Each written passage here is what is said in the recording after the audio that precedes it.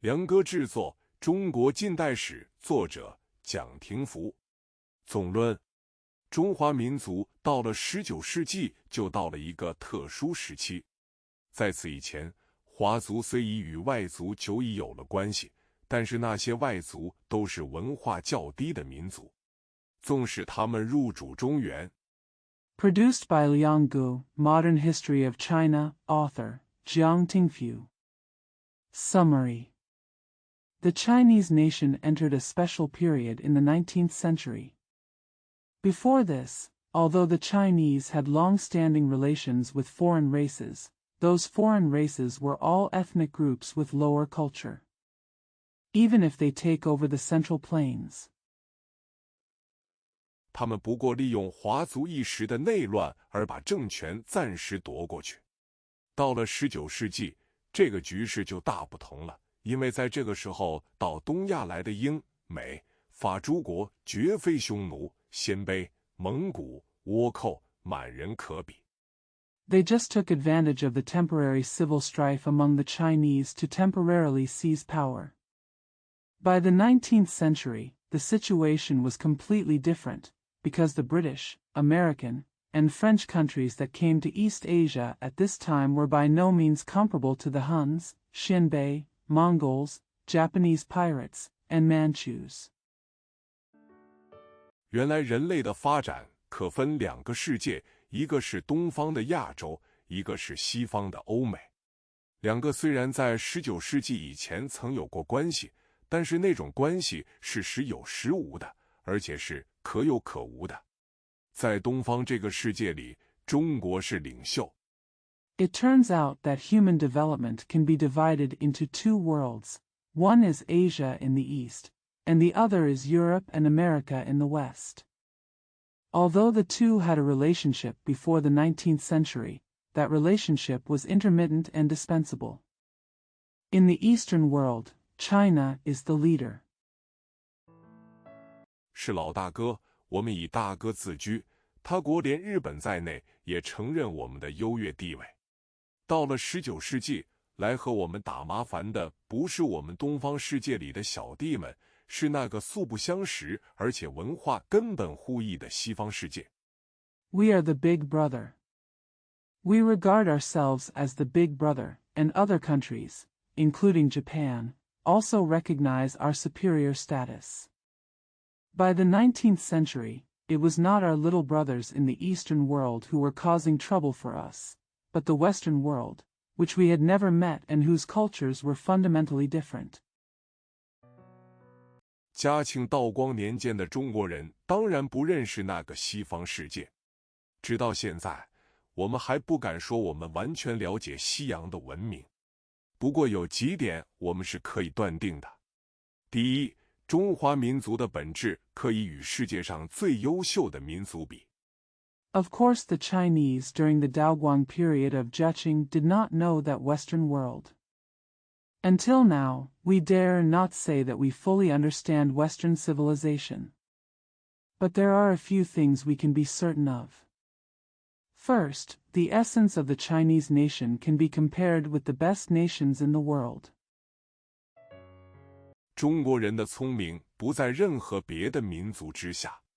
第二，中国的物产虽不及俄美两国的完备，然总在一般国家水平线之上。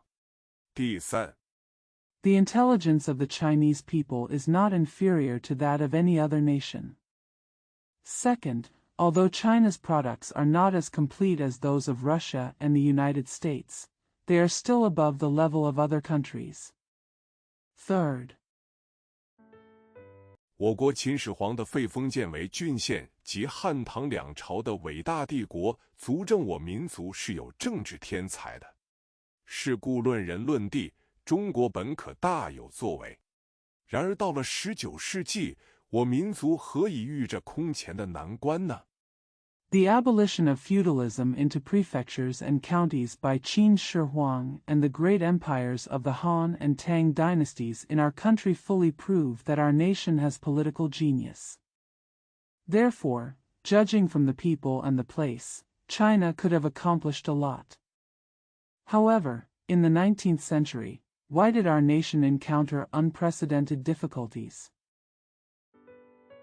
第一是因为我们的科学不及人，人与人的竞争，民族与民族的竞争，最足以决胜负的莫过于知识的高低。科学的知识与非科学的知识比赛，好像汽车与洋车的比赛。在嘉庆道光年间， The first is because our science is inferior to humans. In the competition between people and the competition between nations, the most decisive factor is the level of knowledge. The competition between scientific knowledge and non-scientific knowledge is like the competition between cars and foreign cars. During the Daoguang period of Jiaqing, 西洋的科学基础已经打好了，而我们的祖先还在那里做八股文，讲阴阳五行。第二，西洋已于18世纪中年起使用机械生财打仗，而我们的工业、农业、运输、军事仍保存唐宋以来的模样。第三， the scientific foundation in the West has been laid, but our ancestors are still writing eight-legged essays there, talking about yin and yang and the 5 elements. Second, the West began to use machinery to generate money and fight wars in the middle of the 18th century, while our industry, agriculture, transportation, and military still retain what they have been since the Tang and Song dynasties. Third, 西洋在中古的政治局面很像中国的春秋时代，文艺复兴以后的局面很像我们的战国时代。在列强争雄的生活中，西洋人养成了热烈的爱国心，深刻的民族观念。the Western political situation in the Middle Ages was very similar to China's Spring and Autumn period, and the situation after the Renaissance was very similar to our Warring States period. In the life of great powers vying for supremacy, Westerners developed fervent patriotism and profound national concepts. 我们则死守着家族观念和家乡观念，所以在19世纪初年，西洋的国家虽小，然团结有如铁石之固；我们的国家虽大，然如一盘散沙，毫无力量。总而言之， we cling to our family values and hometown values. Therefore, in the early 19th century, although the countries in the West were small, they were united as solid as a stone. Although our country was large, they were like a piece of loose sand and had no power. All in all, 到了19世纪，西方的世界已经具备了所谓近代文化，而东方的世界则仍滞留于中古，我们是落伍了。近百年的中华民族根本只有一个问题，那就是中国人能近代化吗？能赶上西洋人吗？ by the 19th century, the Western world already had the so-called modern culture. The Eastern world is still stuck in the Middle Ages, and we are falling behind. In the past 100 years, the Chinese nation has only one question, and that is, can the Chinese people modernize? Can you catch up with Westerners?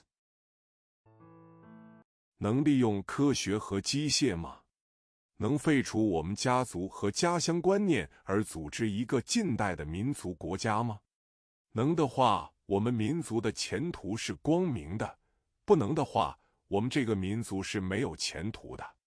因为在世界上， Can science and machinery be used?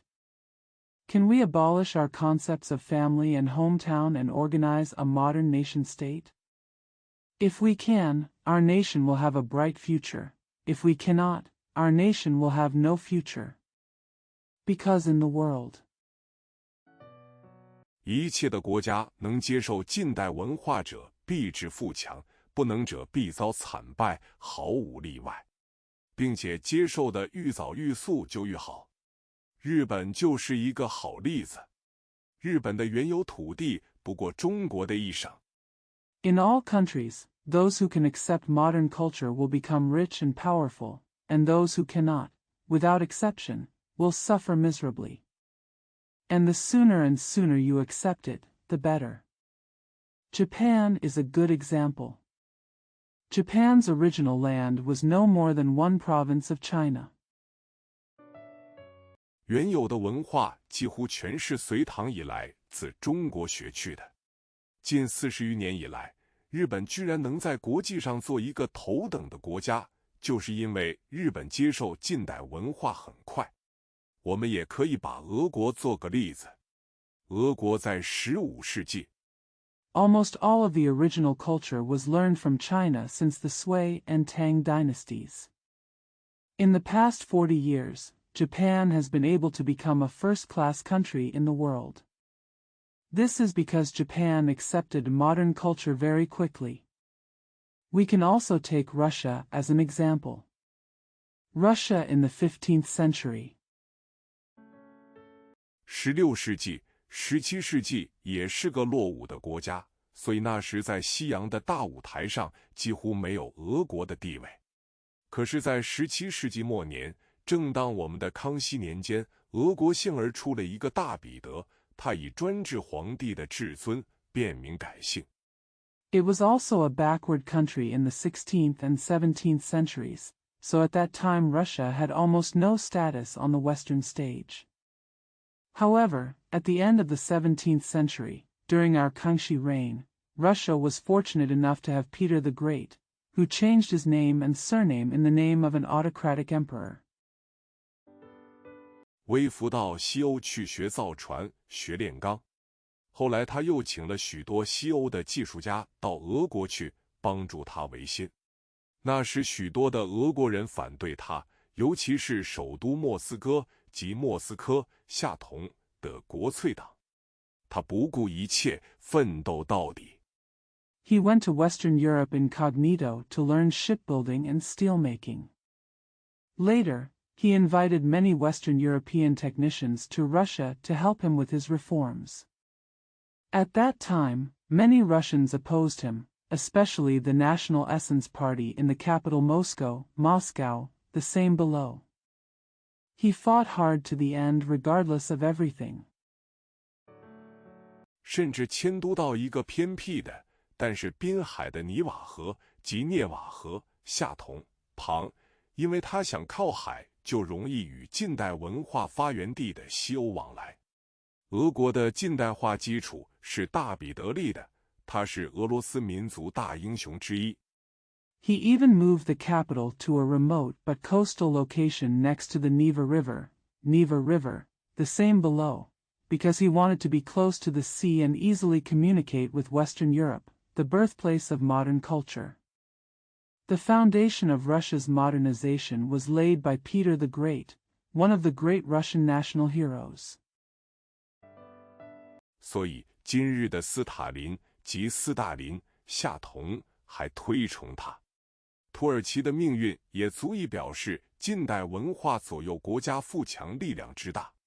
在19世纪初年，土耳其帝国的土地跨欧、亚、非三洲，土耳其人也是英勇善战的。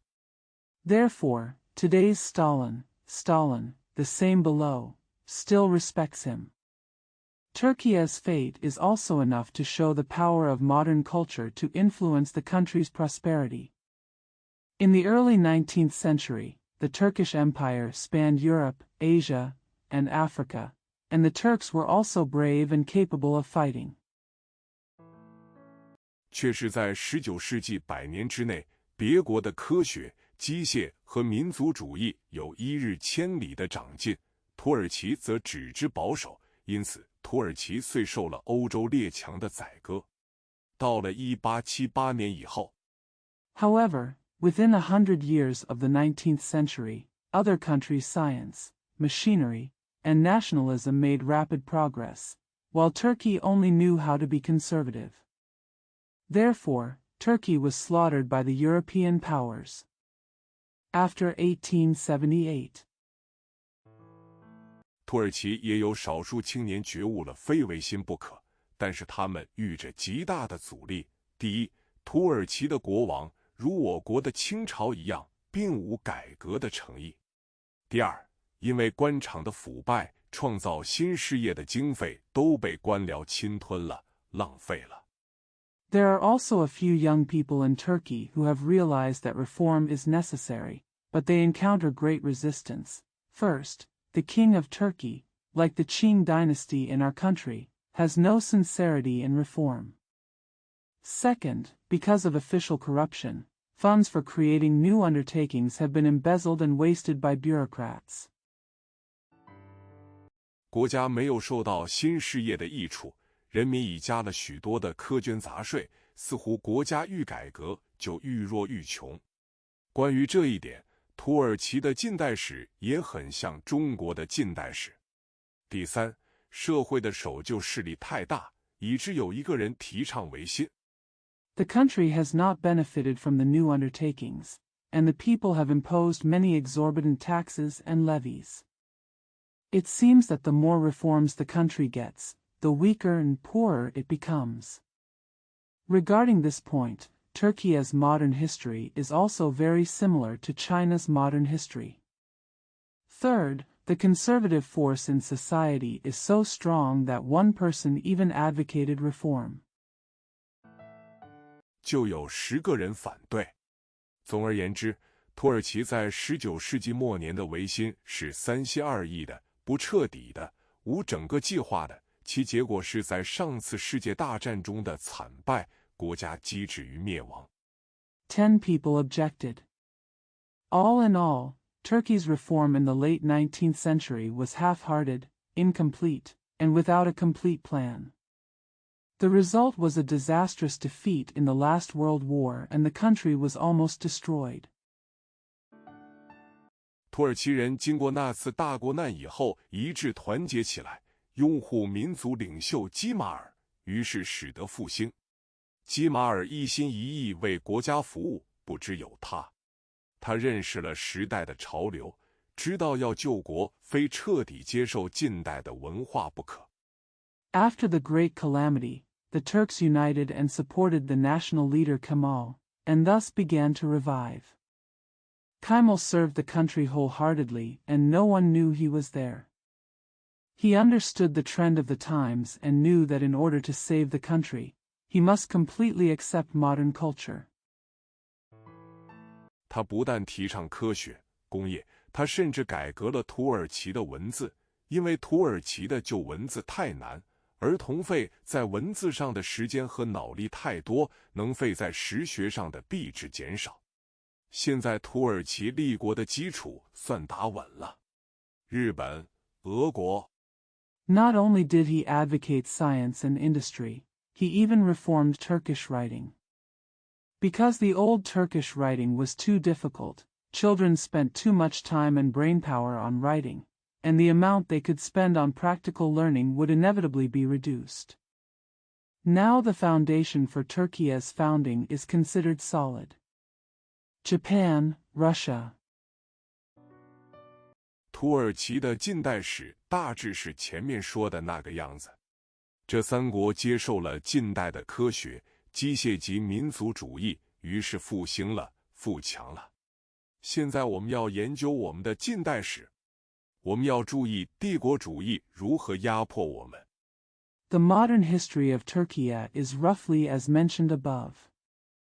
These three countries accepted modern science, machinery, and nationalism, and thus revived and became rich and powerful.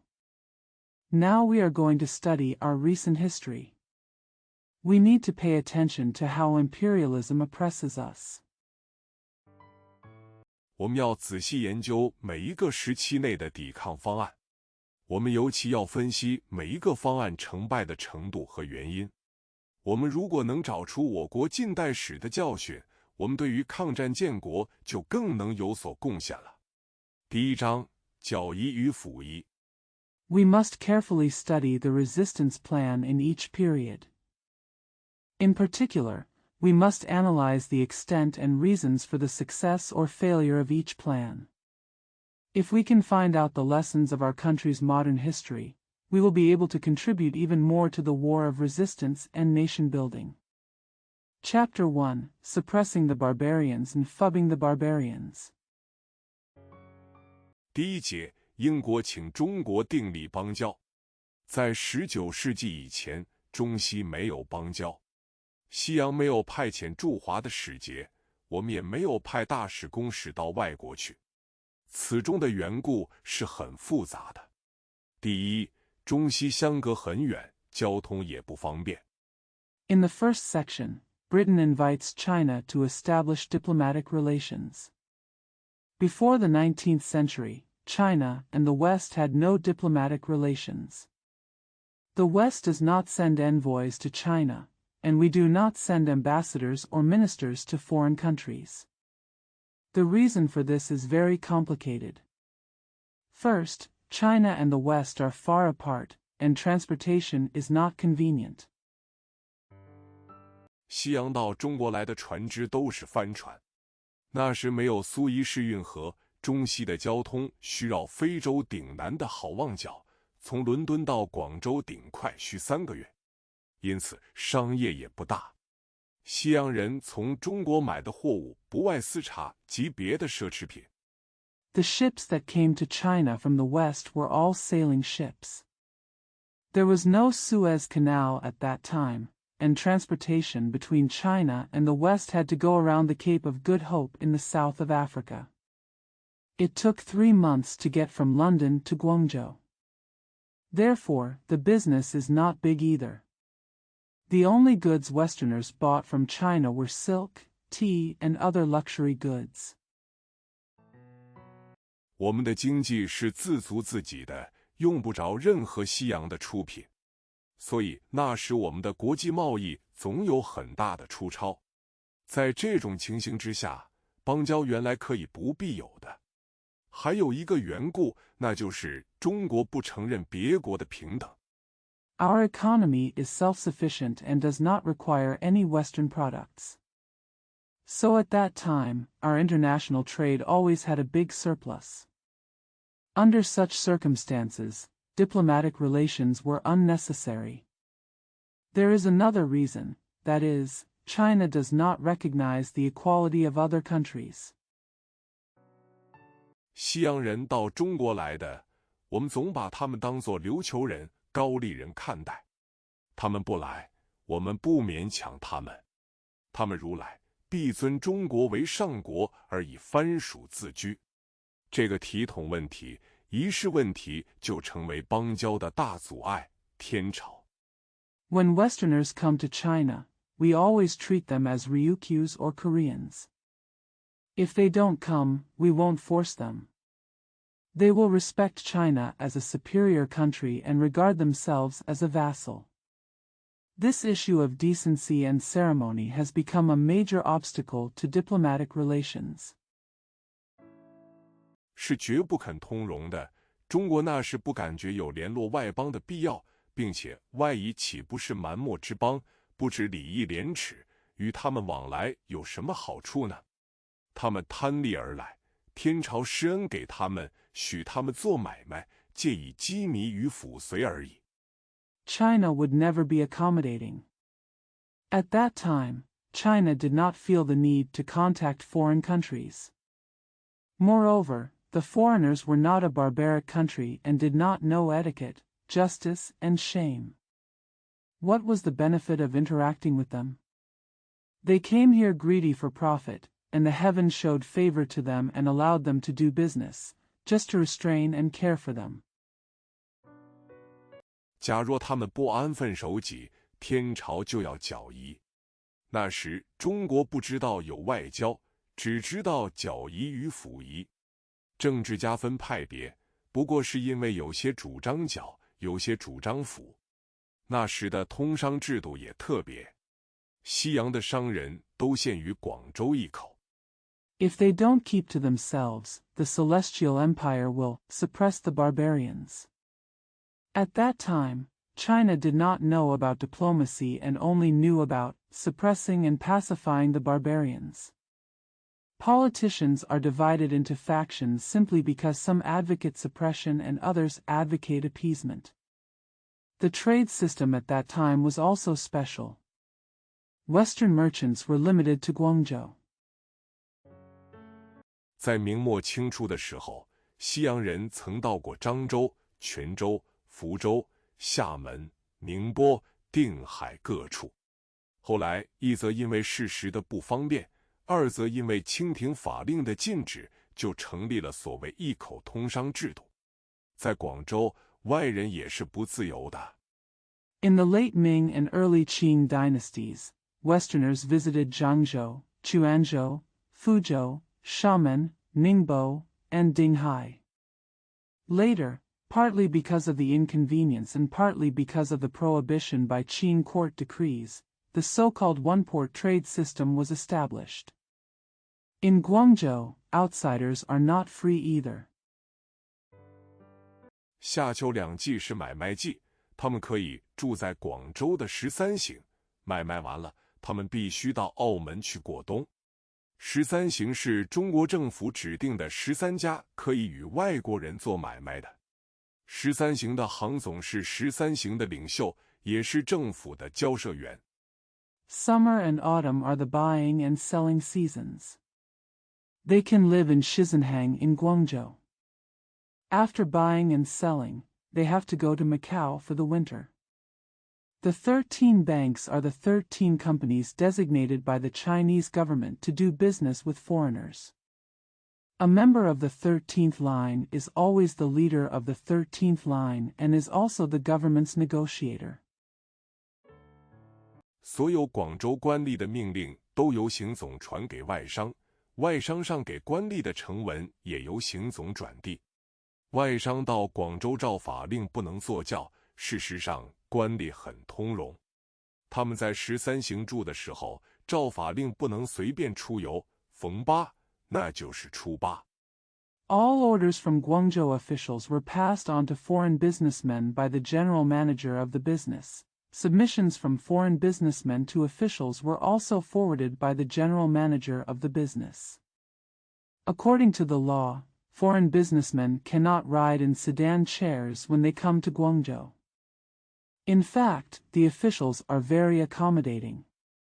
When they lived in Shizenhang, according to the law, they were not allowed to travel casually on the 8th day of the lunar month. 18、28可以由通事领导到河南的花地去游一次。他们不能带军器进广州，姨父也不许进去，以防盘踞之见。顶奇怪的禁令是，外人不得买中国书，不得学中文。1828. You can go to the Flower Land in Hunan under the leadership of the general manager. They cannot bring weapons into Guangzhou. Barbarian women are also not allowed to enter to prevent the gradual entrenchment. The most bizarre prohibition is that outsiders are not allowed to buy Chinese books or learn Chinese. 第一个耶稣教传教士马里逊博士的中文教师，每次去授课的时候，身旁必须随带一只鞋子和一瓶毒药。鞋子表示他是去买鞋子的，不是去教书的。毒药是预备万一官府查出，可以自尽。The Chinese teacher of Dr. Morrison, the first Jesuit missionary, had to bring a shoe and a bottle of poison with him every time he went to teach. The shoe meant that he was going to buy shoes, not to teach. The poison was be prepared to commit suicide if the government finds out. 那时中国的海关是自主的，朝廷所定的海关税则原来很轻，平均不过4%。清政府并不看重那笔海关收入，但是官吏所加的漏规极其繁重，大概连正税要收货价20%。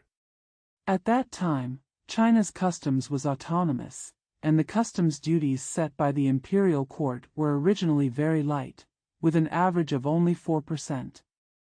The Qing government did not attach much importance to the customs revenue, but the unfavorable regulations imposed by officials were extremely onerous, and they probably even had to collect regular taxes.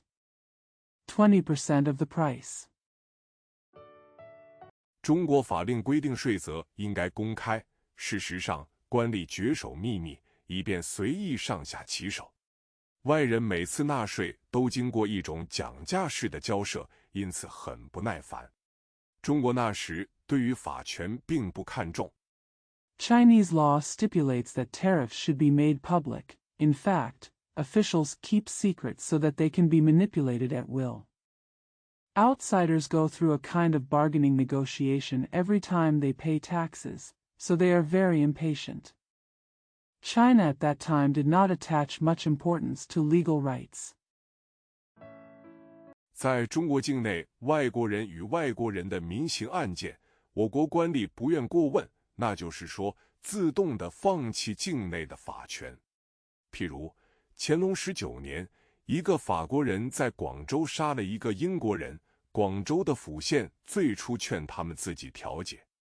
Our officials are unwilling to intervene in the civil and criminal cases between foreigners and foreigners within China. That is to say, they voluntarily give up their legal rights within the country. For example, in the 19th year of Qianlong's reign, a Frenchman killed an Englishman in Guangzhou. The prefecture and county in Guangzhou initially advised them to mediate among themselves. 后因英国坚决要求，官厅失礼问。中国与外国人的民事案件总是由双方设法和解，因为双方都怕打官司之苦。倘若中国人杀了外国人，官厅绝不偏袒，总是杀人者抵死，所以外人很满意。Later, due to the insistence of the British, the government began to investigate.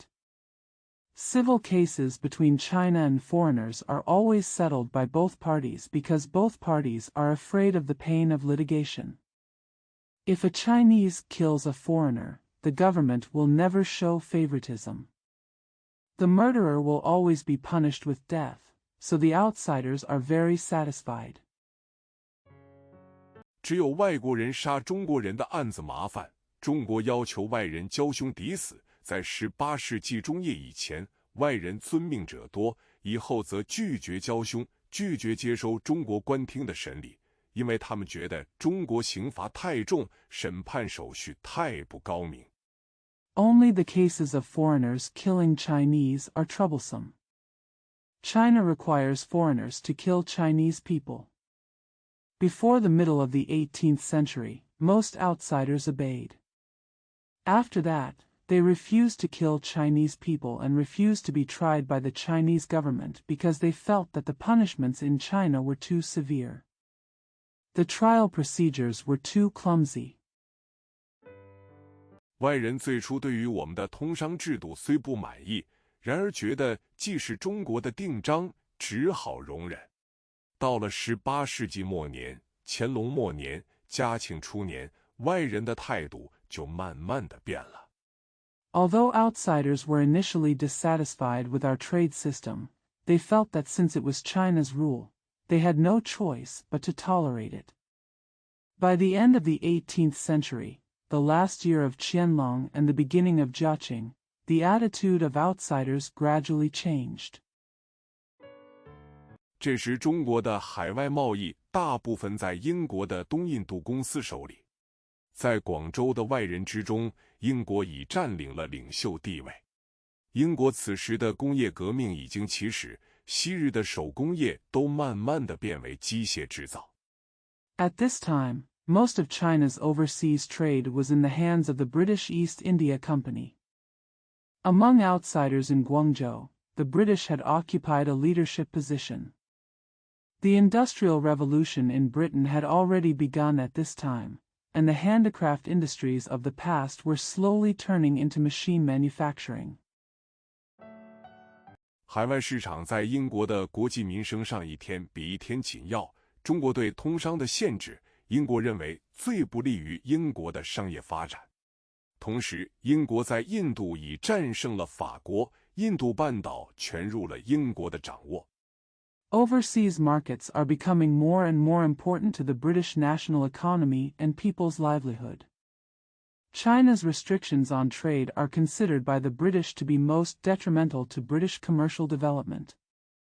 At the same time, Britain had defeated France in India, and the entire Indian peninsula was under British control. 以后再往亚东发展也就更容易了。因为有了印度做发展的根据地。当时欧洲人把乾隆皇帝作为一个模范的开明君主看，英国人以为在华通商所遇着的困难都是广州地方官吏做出来的。It will be easier to develop in East Asia in the future because India will be the base for development. At that time, Europeans regarded Emperor Qianlong as a model enlightened monarch. The British believed that the difficulties encountered in doing business in China were caused by local officials in Guangzhou. 倘若有法能使乾隆知道，他必愿意改革。1792年，乾隆57年，正是乾隆帝满80岁的一年。如果英国趁机派使来贺寿，那就能得着一个交涉和促进中英友谊的机会。If there is a way that Qianlong can know, he will be willing to reform. 1792, the 57th year of Qianlong's reign, was the year when Emperor Qianlong turned 80. If the British took the opportunity to send envoys to celebrate his birthday, they would have an opportunity to negotiate and promote Sino-British friendship. 广州官吏知道乾隆的虚荣心，竭力怂恿英国派使祝寿。于是英国乃派马加尔尼侯 Lord Macartney 为全权特使来华。马加尔尼使节的预备是很费苦心的，特使乘坐头等兵船。Guangzhou officials knew Qianlong's vanity and tried their best to encourage the British to send envoys to celebrate his birthday. So Britain sent Lord Macartney as its plenipotentiary envoy to China. The preparations for Macartney's envoy were very painstaking. The envoy traveled on a first-class warship. 并带卫队，送乾隆的礼物都是英国上等的出品，用意不外要中国知道英国是个富强而且文明的国家。英政府给马加尔尼的训令要他竭力迁就中国的礼俗，为必须表示中英的平等。And take the guard. The gifts given to Qianlong were all made from the finest British products. The purpose is simply to let China know that Britain is a rich, powerful, and civilized country. The British government's instructions to Macartney required him to try his best to accommodate Chinese etiquette and customs, but he must show equality between China and Britain. 交涉的目的有好几个。第一，英国愿派全权大使常驻北京，如中国愿派大使到伦敦去，英廷必以最优之礼款待之。第二，英国希望中国加开通商口岸。第三，英国希望中国有固定的、公开的海关税则。There are several purposes for negotiation. First, Britain is willing to send a plenipotentiary ambassador to Beijing. If China is willing to send an ambassador to London, the British court will treat it with the best courtesy. Second, Britain hopes that China will open additional trading ports. Third, the United Kingdom hopes that China will have fixed and open customs tariffs. 第四，英国希望中国给他一个小岛，可以供英国商人居住及驻货，如同葡萄牙人在澳门一样。在乾隆帝方面，他也十分高兴迎接英国的特使，但是乾隆把他当作一个藩属的贡使看待，要他行跪拜礼。Fourth, Britain hopes that China will give her a small island where British merchants can live and store goods, just like the Portuguese in Macau. Emperor Qianlong was also very happy to welcome the British envoy, but Qianlong treated him as a vassal tribute envoy and asked him to kneel down and worship. 马加尔尼最初不答应，后来有条件的答应。他的条件是，将来中国派使到伦敦去的时候，也必须向英王行跪拜礼，或是中国派员向他所带来的英王的画像行跪拜搭礼。Macartney initially refused, but later agreed conditionally. His condition was that when China sent envoys to London in the future, they must also kneel down and pay homage to the British king, or China sent envoys to kneel down and pay homage to the portrait of the British king he brought. 他的目的不外要表示中英的平等，中国不接受他的条件，也就拒绝行跪拜礼。乾隆帝很不快乐，接见以后就要他离京回国。至于马加尔尼所提出的要求，中国都拒绝了。His purpose is nothing more than to show the equality between China and Britain. China did not accept his conditions and refused to kneel down.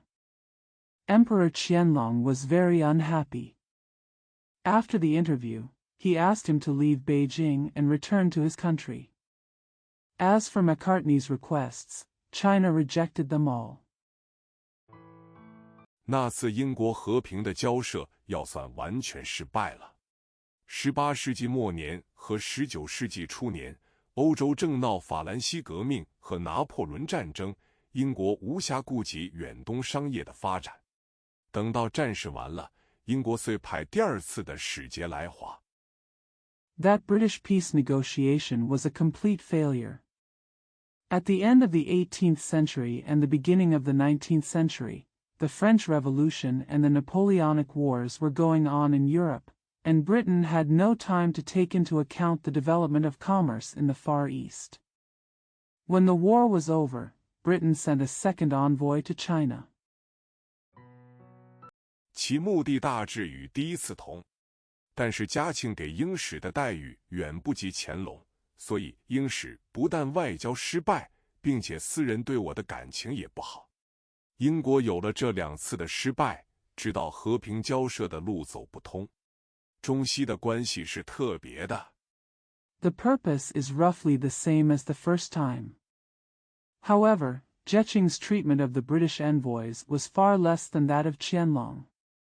Therefore, not only did the British envoys fail diplomatically, but they also had bad feelings towards me personally.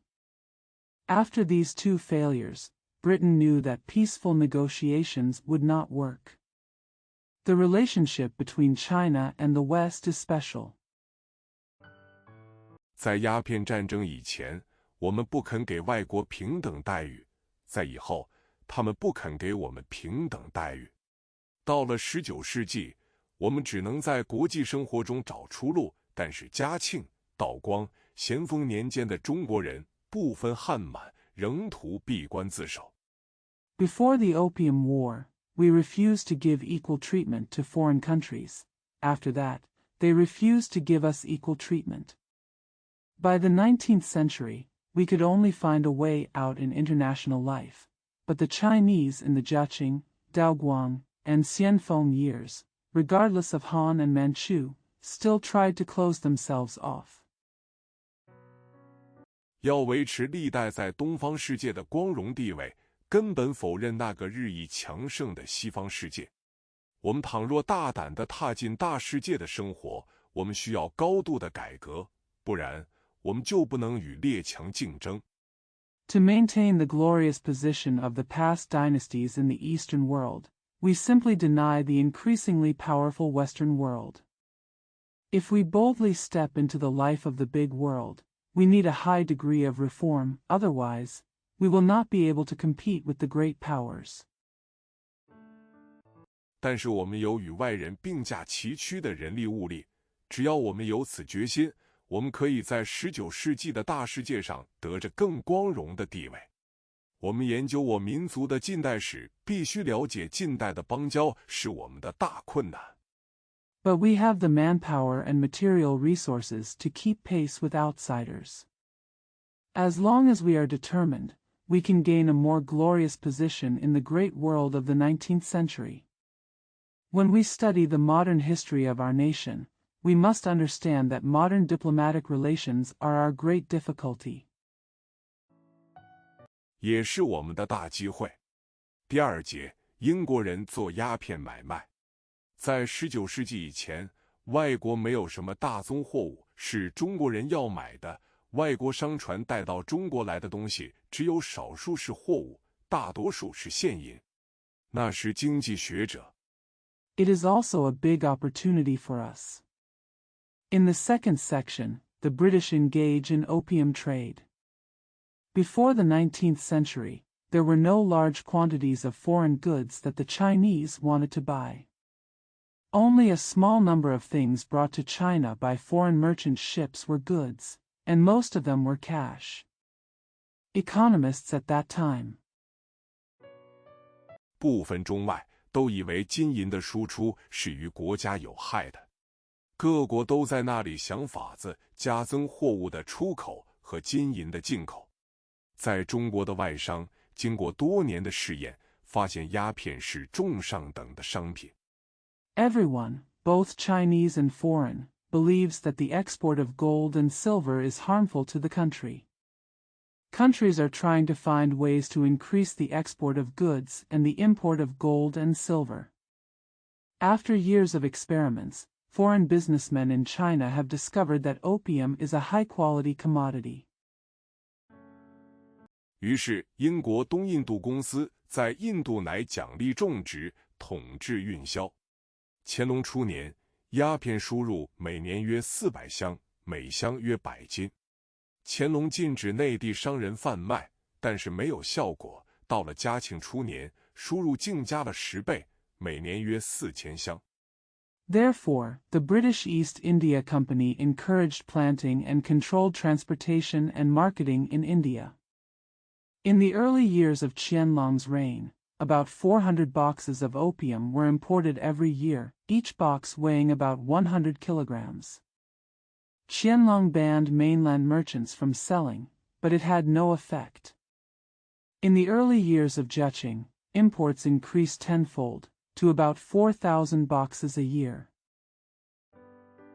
嘉庆下令禁止入口，但是因为官吏的腐败和查禁的困难，销路还是继续加增。道光对于鸦片是最痛心的，对于禁烟是最有决心的。即位之初，他就延伸禁令，可是在他的时代，鸦片的输入加增最快。Jiaqing ordered a ban on imports, but due to official corruption and difficulties in censorship, sales continued to increase. Daoguang was the most distressed about opium and the most determined about banning smoking. At the beginning of his accession to the throne, he issued a strict ban. However, in his era, the import of opium increased the fastest. 道光元年1821年，输入上值5000箱，道光15年就加到了3万箱，值价约1800万元。中国的银子漏出，换这有害无益的鸦片，全国上下都认为是国计民生的大患。In the first year of Daoguang, 1821, only 5,000 boxes were imported. In the 15th year of Daoguang, the number increased to 30,000 boxes, worth about 18 million yuan. China's money leaked out in exchange for this harmful and useless opium, which was considered by the whole country to be a serious danger to the national economy and people's livelihood. 广东有班绅士觉得烟禁绝不能实行，因为法令者须以之所借以为利也，立法愈峻，则所惠愈多。他们主张一面加重关税，一面提倡种植，拿国货来抵外货，久而久之，外商无利可图，就不运鸦片进口了。Some gentlemen in Guangdong feel that the smoking ban must never be implemented because laws are used by subordinate servants for profit. The more stringent the legislation, the more bribes will be demanded. They advocated increasing tariffs while promoting cultivation and using domestic products to offset foreign products. Over time, foreign businessmen would no longer be able to make profits and would stop importing opium. 道光14、15年的时候，这一派的议论颇得势，但是除许乃基一人外，没有一人敢冒天下之大不韪，公开提倡这个办法。道光18年，皇觉自上了一封奏折，大声疾呼地主张严禁。他的办法是严禁吸食。In the 14th and 15th years of Daoguang's reign, this group's discussion was quite popular, but except for Su Naiji, no one dared to risk the disapproval of the world and openly advocate this method. In the 18th year of Daoguang's reign, Huang Juezi wrote a memorial, loudly advocating strict prohibition. His method is to strictly prohibit smoking. 他说没有人吸就没有人卖，所以吸者应治以死罪。请皇上严降谕旨，自今年某月某日起，至明年某月某日止，准给1年限戒烟。倘若1年以后仍然吸食，是不奉法之乱民，治之重刑，无不平允。查就列。He said that if no one smokes, there will be no one to sell, so those who smoke should be punished with death. Please give the emperor a strict edict that from a certain day of this year to a certain day of next year, you are allowed to give up smoking for 1 year. If you still smoke after 1 year, you are a rioter who does not obey the law. He will be punished severely and there will be no injustice. Allow. Check old examples. 吸食鸦片者仅加杖，其不指出兴犯者罪只杖100，系3年，然皆系活罪。断饮之苦，甚于加杖与洗杖，故干犯明刑，不肯断绝。若罪以死论，是临刑之惨，更苦于断饮。臣知其情愿绝饮而死于家。Those who smoke opium only have a cane and a cane.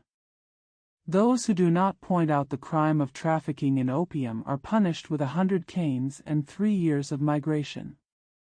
However, they are all guilty of living crimes. The pain of breaking off addiction is worse than the shackles and sticks, so I am willing to violate the punishment and refuse to give up. If the crime is punishable by death, the punishment will be even more painful if he quits his addiction. I know that he would rather quit his addiction and die at home. 不愿受刑而死于世，为皇上既甚用刑之意，诚恐立法稍严，互相告诫，必致波及无辜。然吸食鸦片是否有瘾无瘾，道官熬审，立刻可辨。如非吸食之人，无大深仇，不能勿往良善，果系吸食者，究亦无从掩饰。He did not want to be punished and died in the city. However, the emperor is cautious in using punishment, and is afraid that if the legislation is too strict, the innocent people will be affected if they criticize each other. However, whether opium smoking is addictive or not will be determined immediately after the official trial. If you are not a person who smokes opium, it will not be profound. Hatred cannot be falsely accused of good deeds, and there is no way to hide the fact that the fruit is addicted. 故虽用刑，并无留弊。这封奏折上了以后，道光令各省的督府讨论。他们虽不张明地反对黄觉滋，总觉得他的办法太激烈。他们说，吸食者尚只害自己，贩卖者则害许多别人，所以贩卖之罪。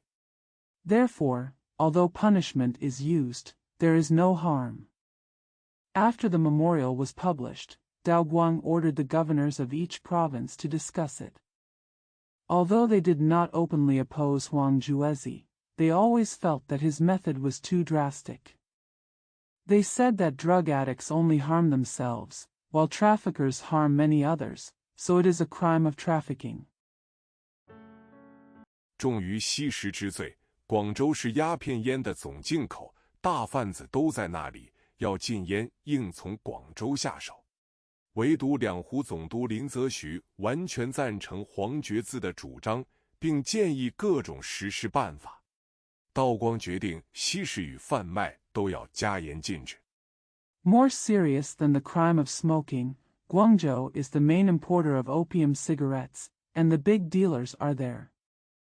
If you want to ban smoking, you should start in Guangzhou. Only Lin Zexu, the governor of the Two Lakes, fully agreed with Huang Juezi's ideas and suggested various implementation methods.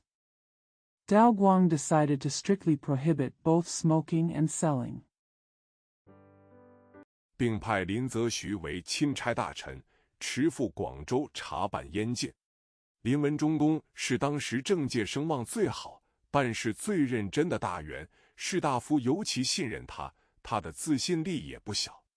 他虽然以前没有办过遗物，他对外国人说：“本大臣家居民海。” He also sent Lin Zexu as an imperial envoy to Guangzhou to investigate the smoking ban. Duke Lin Wenzhong was the most prestigious and conscientious official in the political circles at that time. The scholar bureaucrats especially trusted him, and his self-confidence was not small. Although he had never handled barbarian affairs before, he said to foreigners, "This minister lives in the Fujian Sea." 于外夷一切伎俩，早皆深悉其详。实在当时的人对禁烟问题都带了几分客气。在他们的私函中，他们承认禁烟的困难，但是在他们的奏章中，他们总是逢迎上风的意志，唱高调。All the foreigners' tricks have long been understood in detail. In fact, people at that time were somewhat polite about the issue of banning smoking. In their private letters, they acknowledged the difficulties of banning smoking, but in their memorials, they always catered to the wishes of the superiors and sang a high profile. 这种不诚实的行为是我国士大夫阶级大毛病之一。其实，禁烟是个极复杂、极困难的问题。纵使没有外国的干涉，禁烟已极其困难，何况在道光间，英国人绝不愿意我们实行禁烟呢。This kind of dishonest behavior is one of the major problems of the scholar-bureaucrat class in our country. In fact, banning smoking is an extremely complex and difficult issue. Even without foreign interference, it would be extremely difficult to ban smoking. What's more, during the Daoguang period, the British were absolutely unwilling for us to implement a smoking ban. 那时，鸦片不但是通商的大利，而且是印度政府财政收入之大宗。英国对于我们独自尊大、闭关自守的态度已不满意，要想和我们算一次账，倘若我们因鸦片问题给予英国任何借口。At that time, opium was not only a great benefit to trade, but also a major source of fiscal revenue for the Indian government. Britain is no longer satisfied with our arrogant and closed-door attitude. If it wants to settle accounts with us, if we give Britain any excuse because of the opium problem, 英国绝不惜以武力对付我们。那次的战争，我们称为鸦片战争，英国人则称为通商战争，两方面都有理由。关于鸦片问题，我方力图禁绝，英方则希望维持原状，我攻彼守。关于通商问题， Britain will never hesitate to use force against us. We call that war the Opium War, and the British call it the Trade War. There are reasons for both sides. Regarding the opium issue, we strive to ban it, while the British hope to maintain the status quo. We attack and the other defends. Regarding trade issues, 英方力图获得更大的机会和自由，我方则硬要维持原状，比攻我守。就世界大事论，那次的战争是不能避免的。第三节，东西对打。林则徐于道光19年正月25日行抵广州。The British side strives to gain greater opportunities and freedom, while we insist on maintaining the status quo. They attack and we defend. In terms of the general trend of the world, that war was inevitable. In the third quarter, East and West fight. Lin Zexu arrived in Guangzhou on the 25th of the first month of the 19th year of Daoguang's reign. 经一个星期的考虑和布置，他就动手了。他预告外国人说：“立即不可害人，何得将尔国不实之鸦片烟带来内地，骗人财而害人命乎？”他要外国人做二件事：第一，把已到中国而尚未出卖的鸦片。After a week of thinking and planning, he took action. He told foreigners, "You should not harm others if you want to benefit yourself. Why bring the opium smoke that your country does not eat into the inland to defraud people of their money and harm their lives?" He asked the foreigners to do two things. First, take advantage of yourself. Opium that has arrived in China but has not yet been sold. 尽数缴关。第二，出具干节，声明以后不带鸦片来华，如有带来，一经查出，甘愿或进梅关，人及正法。外国人不知林则徐的品格，以为他不过是个普通官僚，到任之初，总要出个告示，大讲什么礼义廉耻。Send all the goods to the officials. Secondly, issue a ganjia, declaring that he will not bring opium to China in the future. If he does bring any opium, once it is found out, he is willing to turn all the goods away from the officials and the person will be punished. Foreigners do not know Lin Zexu's character and think that he is just an ordinary bureaucrat. When he first takes office, he always makes a notice and talks about propriety, justice, and integrity. 实在还不是要价，价钱讲好了，买卖就可以照常做了。因此他们就观望，就讲价。殊不知林则徐不是那类的人，若鸦片一日未决，本大臣一日不回，是与此事相始终，断无终止之理。到了2月初时， Isn't that really the asking price? Once the price is agreed upon, the transaction can proceed as usual. So they wait and see and bargain. Little did they know that Lin Zexu was not that kind of person. If opium is not exhausted for a day, and this minister does not come back for a day, I swear to stay with this matter forever, and there will be no reason to stop. On the 10th day of February, 外人尚不肯交烟，林则徐就下命令，断绝广州出海的交通，派兵把13行围起来，把行里的中国人都撤出，然后禁止一切的出入。换句话说，林则徐把13行做了外国人的监牢。when outsiders still refused to exchange cigarettes, Lin Zexu issued an order to cut off Guangzhou's sea traffic, sent troops to surround the 13th bank, evacuated all Chinese in the bank, and then prohibited all entry and exit. In other words, Lin Zexu made the 13 lines a prison for foreigners. 并且不许人卖粮食给他们。当时在13行里约有350个外国人，连英国商业监督义律 Captain Charles Elliot 在内，他们在里面当然要受相当的苦，煮饭、洗碗。And no one was allowed to sell grain to them. At that time, there were about 350 foreigners in the 13th line, including the British commercial supervisor Elliot, Captain Charles Elliot. Of course they have to suffer quite a lot there, cooking, washing dishes.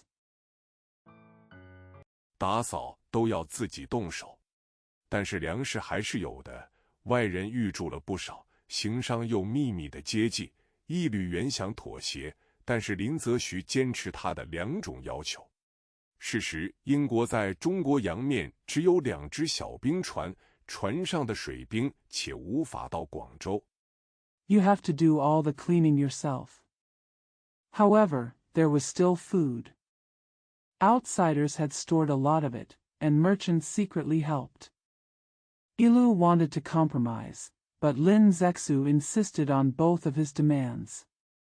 At that time, Britain only had 2 small warships in the Chinese Ocean, and the sailors on board could not reach Guangzhou. 义律不能抵抗，只好屈服。他屈服的方法很值得我们注意。他不是命令英国商人把烟交给林则徐，他是教英商把烟交给他，并且由他以商业监督的资格给个商收据，一转手之间。Ilu could not resist and had to surrender. The method of his surrender is worthy of our attention. He did not order the British businessmen to hand over the cigarettes to Lin Zexu. He taught the British businessmen to hand over the cigarettes to him, and he gave the merchants receipts as a commercial supervisor, and they changed hands in a flash. 英商的鸦片变为大英帝国的鸦片，义律共交出20280箱，共计200数十万斤，使一网打尽。这是林文忠的胜利，道光帝也高兴极了。他批林的奏折说：“清之中君爱国，皎然于狱中化外矣。” The opium of British merchants became the opium of the British Empire. Ilu handed over a total of 20,280 boxes, totaling 2.1 million kilograms, and captured them all in one fell swoop. This was Lin Wenzhong's victory, and Emperor Daoguang was also very happy. His memorial to criticize Lin said, "Your loyalty to the emperor and your love for the country are as clear as day in the domain and have been transformed into the outside world." 外人尚不完全相信林真是要禁烟，他们想林这一次发大财了。林在虎门海滩挑成2个池子，前设涵洞，后通水沟，先由沟道引水入池，撒盐其中，刺头箱中烟土，再抛石灰煮之，烟灰汤沸，颗粒吸尽。Outsiders still don't fully believe that Lin really wants to ban smoking. They think Lin will make a fortune this time. Lin built 2 ponds on Human Beach. There is a culvert in front and a ditch in the back. First, water is diverted into the pond through the ditch, and salt is sprinkled in it. Then the soot is put into the box, and then lime is thrown in to boil it. The soot soup is boiled and the particles are collected. All. 其味之恶，鼻不可嗅，潮退，其放涵洞，随浪入海，然后刷涤池底，不留涓滴。共历23日，全数使尽销毁，逐日皆有文武官员监视，外人之来观者，详记其事，深赞钦差大臣之坦然无私。The smell is so bad that you can't smell it with your nose. When the tide recedes, the culverts are opened and flowed into the sea with the waves, and then the bottom of the pond is washed away without leaving a drop. It lasted for 23 days, and everything was destroyed. Every day, civil and military officials monitored it.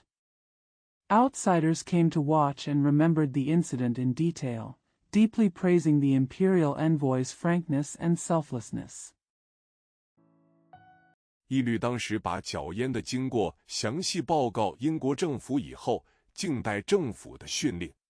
林文忠的大功告成，似乎可以休手了，并且朝廷调他去做两江总督，他可是不去。他说：“已到的鸦片既已销毁，但是以后还可以来。” At that time, Ilu reported the details of the cigarette collection to the British government and waited for the government's instructions. Lin Wenzhong's work is done and it seems he can rest. Moreover, the imperial court transferred him to be the governor of Liangjiang, but he refused to go. He said, "The opium that has arrived has been destroyed, but it can still come in the future." 他要彻底。方法就是要外商人人出具干节，以后不做鸦片买卖。这个义律不答应，于是双方又起冲突了。林自觉极有把握，他说：“英国的战斗力亦不过如此，英国人腿足缠束紧密，屈身皆所不便。” He wanted to be thorough, and the way to do this was to ask foreign merchants to produce ganja and not engage in opium trading in the future. This law did not agree, so the two sides clashed again. Lin Zizi felt very confident. He said that the British's combat effectiveness was no more than this.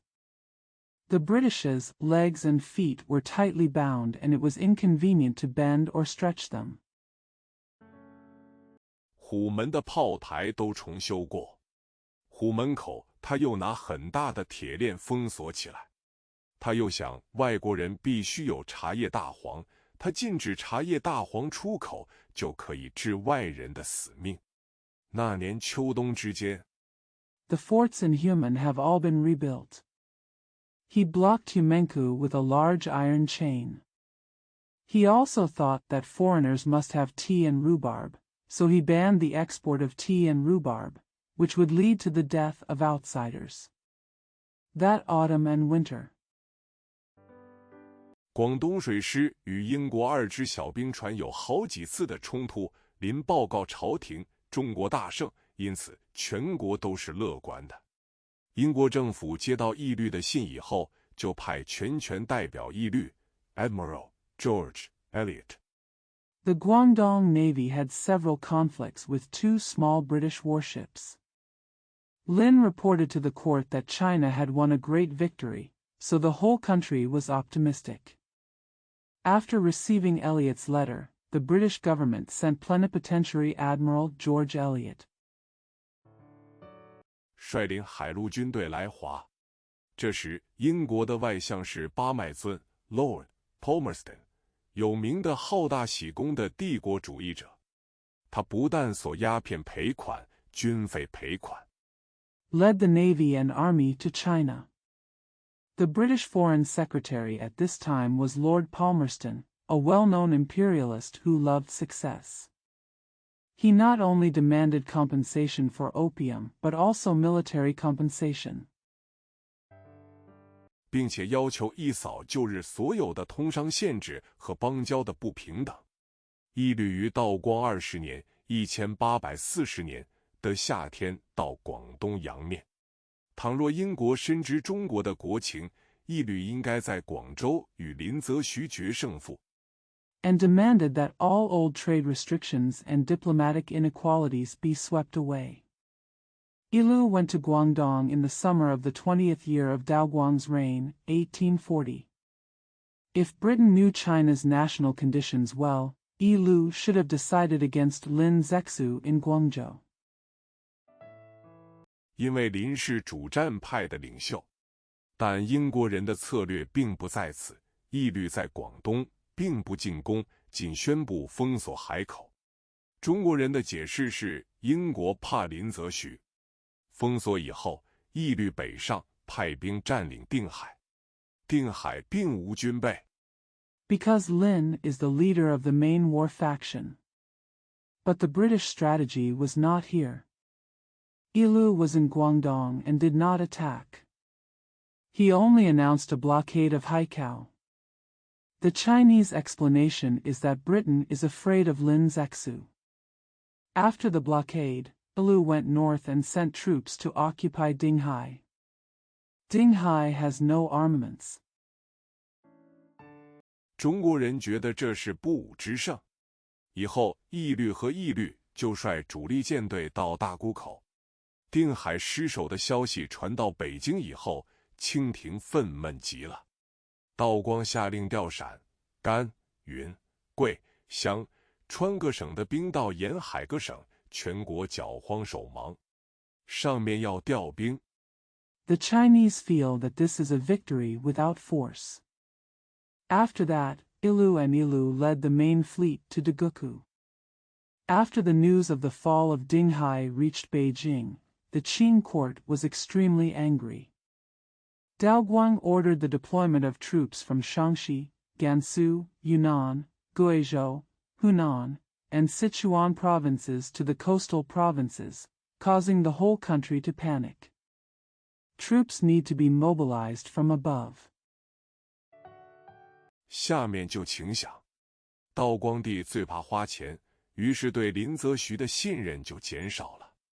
7月22日，他的上谕骂林则徐道：“不但终无实际，反生出许多波澜，思之何胜愤懑，看汝以何辞对朕也。” Please pay me below.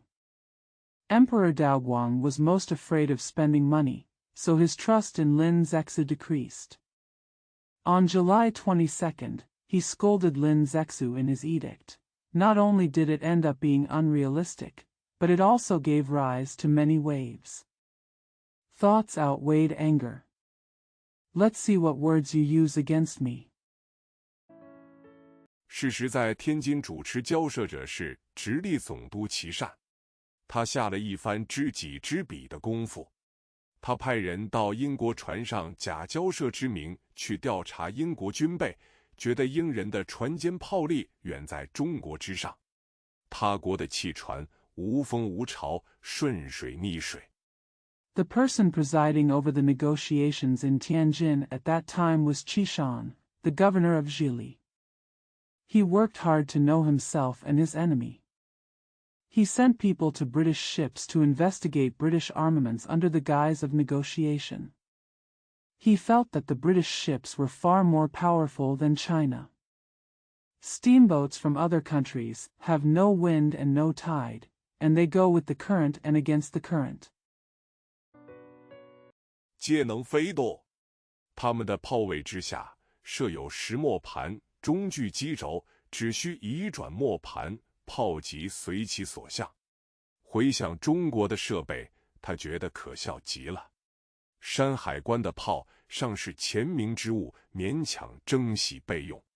所谓大海及长江的天险，已为外人所惧。All can fly across. Under their gun position, there is a stone millstone with a central machine shaft. Just move the millstone and the gun will follow its direction. Looking back on China's equipment, he found it ridiculous. Shanhaiguan's gun was still, things that were made before were barely steamed and washed for later use. The so-called natural dangers of the sea and the Yangtze River have been taken over by outsiders. 任军事者，率皆文臣，笔下虽佳，武备未安，所以他决计溥仪。英国外相致中国宰相书很使琦善觉得他的溥仪政策是很有希望的。那封书的前半都是批评林则徐的话，说他如何残暴武断。Those who serve as military officers are all civil servants. Although their writing is good, they are not familiar with military equipment. So he decided to pacify the barbarians. The letter from the British Foreign Secretary to the Chinese Prime Minister made Qishan feel that his policy of pacifying the barbarians was very promising.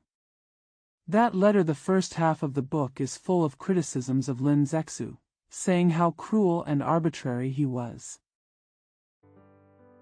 后半提出英国的要求，琦善拿中国人的眼光来判断那封书，觉得他是个壮志。林则徐待英人太苛了，英人不平，所以要大皇帝替他们申冤。他就将计就计，告诉英国人说，上年钦差大臣林等查禁烟土。The second half presents British demands. Qishan judged the letter from a Chinese perspective and felt that it was just a piece of paper. Lin Zexu treated the British too harshly, and the British were unfair, so he asked the emperor to avenge them. He took advantage of his plan and told the British, last year, the imperial envoy Lin and others banned cigarettes. 未能提养大皇帝大功至正之意，以致受人欺蒙，错指失当，必当逐细查明，重治其罪。唯其事全在广东，此间无凭办理。贵统帅等应即返诏南还，听候钦差大臣驰往广东，秉公查办，定能代申冤议。He failed to appreciate the great emperor's upright intentions, and as a result he was deceived by others and handled inappropriately. His crimes must be investigated in detail and punished severely. But the matter is all in Guangdong, and there is no way to handle it here.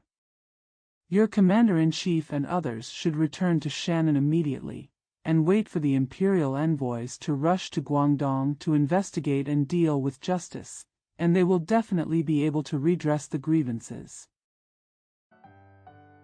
至于赔款一层，中国多少会给一点，使英代表可以有面子回国。至于变更通商制度，他告诉英国人，事情解决以后，英人可照旧通商，用不着变更。义律和义律原不愿在北方打仗。As for the level of compensation, China will give some amount so that the British representatives can return home with dignity. As for changing the trade system, he told the British that after the matter was resolved, the British could continue to trade as usual without any changes. Ilu and Ilu did not want to fight in the north. 所以就答应了琦善回到广州去交涉，并表示愿撤退在定海的军队。道光帝高兴极了，觉得琦善3寸之舌竟能说退英国的海陆军，远胜林则徐的孟浪多事，于是下令叫内地各省的军队概归原防。Therefore, Qi Shan agreed to return to Guangzhou to negotiate and expressed his willingness to withdraw the troops in Dinghai. Emperor Daoguang was extremely happy. He felt that Qi Shan's 3-inch tongue could persuade the British Navy and Army to withdraw, which was far more troublesome than Lin Zexu's Meng Lang. So he ordered the troops in all provinces in the interior to return to their original defense. 以节糜费，同时吉林则徐的职，叫琦善去代替他。琦善到了广东以后，他发现自己把事情看得太容易了。英国人坚持赔款和割香港或加通商口岸，琦善以为与其割地，不如加开通商口岸。To save money and waste. At the same time, Lin Zexu was dismissed from his position and Qi Shan was taught to replace him. After Qi Shan arrived in Guangdong, he found that he had taken things too easy. The British insisted on paying compensation and ceding Hong Kong or adding a treaty port. Qi Shan thought that rather than ceding territory, it would be better to open additional trading ports.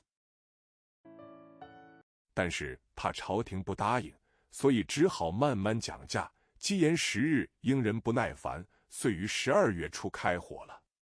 大脚沙脚失守以后，琦善遂和义律订立条约，赔款600万元，割香港与英国，以后给予英国平等待遇。道光不答应。However, they were afraid that the court would not agree, so they had to negotiate the price slowly. The Japanese and British were impatient when the delay was delayed, so they opened fire in early December. After the fall of Shajiao in Tai Kok, Qi Shansui signed a treaty with Yi Lu, paying an indemnity of 6 million yuan, seceding Hong Kong from the United Kingdom, and giving equal treatment to the United Kingdom in the future. Daoguang refused. 骂琦善是执迷不悟，革职所拿，家产查抄入关，同时调大兵赴粤搅拌。英国政府也不满意义律，另派代表及军队来华。从这时起中英双方皆一意主战，彼此绝不交涉。英国的态度很简单。He scolded Qi Shan for being stubborn, dismissed him from his post, confiscated his property, and sent him to the official position. At the same time, he dispatched soldiers to Guangdong for suppression. The British government was also dissatisfied with the law and sent another representative and troops to China. From this moment on, China and Britain were determined to take charge of the war and would never negotiate with each other. The British attitude is simple. 中国不答应他的要求，他就不停战。道光也是很倔强的，一军败了，再调一军。中国兵士有为出战而先逃者，也有战败而宁死不降不逃者。将帅有战前妄自夸大而临战即后退者。If China does not agree to her request, she will cease the war. Daoguang was also very stubborn. If one army was defeated, he would mobilize another army. Some Chinese soldiers fled before going to battle, and some were defeated and would rather die than surrender. There are generals who exaggerate before a battle and then retreat immediately before the battle. 也有居功尽瘁死而后已者，如关天培、玉谦、海陵诸人。军器不如人，自不待说；纪律不如人，精神不如人，亦不可讳言。人民有些甘做汉奸，有些为饥寒所迫，投入英军做苦力。到了22年的夏天， There are also those who died after exhausting themselves, such as Guan Tianpei, Yu Qian, and Hai Ling. It goes without saying that weapons are inferior to people, discipline is not as good as people, and spirit is not as good as people, it goes without saying. Some people were willing to become traitors, and some were forced by hunger and cold to join the British Army as coolies. It's the summer of the 22nd year. 英军快要攻南京的时候，清廷知道没有办法，不能再抵抗，于是接受英国要求，成立南京条约。第4节，民族丧失20年的光阴。鸦片战争的失败的根本理由是我们的落伍。When the British Army was about to attack Nanjing, the Qing government knew that it had no choice and could no longer resist, so it accepted the British request and established the Treaty of Nanjing. In the fourth quarter, the nation lost 20 years. The fundamental reason for the failure of the Opium War was our backwardness. 我们的军器和军队是中古的军队，我们的政府是中古的政府，我们的人民，连士大夫阶级在内，是中古的人民。我们虽拼命抵抗，终归失败，那是自然的，逃不脱的。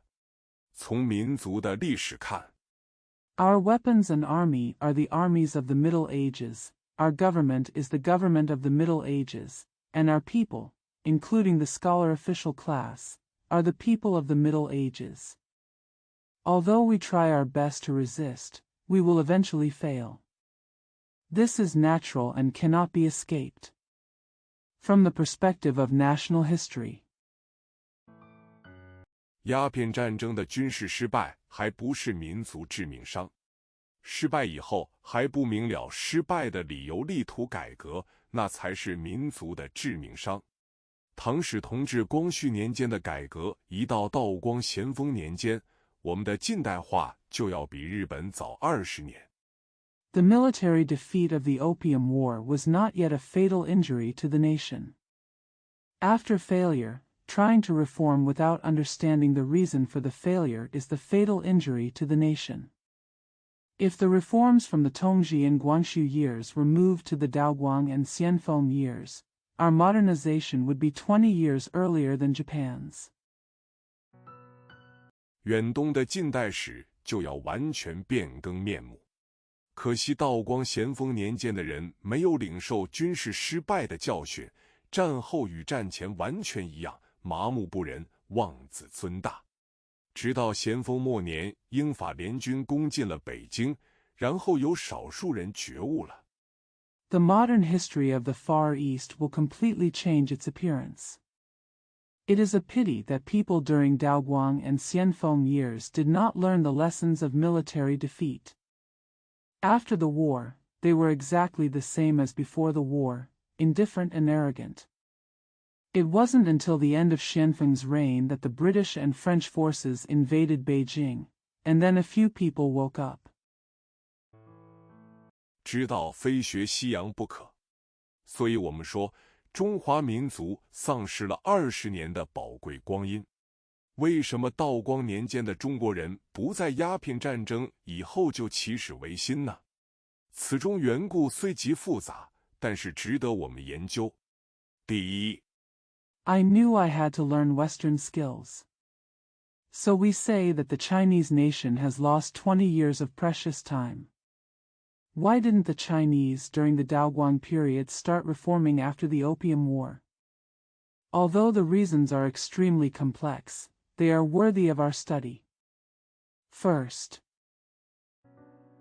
中国人的守旧性太重，我国文化有了这几千年的历史，根深蒂固，要国人承认有改革的必要，那是不容易的。第二，我国文化是士大夫阶级的生命线，文化的摇动就是士大夫饭碗的摇动。Chinese people are too conservative. Our country's culture has a history of thousands of years and is deeply rooted. It is not easy for the Chinese people to recognize the need for reform.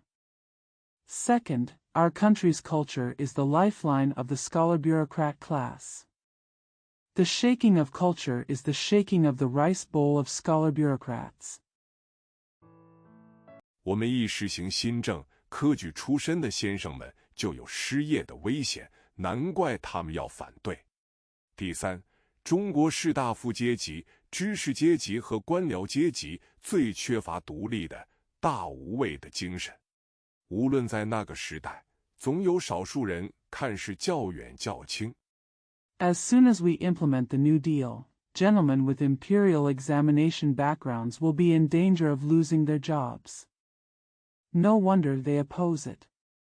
Third, the Chinese scholar-bureaucrat class, the intellectual class and the bureaucratic class, lacks the most independent and fearless spirit.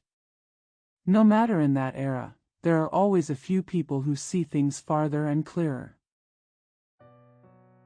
但是他们怕轻易的指摘，默而不言。林则徐就是个好例子。林则徐实在有两个，一个是士大夫心目中的林则徐，一个是真正的林则徐。前一个林则徐是主角的，他是百战百胜的。But they were afraid of Qing Yi's criticism and kept silent. Lin Zexu is a good example. There are actually two Lin Zexu. One is Lin Zexu in the minds of scholar-bureaucrats, and the other is the real Lin Zexu. The former Lin Zexu was the leader of the suppression, and he was victorious in every battle. 他所用的方法都是中国的古法，可惜奸臣琦善受了英人的贿赂，把他驱逐了。英人未去临之前不敢在广东战，既去临之后当然就开战。所以士大夫想，中国的失败不是因为中国的古法不行。The methods he used were all ancient Chinese methods. Unfortunately, the treacherous minister Qishan accepted bribes from the British and expelled him. Before the British went to Lin, they did not dare to fight in Guangdong. After going to Lin, of course they would start a war. Therefore, the scholar officials thought that China's failure was not because China's ancient methods were ineffective. 是因为奸臣误国。当时的士大夫得了这样的一种印象，也是很自然的。林的奏章充满了他的自信心。可惜，自道光20年夏天定海失守以后，林没有的这机会与英国比武，难怪中国人不服输。It's because the treacherous ministers have harmed the country. It was natural for the scholar officials at that time to have such an impression. Lin's memorial was full of his self-confidence. Unfortunately, since the fall of Dinghai in the summer of the 20th year of Daoguang's reign, Lin had not had the opportunity to compete with the British. No wonder the Chinese refused to admit defeat. 真的林则徐是慢慢的觉悟了的。他到了广东以后，他就知道中国军器不如西洋，所以他竭力买外国炮，买外国船，同时他派人翻译外国所办的刊物。他在广东所搜集的材料，他给了魏默笙。Lin Zexu really came to his senses slowly. After he arrived in Guangdong, he knew that Chinese weapons were inferior to those of the West, so he tried his best to buy foreign cannons and ships. At the same time, he sent people to translate foreign publications.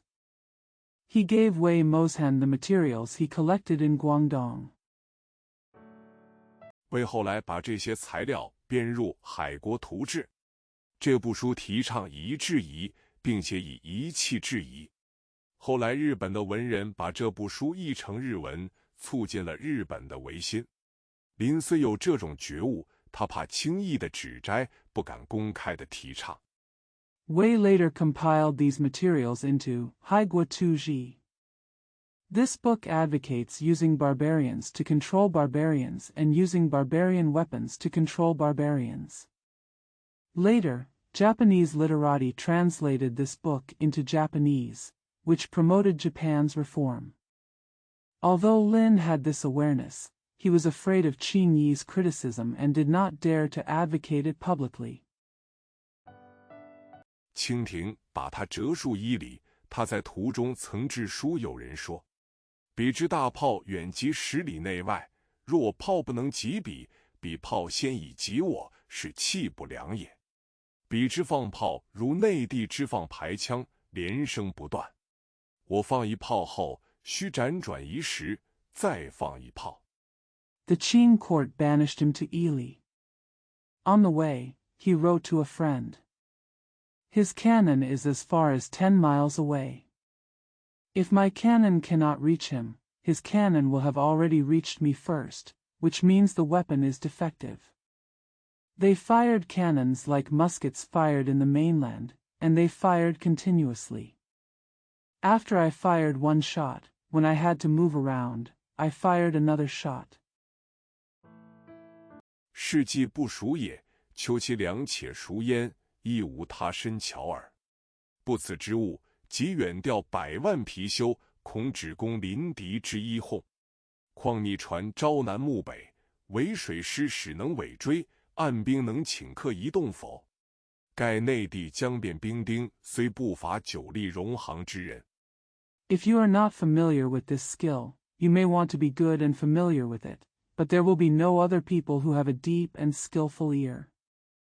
If we don't do this, we will mobilize millions of brave men from far away, fearing that they will only be used to coax the approaching enemy. If the ship is facing south and facing north, only the Navy can pursue it. Can the troops on shore move immediately? Although there are many soldiers in the mainland who have been in the military for a long time.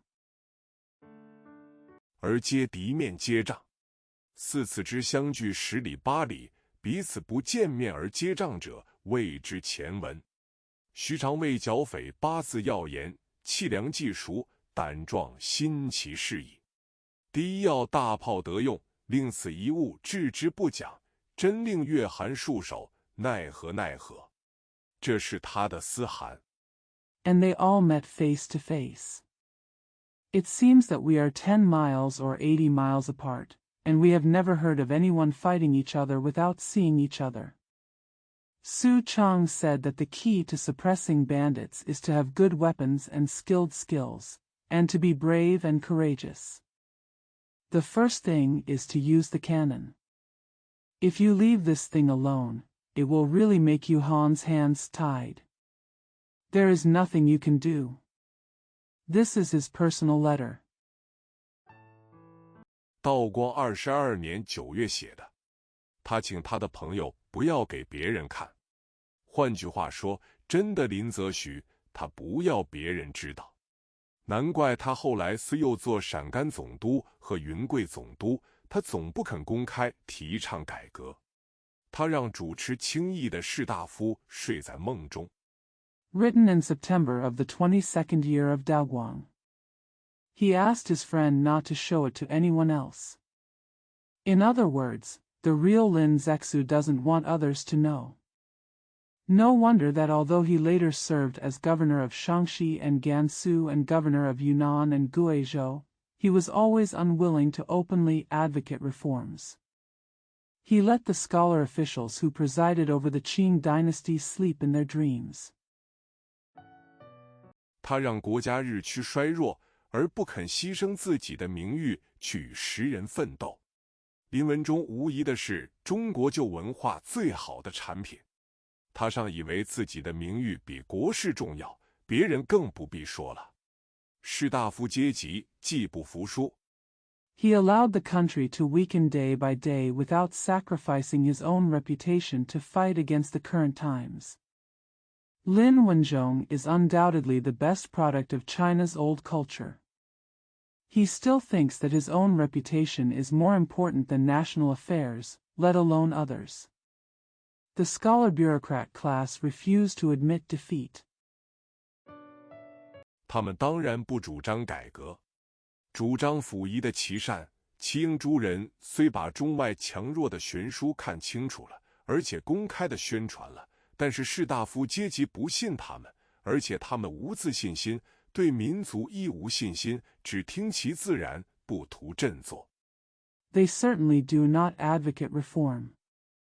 Although Qishan and Xieying, who advocated pacifying the barbarians, clearly saw the disparity in strength between China and foreign countries and publicized it publicly, the scholar bureaucrat class did not believe them. Moreover, they had no self-confidence and no confidence in the nation. They just let nature take its course and did not picture cheer up. 不图改革，我们不责备他们，因为他们是不足责的。第5节不平等条约开始。道光22年8月29日在南京所定的中英条约，不过是战后新邦交及新通商制度的大纲。No attempt to reform. We do not blame them because they are blameless. Section 5, the unequal treaty begins. The Sino-British Treaty, signed in Nanjing on August 29th, the 22nd year of Daoguang's reign, was nothing more than the outline of the new diplomatic relations and new trade system after the war. 次年的虎门条约才规定细则。我们知道战后的整个局面应该把2个条约合并起来研究。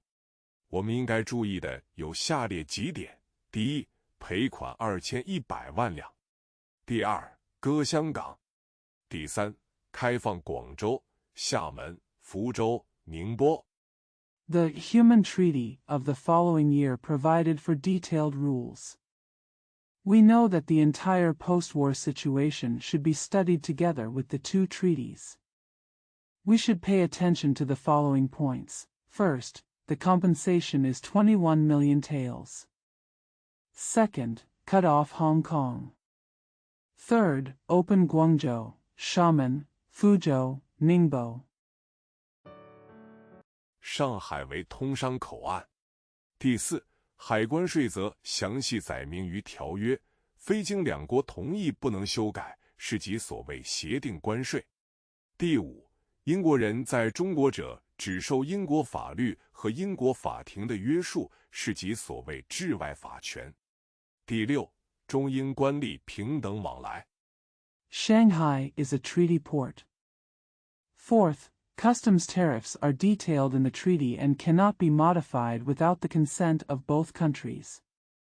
This is the so-called agreement tariff. Fifth, British people in China are only subject to British laws and British courts, which is the so-called extraterritorial jurisdiction. Sixth, Chinese and British officials have equal exchanges. 当时的人对于这些条款最痛心的是五口通商，他们觉得外人在广州一口通商的时候已经不易防范，现在有五口通商，外人可以横行天下，防不胜防。直到乾清末年。What people at that time felt most distressed about these terms was the five-port trade. They felt that it was no longer easy to guard against outsiders when they were trading in one port of Guangzhou. Now that there are 5 ports of trade in Guangzhou, outsiders can run rampant all over the world and are hard to guard against. Until the late Qing dynasty. 文人忧国者莫不以五口通商为后来的祸根。五口之中，他们又以福州为最重要，上海则是中英双方所不重视的。割让土地当然是时人所反对的，也应该反对的。Literati who are worried about the country all regard the five-port trade as the cause of future disaster. Among the 5, they regard Fuzhou as the most important, while Shanghai is not valued by China and Britain. Of course, people at that time were opposed to the cession of land, and it should be opposed. 但是香港在割让以前毫无商业的或国防的重要。英人出题香港的时候，北京还不知道香港在那里。诗人反对割地，不是反对割香港。协定关税和治外法权是我们近年所认为不平等条约的核心。But Hong Kong had no commercial or defense importance before it was ceded. When the British first mentioned Hong Kong, Beijing did not know where Hong Kong was. People at that time were opposed to the cession of territory, not the cession of Hong Kong. Agreed tariffs and extraterritoriality are at the heart of what we have considered in recent years to be unequal treaties.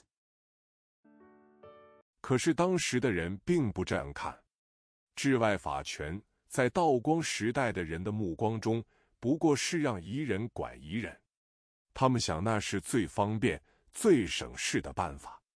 至于协定关税，他们觉得也是方便省事的办法。But people at the time didn't see it that way. Extraterritoriality, in the eyes of people in the Daoguang era, was nothing more than letting barbarians control barbarians. They think that is the most convenient and hassle-free way. As for the agreed tariff, they think it is also a convenient and trouble-free method. 每种货物应该纳多少税都明白的载于条约，那就可以省出争执。负责交涉条约的人如伊礼部、齐英、黄恩同诸人知道，战前广东地方官吏的苛捐杂税是引起战争原因之一。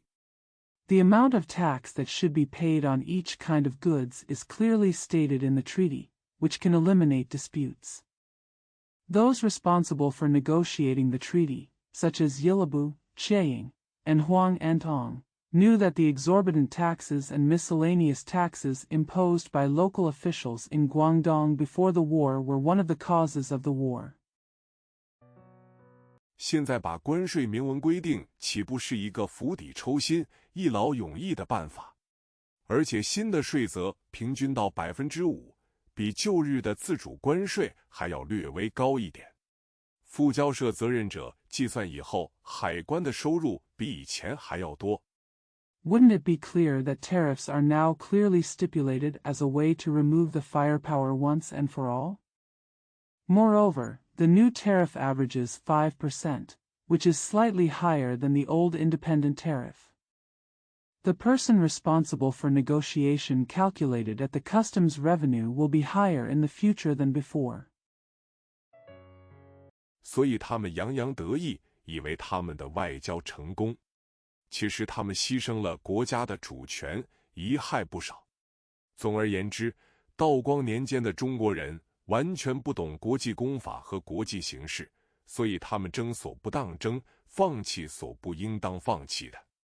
So they were complacent, thinking that their diplomacy was successful. In fact, they sacrificed the country's sovereignty and caused a lot of harm. All in all, the Chinese during the Daoguang period did not understand international public law and the international situation at all, so they fought for what they should not fight for and gave up what they should not give up. 我们与英国订了这种条约，是因为万不得已，如别的国家来要求同样的权利，我们又怎样对付呢？在鸦片战争的时候，国内分为两派，剿一派和抚一派。前者以林则徐为领袖，后者以琦善为领袖。We concluded this kind of treaty with Britain because we had no choice but to do so. If other countries come to demand the same rights, how will we deal with it?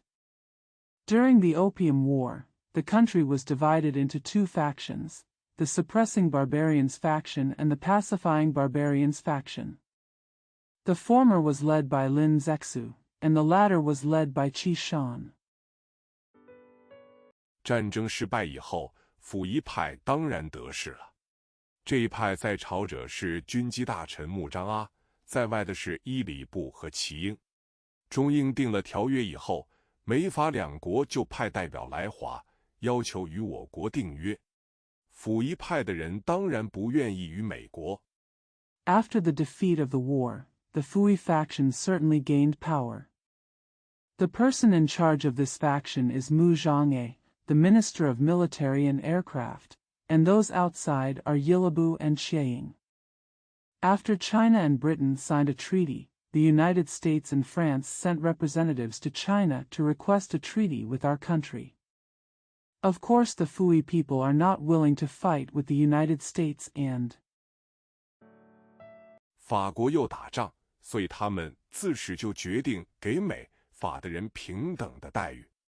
他们说，倘若中国不给，美、法的人大可以假冒英人来做买卖，我们也没有法子查出。这样做下去，美、法的人既靠英国人。France was at war again, so they decided from the beginning to give equal treatment to Americans and French people. They said that if China did not give it, people in the United States and France could pretend to be British people to do business, and we would have no way to find out.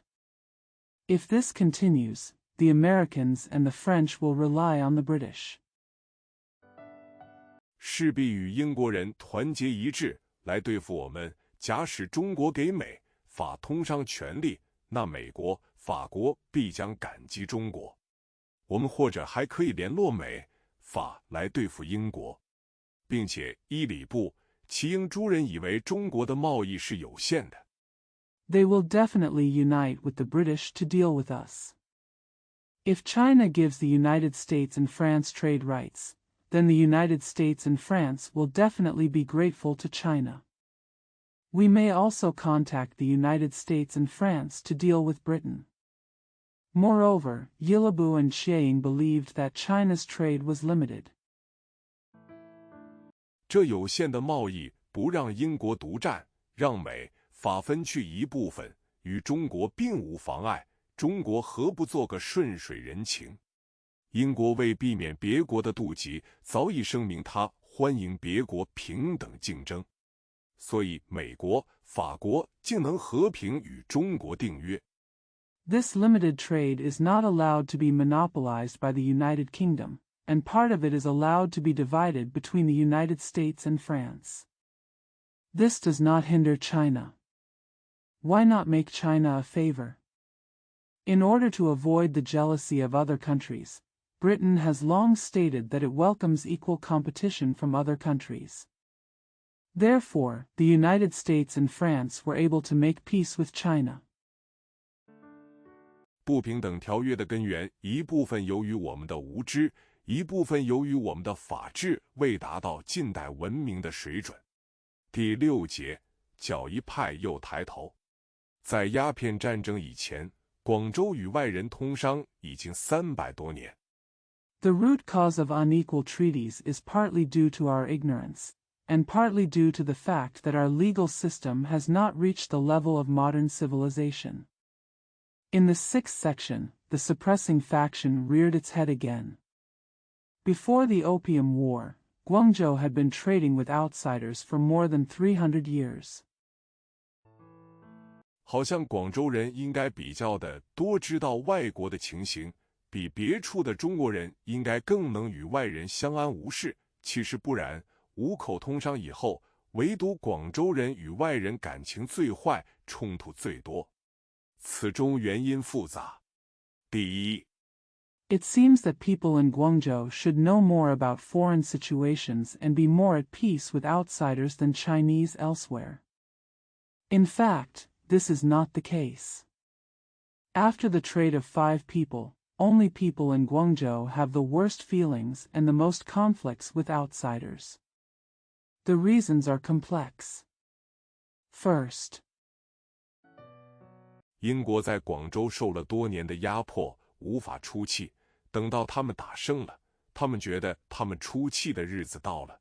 他们不能平心静气地原谅中国人因受了战争的痛苦而对他们自然不满意，自然带几分的仇视。第二， the British had been oppressed in Guangzhou for many years and could not vent their anger. When they won the battle, they felt that the day had come for them to vent their anger. They could not calmly forgive the Chinese people for suffering the pain of the war, so they were naturally dissatisfied with them. Of hatred. Second, 广东地方官商最感觉南京条约，给他们私人利益的打击。在鸦片战争以前，因为中外通商集中于广州，地方官吏不分大小都有发大财的机会。南京条约以后，他们的意外财源都尽绝了。Local officials and businessmen in Guangdong felt the greatest blow to their private interests from the Treaty of Nanjing. Before the Opium War, because Chinese and foreign trade was concentrated in Guangzhou, local officials, regardless of size, had the opportunity to make a fortune. After the Treaty of Nanjing, their unexpected financial resources were blocked. 难怪他们要恨外国人。商人方面也是如此。在战前，江浙的丝茶都由陆路经江西过梅岭，而由广州的13行卖给外国人。据外人的估计，5家的颐和行在战前有财产8000多万。No wonder they hate foreigners. The same goes for businessmen. Before the war, silk tea from Jiangsu and Zhejiang was sold to foreigners by the 13th Bank in Guangzhou via land route through Jiangxi and Meiling. According to outsiders' estimates, the Wu family's Yaihexing had a fortune of more than 80 million before the war. 恐怕是当时世界上最富的资本家。南京条约以后，江浙的丝茶外人直接到江浙去买，并不经过广州。5口之中，上海日盛一日，而广州则日行衰落。不但富商受其影响， Probably the richest capitalist in the world at that time. After the Treaty of Nanjing, outsiders went directly to Jiangsu and Zhejiang to buy silk tea, without passing through Guangzhou. Among the 5, Shanghai is prospering day by day, while Guangzhou is declining. Not only wealthy businessmen are affected by it. 就是劳工直接间接受影响的都不少，难怪民间也恨外国人。仇外心理的表现之一就是杀外国人。他们到郊外去玩的时候，乡民出其不意就把他们杀了。齐英知道这种仇杀一定要引起大祸。Even workers are affected directly and indirectly. No wonder the people also hate foreigners. One of the manifestations of xenophobia is the killing of foreigners. When they went to play in the countryside, the villagers took them by surprise and killed them. Chiang knew that this kind of vendetta would definitely cause disaster. 所以竭力防御，绝不宽容。他严厉地执行国法，杀人者处死。这样一来，士大夫骂他是洋奴。他们说，官民应该一致对外，那可以压迫国民以顺夷情呢。因此，齐英在广东的地位一天困难一天。So try your best to defend and never tolerate. He strictly enforced the laws of the country and executed murderers. As a result, the scholar officials called him a foreign slave. They said, the government and the people should be united in dealing with the outside world. How can we oppress the people in order to comply with the barbarian sentiments? Therefore, the status of Chiang in Guangdong is becoming more and more difficult every day. 在广东还有外人进广州城的问题。照常识看来，许外国人到广州城里去，似乎是无关宏旨的。在外人方面，不到广州城里去，似乎也没任何损失。可是这个入城问题竟成了核战问题。在上海 In Guangdong, there is also the problem of outsiders entering Guangzhou city. According to common sense, it seems to be of no great importance to allow foreigners to come to Guangzhou. From the perspective of outsiders, there seems to be no loss in not going to the city of Guangzhou, but the issue of entering the city has turned into a peace and war issue. In Shanghai, 就全无这种纠纷。南京条约以后，外人初到上海的时候，他们在上海城内租借民房，后来他们感觉城内街道狭小，卫生情形也不好，于是请求在城外划一段地作为外人居留地区。There are no such disputes at all. After the Treaty of Nanjing, when outsiders first arrived in Shanghai, they rented private houses in Shanghai. Later, they felt that the streets in the city were narrow and the sanitary conditions were not good, so they requested that a section of land be designated outside the city as a residence area for outsiders. 上海道台也感觉华洋杂处，不便管理，乃划洋泾浜以北的小块地作为外人住宅区。这是上海租界的起源。广州13行原在城外，鸦片战争以前，外人是不许入城的。广州人简直把城内作为神圣之地。Shanghai Daotai also felt that it was too complicated to manage because of its overcrowded Chinese style, so it designated a small plot of land to the north of Yangjingbang as a residential area for outsiders. This is the origin of the Shanghai Concession. Guangzhou 13th Street was originally outside the city. Before the Opium War, outsiders were not allowed to enter the city. Guangzhou people simply regard the city as a sacred place. 外夷躺进去，就好像与尊严有损。外人也是争义气，他们以为不许他们入城，就是看不起他们。齐英费尽苦心调停于外人与广州人民之间，不料双方愈闹愈起劲。道光27年，英人进兵临城下。If foreigners come in, it would be a loss of dignity. Outsiders also strive for morale. They think that by not allowing them to enter the city, they are looking down on them. Chiang tried his best to mediate between outsiders and the people of Guangzhou, but unexpectedly the two sides became more and more violent. In the 27th year of Daoguang's reign, the British troops came to the city. 要求入城，齐英不得已，许2年后准外人入城，希望在2年之内，或者中外感情可以改良，入城可以不成问题。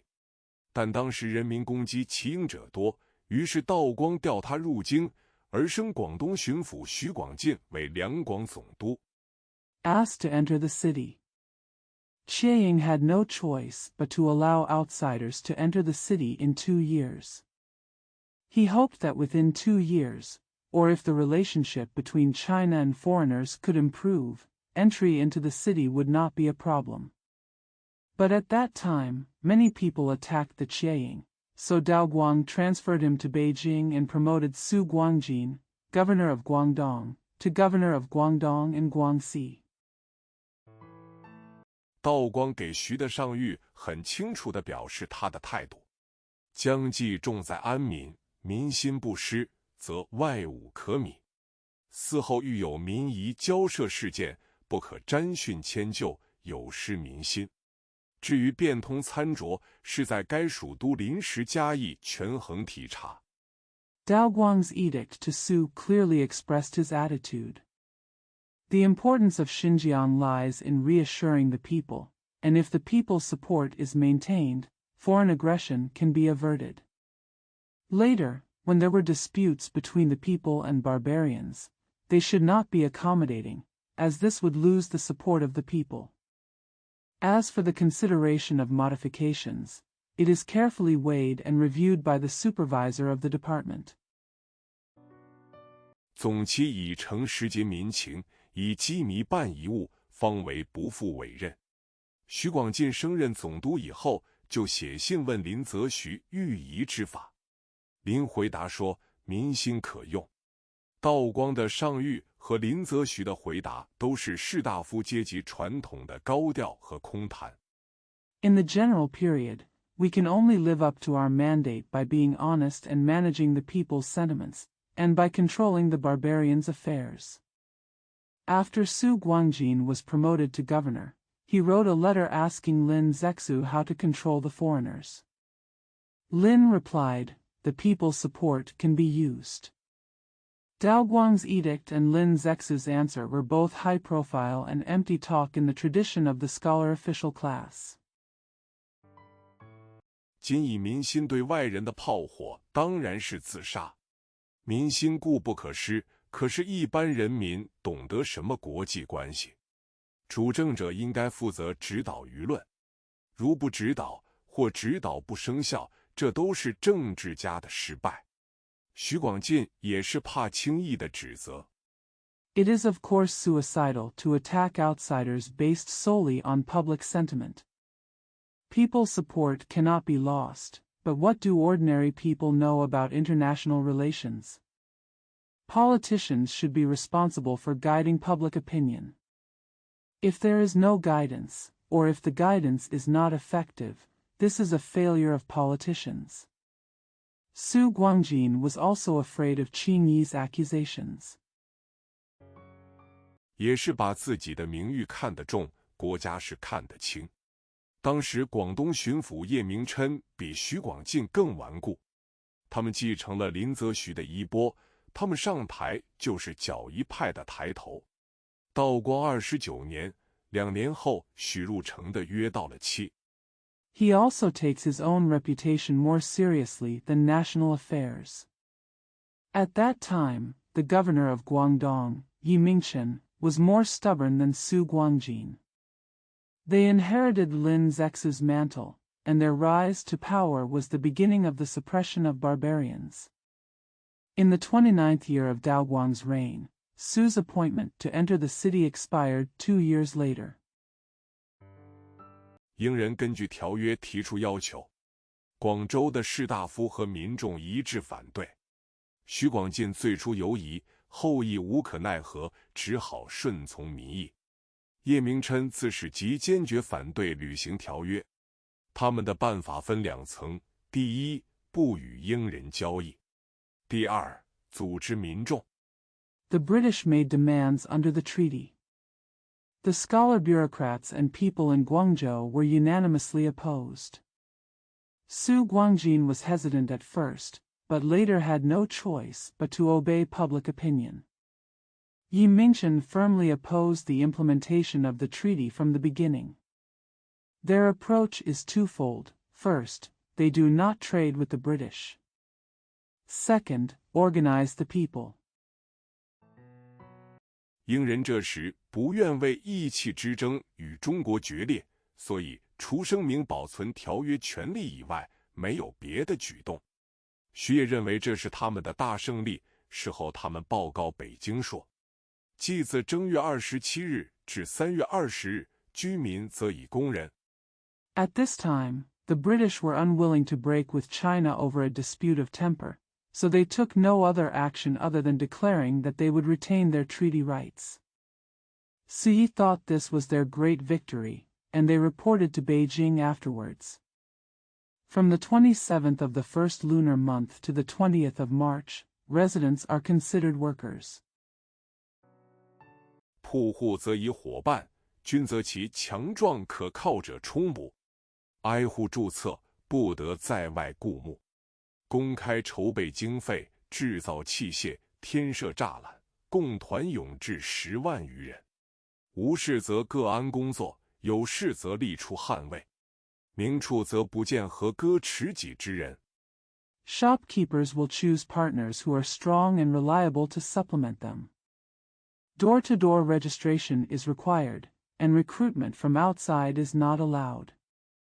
Funds were publicly prepared, equipment was manufactured, fences were added, and a total of more than 100,000 people were recruited. If nothing happens, everyone will go about their work. If something happens, they will stand up to defend themselves. No one with a halberd or a halberd can be seen in the bright light. 暗中实皆折冲御武之事，主批朕出不料卿等有此妙用，众志成城，见于今时，用能内及土匪，外警华夷。为纪念胜利，道光帝赏了许广进子爵，世袭双眼花翎；叶明琛男爵，世袭花翎。道光又特降谕旨。Secretly, they are all trying to resist the insult. Zhu Pai, I didn't expect you to have such a wonderful effect at first. A city with a united will is stronger than gold and stone. It can use its power to defeat bandits internally and police barbarians externally. To commemorate the victory, Emperor Daoguang rewarded Viscount Su Guangjin with hereditary double-eyed flower feathers and Baron Yi Mingchen with hereditary flower feathers. Daoguang also issued a special edict. 加冕广州民众，我粤东百姓素称骁勇，乃近年深明大义，有勇之方，故由化岛之神，亦系天性之后。朕念其一代之功，能无恻然有动于中乎？30年，1850年年初，道光死了，咸丰即位。To encourage the people of Guangzhou. The people in eastern Guangdong are known as brave. In recent years, he has gained a deep understanding of righteousness, has the courage to know the right way, and is a god of solid guidance.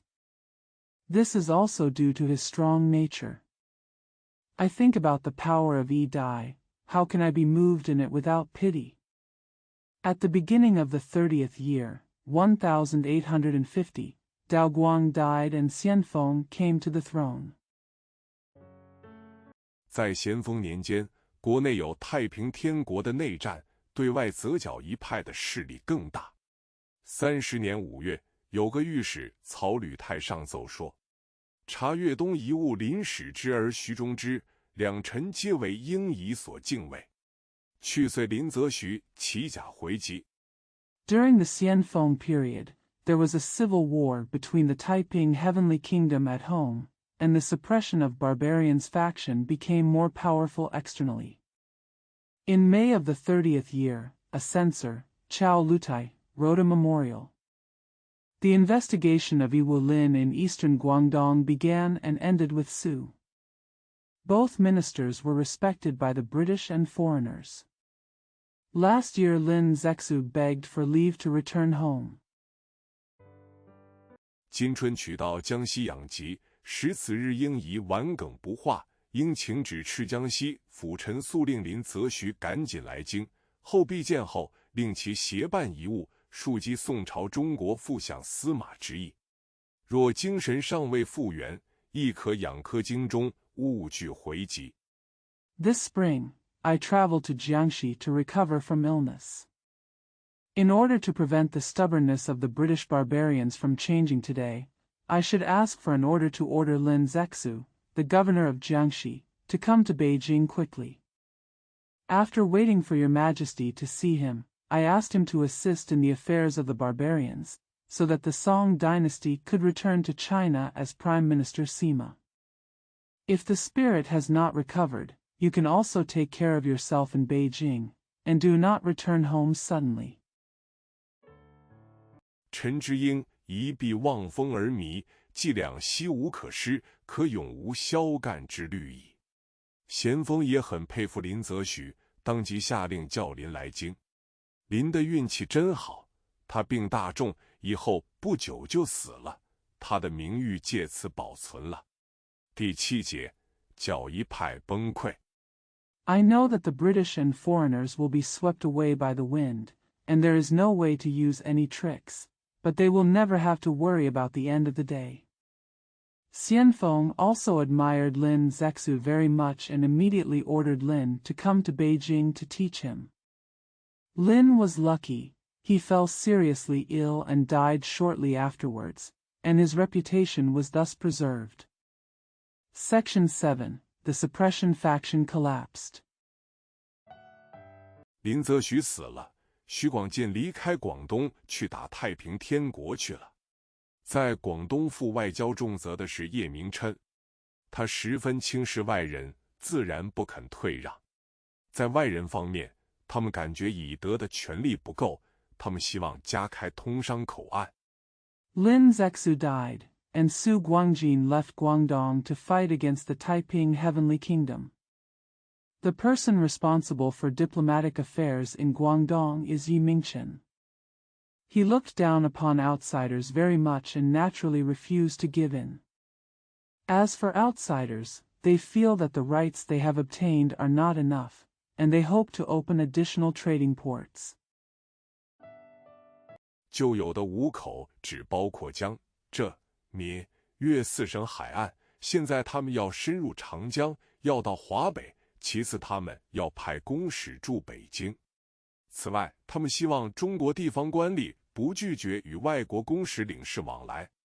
最后，他们要求减轻关税并废除厘金。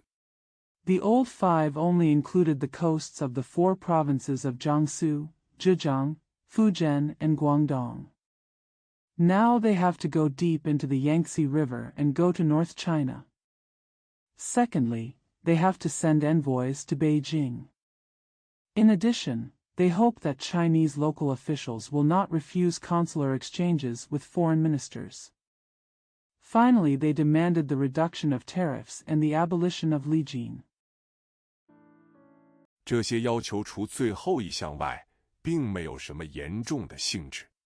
但是咸丰年间的中国人反而觉得税收一向倒可通融，至于北京驻使、长江及华北通商及官吏与外人往来各项，简直有关国家的生死存亡。These demands, except for the last, are not of a serious nature. However, during the Xianfeng period, the Chinese felt that taxation could be accommodated. As for the ambassador in Beijing, trade in the Yangtze River and North China, and the exchanges between officials and outsiders, all matters were related to the life and death of the country. 绝对不可妥协的。咸丰4年（1854年），英美两国联合要求修改条约。当时中国没有外交部，所有的外交都由两广总督办。叶明琛的对付方法就是不交涉。外人要求见他，他也不肯接见。Absolutely non-negotiable. In the fourth year of Xianfeng, 1854, Britain and the United States jointly requested to amend the treaty. At that time, China did not have a Ministry of Foreign Affairs, and all diplomacy was handled by the Governor-General of Guangdong and Guangxi. Yi Mingchen's way of dealing with it was not to negotiate. Outsiders asked to see him, but he refused to do so.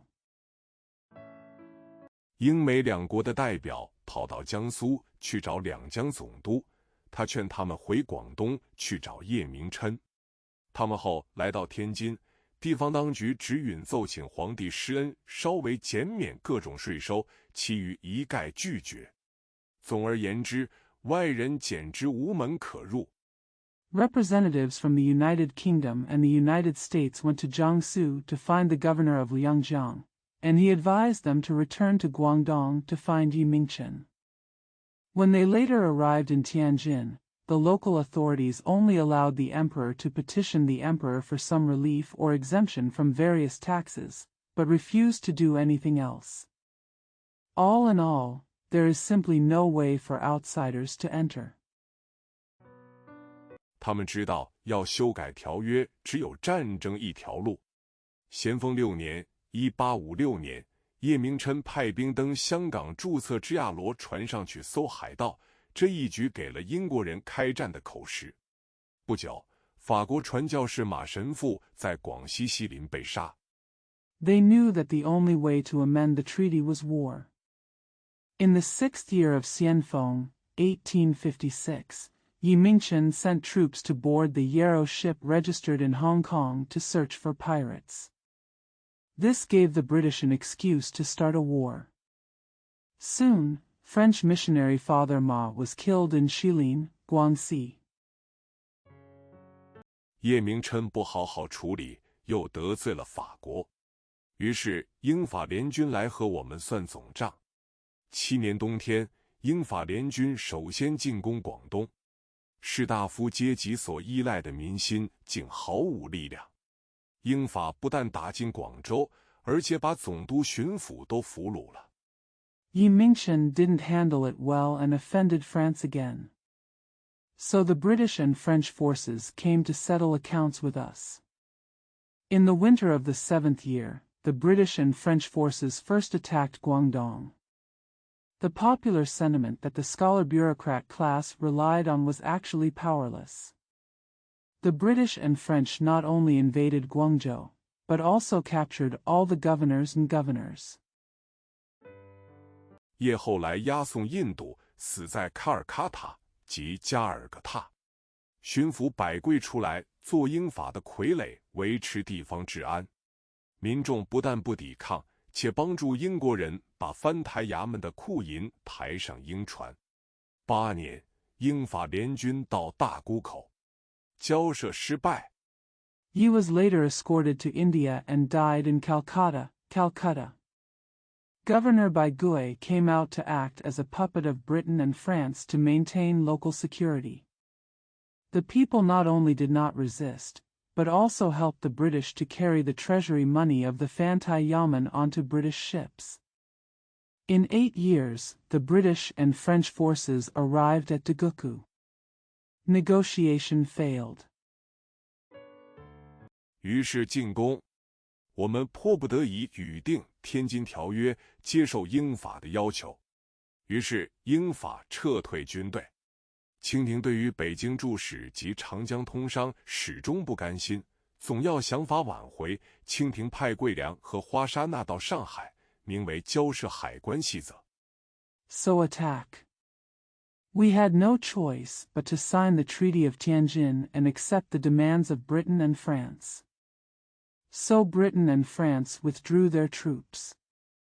The Qing court was never willing to accept the envoy in Beijing and trade on the Yangtze River, and always wanted to find ways to recover. The Qing court sent Guiliang and Huashana to Shanghai to negotiate customs regulations. 实则想取消天津条约，为达到这个目的，清廷准备出很大的代价。只要英法放弃北京驻使，长江开通商口岸，清廷愿意以后全部收海关税。幸而桂良及何贵清反对这个办法，所以天津条约。In fact, they want to cancel the Tianjin Treaty. To achieve this goal, the Qing government was prepared to pay a high price. As long as Britain and France gave up their envoys in Beijing and opened commercial ports on the Yangtze River, the Qing government was willing not to collect customs duties at all in the future. Fortunately, Guiliang and He Guiqing opposed this method, hence the Treaty of Tianjin. 为得挽回，清廷另一方面派科尔沁亲王森格林沁在大沽布防。森格林沁是当时著名勇将之一，办事极认真。9年，英法各国代表又到大沽，预备进京去交换天津条约的批准证书。Not redeemed. On the other hand, the Qing court sent Prince Horkin Singh Jelinkin to set up defenses in Daegu. Singh Jelinkin was one of the famous brave generals at that time, and he was very serious in his work. In the 9th year, representatives from Britain and France went to Daegu again, preparing to go to Beijing to exchange the ratification certificate of the Tianjin Treaty. 他们事先略闻中国要修改天津条约，并在大沽设防，所以他们北上的时候随带相当海军。到了大沽口，看见海河已堵塞，他们啧啧不平，则中国失信，并派船拔取防御设备。They had heard in advance that China was going to amend the Treaty of Tianjin and fortify Daegu, so when they went north, they brought a considerable navy with them. When they arrived at Daguku, they saw that the Haihe River had been blocked. They were dissatisfied, blaming China for breach of trust, and sent ships to extract defensive equipment. 森格林沁就令两岸的炮台出其不意同时开炮，英法的船只竟无法抵抗，陆战队陷于海滩的深泥，亦不能登岸。他们只有宣告失败，等国内增派军队。咸丰9年的冬季及10年的春季， Seng Jilinkin ordered the forts on both sides of the Taiwan Strait to fire at the same time by surprise. The British and French ships were unable to resist. The Marines were stuck in the deep mud on the beach and could not land. They could only declare defeat and wait for more troops to be sent from home. The winter of the 9th year of Xianfeng and the spring of the 10th year. 正是清廷与太平天国内战最紧急的时候，苏州被太平军包围，危在旦夕。江浙的官吏及上海、苏州一带的绅士听见北方又与英法开战，简直惊慌极了。It was the most urgent time for the civil war between the Qing court and the Taiping rebellion. Suzhou was surrounded by the Taiping army and was in danger. Officials in Jiangsu and Zhejiang and gentry in Shanghai and Suzhou were completely panicked, and they heard that the North was at war with Britain and France. 因为他们正竭力寻求英法的援助来对付太平军，所以他们对北京再三请求溥仪，说明外人兵力之可畏及长江下游局势之险急。清廷虽不许他们求外人的援助，恐怕视若愚人。Because they were trying their best to seek assistance from Britain and France to deal with the Taiping army. Therefore, they repeatedly requested Beijing to appease the barbarians, indicating the formidable military strength of outsiders and the dangerous situation in the lower reaches of the Yangtze River. Although the Qing government did not allow them to ask for help from outsiders, they were afraid of showing weakness to others. 但外交政策并不因大沽口的胜利而转强硬。北京此时反愿意承认《天津条约》。关于大沽的战事，清廷的辩护亦极有理。唐使英法各国代表的真意只是在进京换约，何必随带重兵？ However, foreign policy did not become tougher because of the victory in Daguku. Beijing was now willing to recognize the Treaty of Tianjin. Regarding the war in Taku, the Qing court's defense was also very reasonable. If the true intention of the representatives of Britain and France was to go to Beijing to exchange treaties, why would they need to bring heavy troops with them? 海河既为中国领河，中国自有设防的权，而这种防御或者是对太平军并非对外仇视的表示。海河虽阻塞，外国代表尚可在北塘上岸，有陆路进北京。我国根据以上理论的宣传颇生效力。Since the Haihe River is a river controlled by China, China has the right to fortify it, and this defense may be against the Taiping army, not an expression of foreign hostility. Although the Haihe River is blocked, foreign representatives can still disembark at Beitang and enter Beijing by land. Our country's propaganda based on the above theory is quite effective. 大沽之役以后，英法并不坚持要报复、要雪耻，他们只要求赔偿损失及其他不关重要之条约解释与修改。这种天津条约以外的要求，遂成为咸丰10年英法联军的起因。10年 After the Battle of Taku, Britain and France did not insist on revenge or revenge. They only asked for compensation for losses and other insignificant interpretation and modification of the treaty. This kind of request beyond the Tianjin Treaty became the cause of the British and French coalition forces in the Xianfeng decade. 10 years. 英法的军队由侧面进攻大沽炮台，森格林沁不能支持，连天津都不守了。清廷又派桂良等出面在天津交涉，格外的要求答应了。但到签字的时候，一则英法代表要求率卫队进京。The British and French troops attacked the Daegu fort from the side. Sengalinkin could not support it, and even Tianjin could not defend it. The Qing court sent Guiliang and others to negotiate in Tianjin. the extra request was granted. But when it came time to sign, a British and French representative asked to lead the guard to Beijing.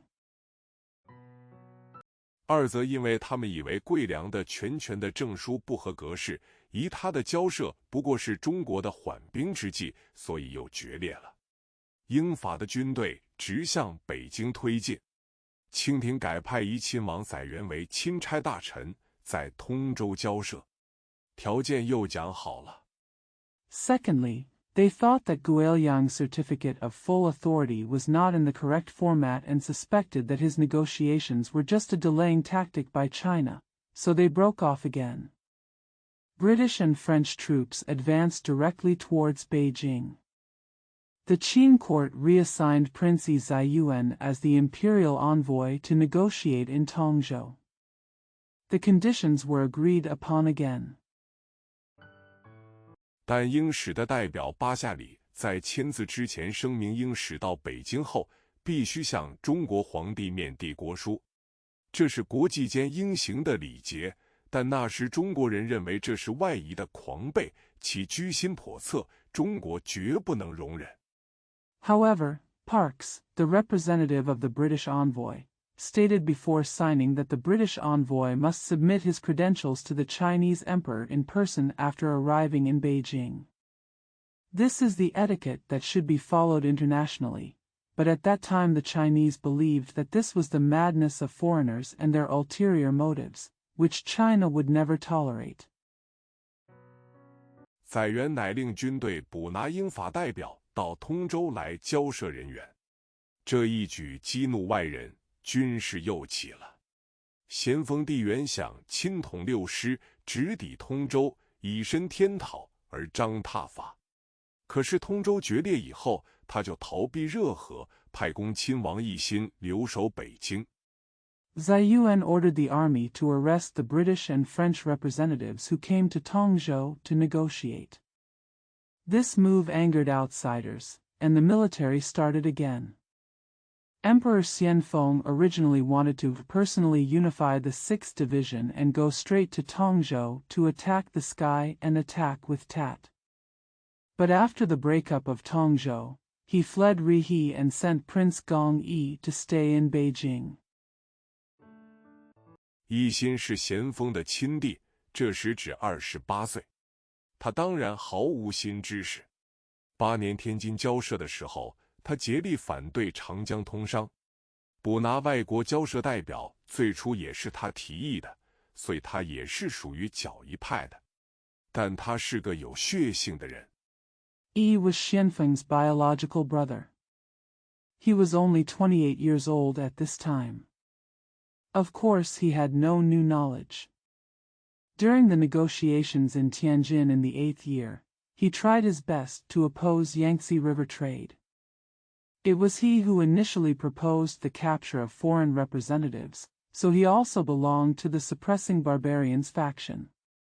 But he is a bloody person. 且真心为国图谋，他是清朝后百年宗室中之贤者。在道咸时代，一般士大夫不明天下大事是可原谅的，但是战败以后而仍旧虚骄，如附和林则徐的较一派，或是服输而不图振作，不图改革。And he sincerely plans for the country. He was a sage in the clan for 100 years after the Qing dynasty. In the Daoxian era, it was understandable that the general scholar bureaucrats were ignorant of the general trend of the world.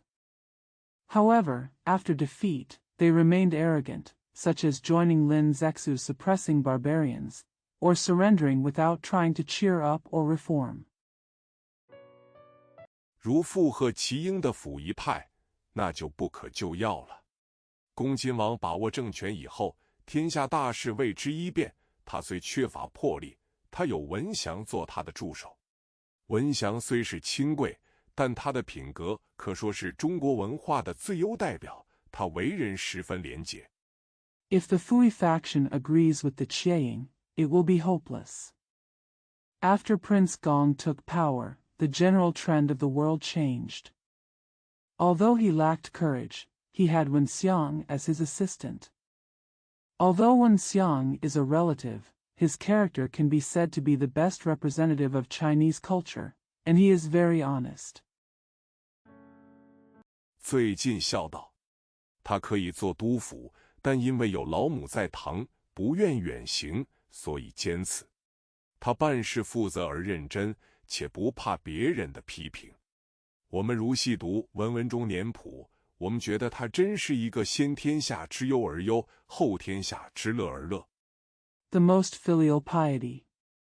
He could be the governor, but because his old mother was in the house and he didn't want to travel far, he refused.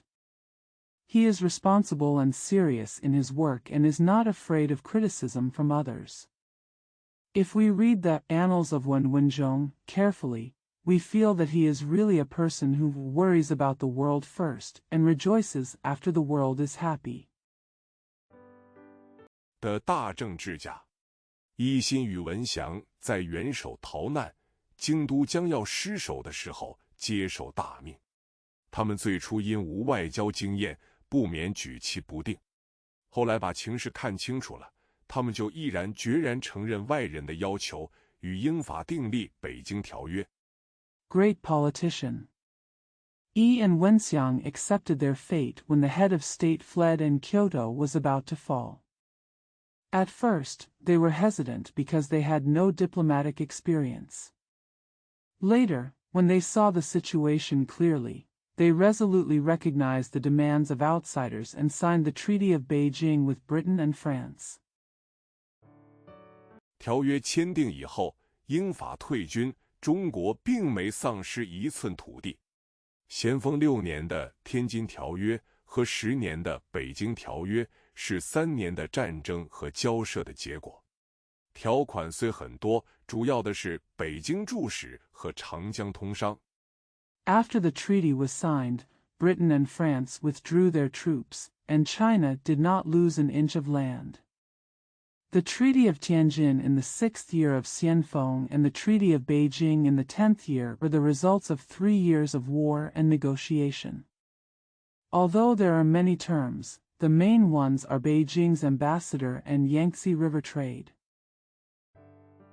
历史上的意义不外，从此中国与西洋的关系更要密切了。这种关系故可以为祸，亦可以为福，看我们振作与否。一心与文祥绝不转头回看，留恋那已去不复回的闭关时代。他们大着胆向前进。The historical significance is that from then on, the relationship between China and the West became even closer. This relationship can be a curse or a blessing, depending on whether we cheer up or not. Yi Shi and Wen Xiang never look back, nostalgic for the seclusion era that is gone and will never return. They moved forward boldly. 到国际生活中去找新出路。我们研究近代史的人所痛心的就是这种新精神不能出现于鸦片战争以后，而出现于20年后的咸墨同出。一寸光阴一寸金，个人如此，民族更如此。第2章 Find a new way out in international life. What makes those of us who study modern history sad is that this new spirit could not appear after the Opium War but 20 years later during the late Xian dynasty and the early Tang dynasty. Every inch of time is worth every inch of gold. This is true for individuals and even more so for the nation. Chapter 2. 洪秀全与曾国藩。第1节，旧社会走循环套。第1章已经讨论了道光、咸丰年间自外来的祸患。我们说过，那种祸患是不可避免的，因为我们无法阻止西洋科学和机械势力使其不到远东来。Hong Xiuquan and Zeng Guofan. In the first section, the old society followed the cycle dash. The first chapter has discussed the disasters from outside during the Daoguang and Xianfeng years. We said that disaster was inevitable because we could not prevent the Western scientific and mechanical forces from coming to the Far East. 我们也说过，我们很可以转祸为福，只要我们大胆地接受西洋近代文化，以我们的人力物力，倘若接受了科学机械和民族精神，我们可以与别国并驾齐驱，在国际生活之中取得极光荣的地位。We have also said that we can turn disaster into blessing. As long as we boldly accept modern Western culture, with our human and material resources, if we accept scientific machinery and national spirit, we can keep pace with other countries and in international life, achieve a very glorious position.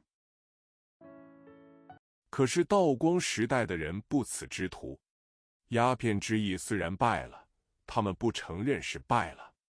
主战的剿夷派及主和的辅夷派，在战争之后，正如在战争之前，均为图振作，直到受了第二次战败的教训。But people in Daoguang's era didn't have this idea. Although the Opium War was defeated, they did not admit that it was a defeat. Neither the suppressing barbarians faction, which advocated war, nor the Fui faction, which advocated peace, tried to revive themselves after the war, just as they did before the war. Until he learned the lesson of his second defeat. 然后有人认识时代的不同而思改革。在没有叙述同治、光绪年间的新建设以前，我们是在进一步的研究道咸年间中国的内政。在近代史上，外交虽然要紧，内政究竟是决定国家强弱的根本要素。Then some people recognized the differences of the times and thought about reform. Before describing the new construction during the Tongji and Guangxu years, we will try to further study China's internal affairs during the Daoxian years. In modern history, although diplomacy is important, domestic affairs are the fundamental factor that determines the strength of a country. 譬如，上次世界大战以前，德国的外交失败了，所以战争也失败了。然而因为德国内政健全，战后尚不出20年，他又恢复他的地位了，这就是自力更生。不幸到了19世纪，我们的社会、政治。For example, before the last World War, Germany's diplomacy failed, so the war also failed. However, because Germany's internal affairs were sound, less than 20 years after the war, she regained her status. This is self-reliance. Unfortunately, in the 19th century, our society, politics, 经济都已到腐烂不堪的田地。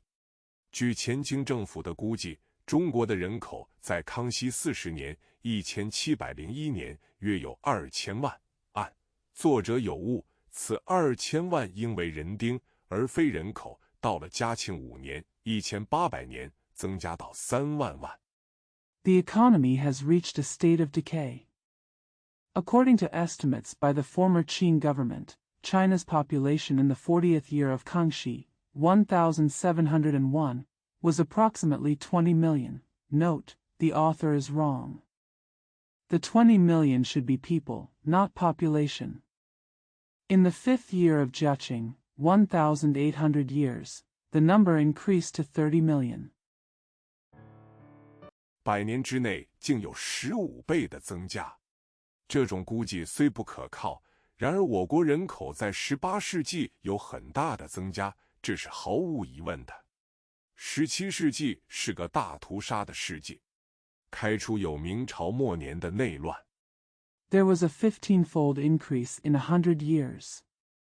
Although this estimate is unreliable, there is no doubt that our country's population increased greatly in the 18th century.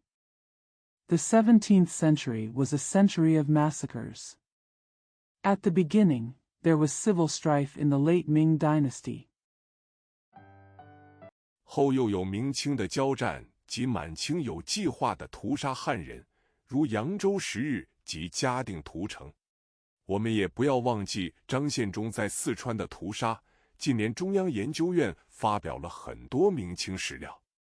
Later, There were wars between the Ming and Qing dynasties and planned massacres of Han people by the Manchu and Qing dynasties, such as the Yangzhou 10-day massacre and the Jiating massacre. Let us not forget Zhang Xianzhong's massacre in Sichuan. In recent years, the Academia Sinica has published many historical materials of the Ming and Qing dynasties.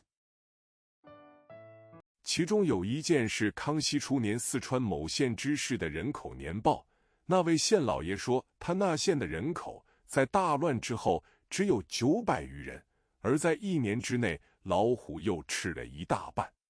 康熙、雍正、乾隆3朝是大乱之后的大治。One of them is the annual population report of a county governor in Sichuan in the early years of Kangxi. The county master said that after the chaos, the population of his county was only more than 900 people, and within a year, tigers ate more than half of it. The three dynasties of Kangxi, Yongzheng and Qianlong were great periods of great rule after great chaos. 于是人口增加，这是中国几千年来的圈套，演来演去，就是圣贤也无法脱逃。那时的人一方面不知利用科学节制生育，另一方面又不知利用科学增加生产。在大乱之后，大治之初，人口减少。So the population increased. This is a trap that has been played out in China for thousands of years. It has been played out over and over again, and even the sages cannot escape. People at that time did not know how to use science to control births on the one hand, and they did not know how to use science to increase production on the other. After the Great Rebellion and at the beginning of the Great Reign, the population decreased. 有荒可垦，故人民安居乐业，生活程度略为提高。这是老百姓心目中的黄金时代。后来人口一天多一天，荒地则一天减少一天，而且新垦的地不是土质不好，就是水源不足，于是每人耕地的面积减少。There is wasteland that can be cultivated, so the people live and work in peace and contentment, and their living standards are slightly improved.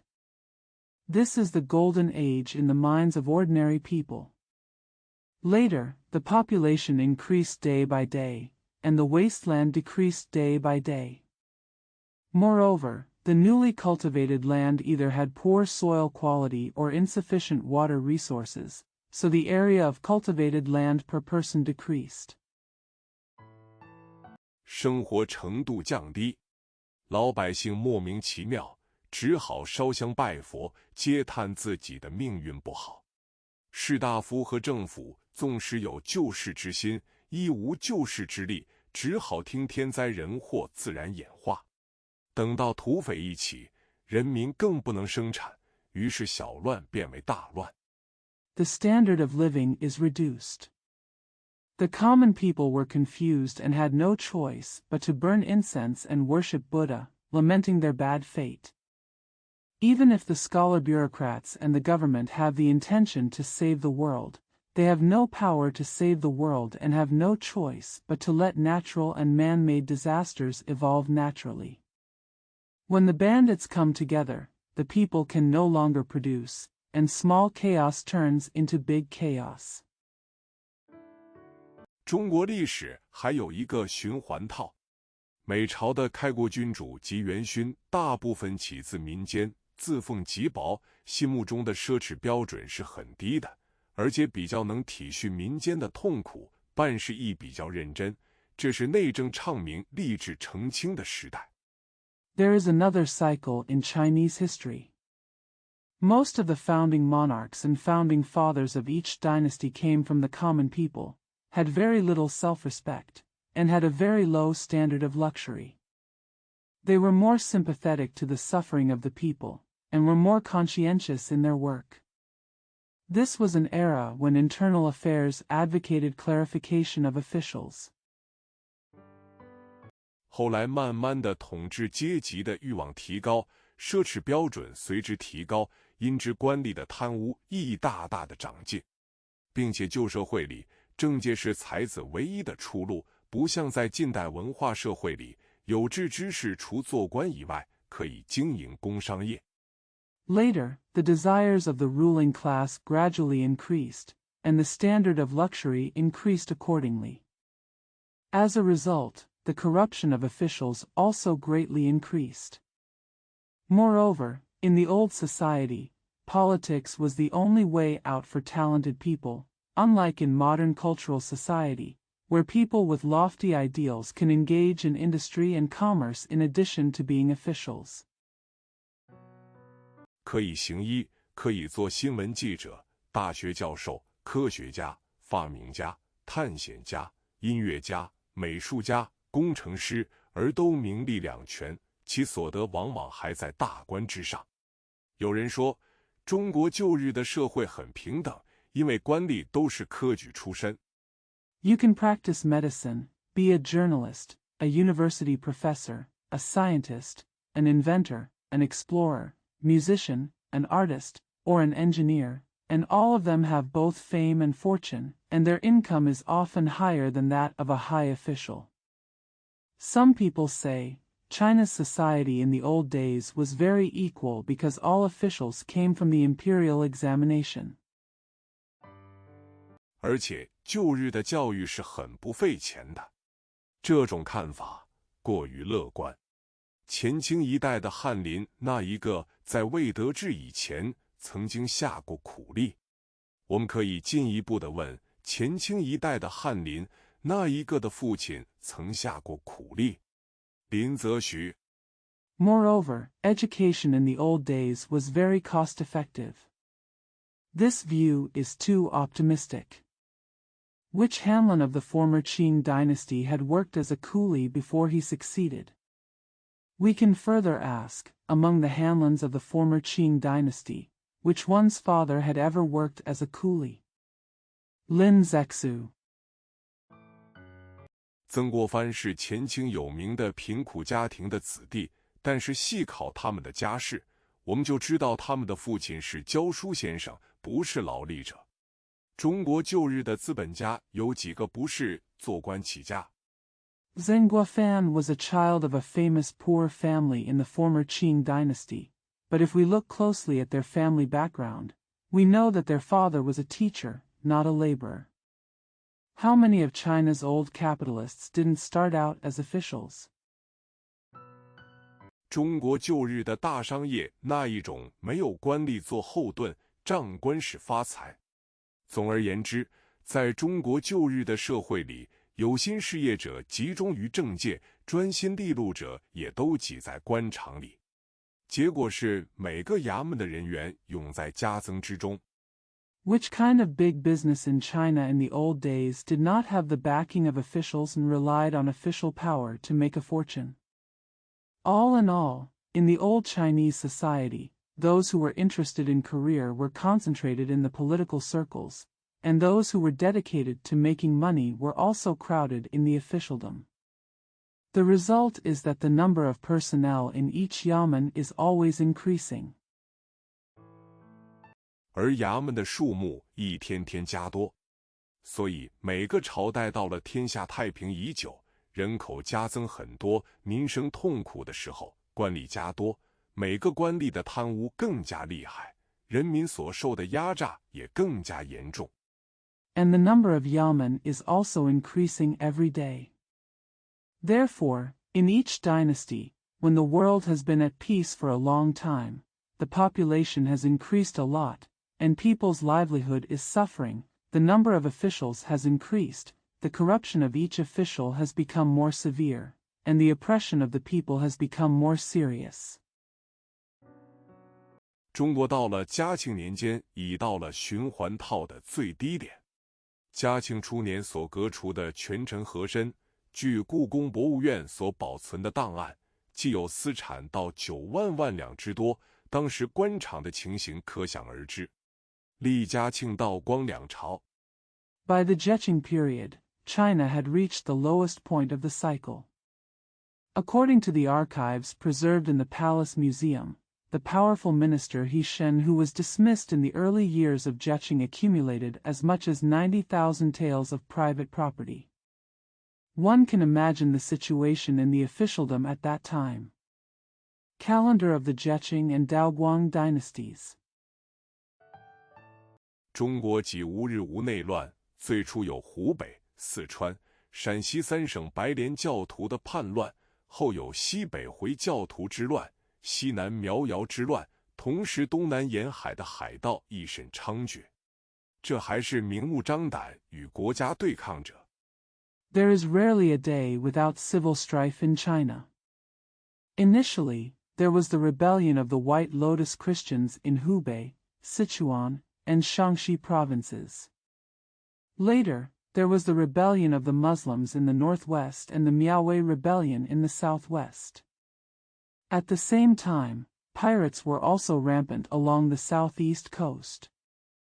This is someone who is blatantly confronting the country. 至于潜伏于社会的匪徒，即遍地皆是。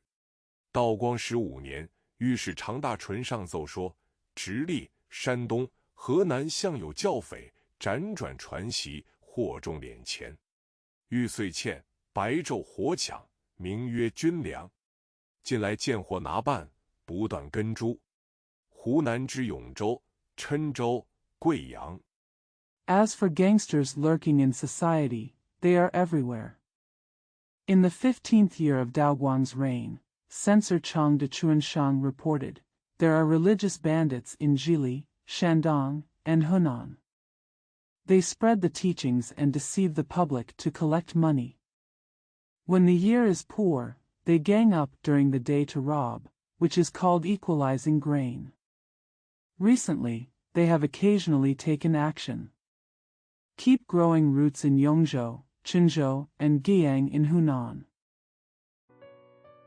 江西之南安、赣州与两广接壤，均有会匪结党成群，动成巨案。西洋势力侵略起始的时候，正是我们抵抗力量薄弱的时候。到了道光年间，我们的法治有名无实，官吏腐败，民生痛苦万分。In Nannan and Guangzhou in Jiangxi, which border Guangdong and Guangxi, there are gangs of gangsters who have committed huge crimes. When the invasion of Western forces started, it was when our resistance was weak. By the Daoguang period, our legal system was in name only, officials were corrupt, and people's livelihood was in great suffering. 道德以部分的失其为系列，我们一面需接受新的文化，一面又需设法振兴旧的政教。我民族在近代所遇着的难关是双层的。第二节，洪秀全企图建新朝。洪秀全所领导的太平天国运动。Morality has partly lost its holding power. On the one hand, we must accept the new culture, and on the other hand, we must try to revitalize the old politics and religion. The difficulties our nation has encountered in modern times are twofold. In the second section, Hong Xiuquan attempted to establish a new dynasty. The Taiping Rebellion led by Hong Xiuquan. 就是上一节所讲的那个时代和那种环境的产物。洪秀全是广东花县人，生于嘉庆18年，即西历1813年。传说他的父亲是个农民，家境穷苦，但他自幼就入村塾读书，到16岁才辍学。It is a product of the era and environment mentioned in the previous section. Hong Xiuquan was a native of Huasien County, Guangdong. He was born in the 18th year of Jeching, that is, 1813 AD. Legend has it that his father was a farmer and his family was poor, but he attended a village school since he was a child and did not drop out of school until he was 16. 做乡村教师，这样似乎他不是出身于中国社会的最下层，他自己并不是个劳力者。他2次到广州去考秀才，2次都失败了，于是心怀怨恨。这是旧社会常有的事，并不出奇。Become a rural teacher. It seems that he is not from the lowest level of Chinese society, and he is not a laborer himself. He went to Guangzhou twice to take the scholar examination, but failed both times. So I felt resentful. This is a common thing in old society and is not surprising. 洪秀全惊艳的，特别是他在广州应试的时候，逮着耶稣教传教士的宣传品。后来大病40多天，病中梦见各种幻象，自说与耶稣教义符合，于是信仰上帝，创立上帝会。最早的同志是冯云山。Hong Xiuquan's experience was especially when he was taking the exam in Guangzhou and came across propaganda materials from Christian missionaries. Later, he was seriously ill for more than 40 days. During his illness, he dreamed of various hallucinations, claiming that they were consistent with the teachings of Jesus, so he believed in God and founded the Society of God. The earliest comrade was Feng Yunshan. 也是一位因考试失败而心怀不平者。他们因为在广东传教不顺利，所以迁移其活动于广西桂平县。中国自古以来的民间运动都带点宗教性质，西洋中古的时候也是如此。He was also a person who was dissatisfied because of his failure in the exam. Because their missionary work in Guangdong was not going well, they moved their activities to Guiping County, Guangxi. Since ancient times, folk movements in China have had a religious nature, and this was also the case in the Middle Ages in the West. 可是洪秀全与基督教发生关系，不过是偶然的事。他的耶稣教也是个不伦不类的东西。他称耶和华为天父，耶稣为天兄，子为天地。他奉天父天兄之命来救世，他的命令就是天父天兄的命令。However, Hong Xiuquan's relationship with Christianity was just an accident. His Christianity is also nondescript. He called Jehovah his heavenly Father, Jesus his heavenly brother, and himself his heavenly brother. He came to save the world on the orders of his heavenly Father and brother. His orders are the orders of heavenly Father and heavenly brothers. 崇拜耶和华上帝者无灾无难，不崇拜者舍虎伤人。他的兵士如死在战场，就是登仙。孔教、佛教、道教都是妖术，孔庙及寺观都必须破坏。洪秀全的上帝会吸收了许多三合会的分子。Those who worship Jehovah God will be free from disaster. Those who do not worship will be hurt by snakes and tigers. If his soldiers die on the battlefield, they will become immortals. Confucianism, Buddhism, and Taoism are all witchcraft. Confucius temples and temples must be destroyed. Hong Xiuquan's God Society absorbed many members of the Triad Society. 这个三合会是排满的秘密团体，大概是明末清初时代起始的。洪秀全或者早有了种族革命的思想。无论如何，他收了三合会的会员以后，他的运动以推倒清朝为第一目的。他骂满人为妖人。This triad is a well-organized secret society that probably started in the late Ming and early Qing dynasties. Hong Xiuquan may have already had the idea of racial revolution.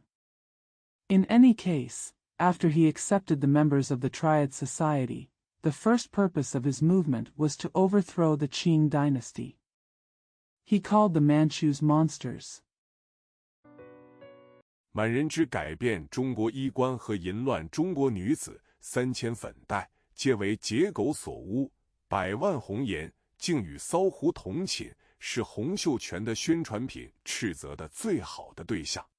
洪秀全除推行宗教革命及种族革命以外， The Manchus' changing of Chinese clothes and promiscuous Chinese women, 3,000 beauties were all defiled by Jia dogs. Millions of beauties actually slept with coquettish foxes, are the best targets of Hong Xiuquan's propaganda materials. In addition to promoting religious revolution and racial revolution, Hong Xiuquan 他有社会革命的思想没有？他提倡男女平权，但他的宫廷充满了妃妾，太平天国的王侯将帅一皆多许妻妾。他的诏书中有田亩制度，其根本思想类似共产主义，有田共耕，有饭同食，有衣同穿。Does he have social revolutionary ideas?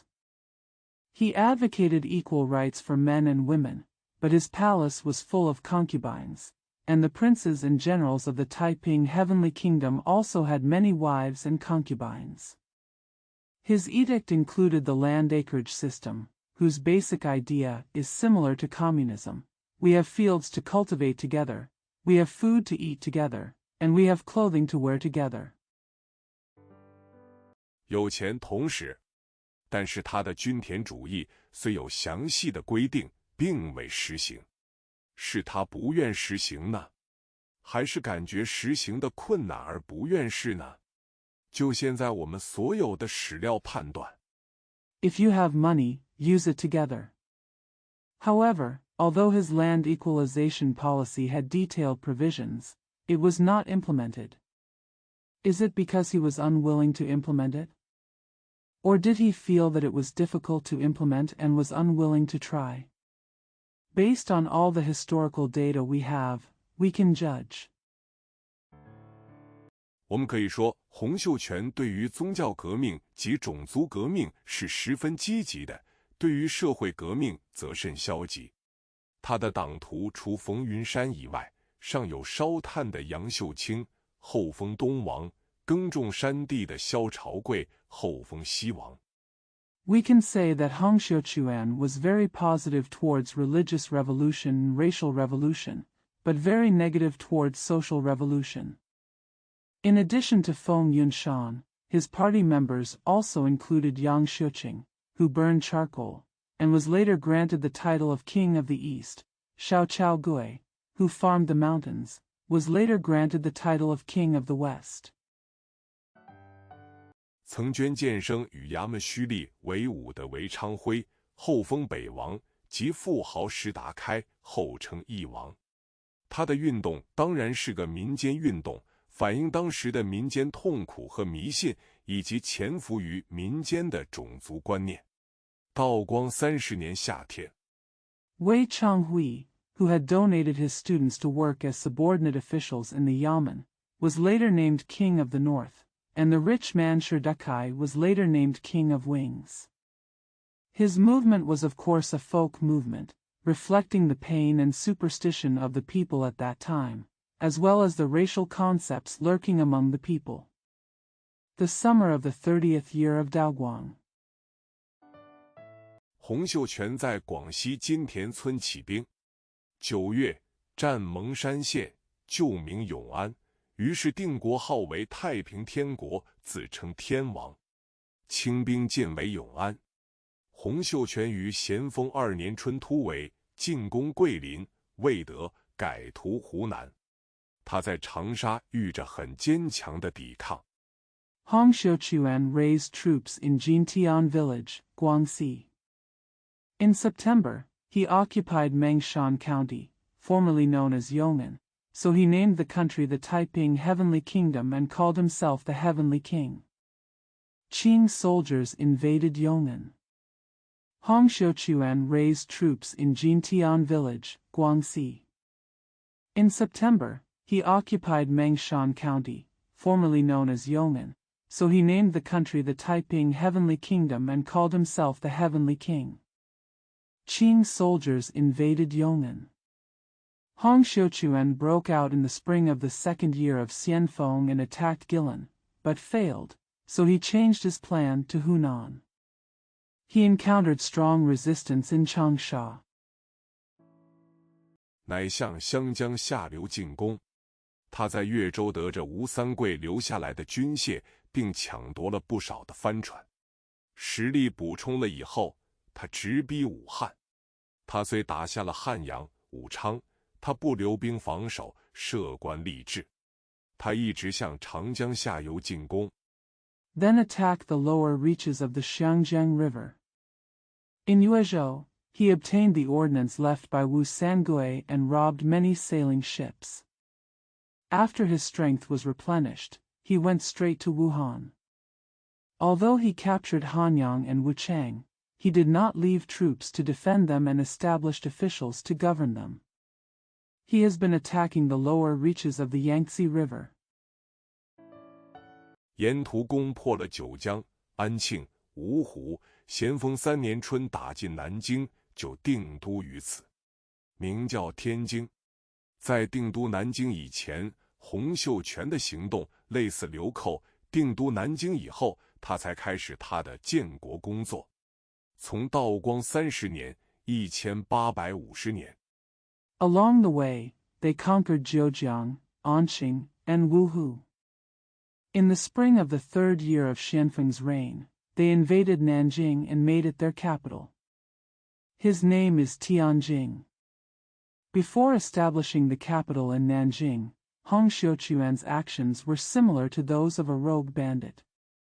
After establishing the capital in Nanjing, he began his work of founding the country. 30 years since Daoguang, 1850. 到咸丰3年1853年，可说是太平天国的顺利时期。在这时期内，社会对洪秀全的运动是怎样应付呢？一般安分守己的国民不分贫富，是守中立的。太平军到了，他们顺从太平军，贡献金钱。By the third year of Xianfeng, 1853, it can be said to be a successful period for the Taiping Heavenly Kingdom. During this period, how did society respond to Hong Xiuquan's movement? Generally speaking, citizens who keep their own laws are neutral, regardless of whether they are rich or poor. When the Taiping army arrived, they obeyed the Taiping army and contributed money. 官军到了，他们又顺从官军，又贡献金钱。他们是顺民，其实他们是左右为难的。他们对满清政府及其官吏绝无好感，因为他们平素所受的痛苦也够了，并且官军的纪律不好，在这期内。When the officers and soldiers arrived, they obeyed them and contributed money. They are obedient people, but in fact they are in a dilemma. They had absolutely no favorable impression of the Manchu government and its officials, because they had suffered enough. Moreover, the discipline of the officers and soldiers was not good during this period. 太平军的纪律还比较好一点，同时老百姓感觉太平军是造乱分子，使他们不能继续过他们的平安日子。太平军到处破坏庙宇，毁灭偶像，迷信的老百姓看不惯，心中不以为然。The discipline of the Taiping army was relatively good. At the same time, the common people feel that the Taiping army is a rebel, making it impossible for them to continue to live their peaceful life. The Taiping army destroyed temples and idols everywhere, which the superstitious people couldn't stand and disapproved of. 各地的土匪都趁火打劫，太平军所经过的地方，就是他们容易活动的地方。他们干他们的事，对于官军及太平军无所偏倚。有组织的秘密会社则附和太平军，如湖南的哥老会及上海的小刀会。Bandits from all over the country took advantage of the situation and robbed them. Wherever the Taiping army passed, it was easy for them to move. They went about their business without showing any favoritism to the government troops and the Taiping army. Organized secret societies aligned themselves with the Taiping army, such as the Gulao Hui in Hunan and the Shao Dao Hui in Shanghai. 大多数士大夫阶级积极反对洪秀全的宗教革命。至于排满一层，士大夫不是不知道汉人的耻辱，但是他们亦则因为洪秀全虽为汉人，虽提倡种族革命，然竭力破坏几千年来的汉族文化。Most of the scholar official class actively opposed Hong Xiuquan's religious revolution. As for filling one floor, the scholar bureaucrats were not ignorant of the shame of the Han people, but because although Hong Xiuquan was a Han Chinese and although he advocated racial revolution, they tried their best to destroy thousands of years of Han culture. 满人虽是外族，然自始即拥护汉族文化。二则他们觉得君臣之分既定，不好随便作乱，乱是容易的，拨乱反正则是极难的。所以士大夫阶级这时对于种族革命并不热心。Although the Manchus are foreigners, they have supported Han culture from the beginning. Secondly, they feel that the distinction between monarch and ministers has been established, and they should not cause chaos casually. Chaos is easy, but it is extremely difficult to correct chaos. Therefore, the scholar bureaucrat class at this time did not have any regard for racial revolution. Not enthusiastic. 太平军的军事何以在这时期内这样顺利呢？主要原因不是太平军本身的优点。论组织训练，太平军很平常；论军器，太平军上不及官军；论将才，太平军始终没有出过大将。Why was the Taiping Army's military operations so successful during this period? The main reason is not the merits of the Taiping Army itself. In terms of organization and training, the Taiping Army is very ordinary. In terms of weapons, the Taiping Army is not as good as the official army. In terms of general talent, the Taiping Army has never produced a general.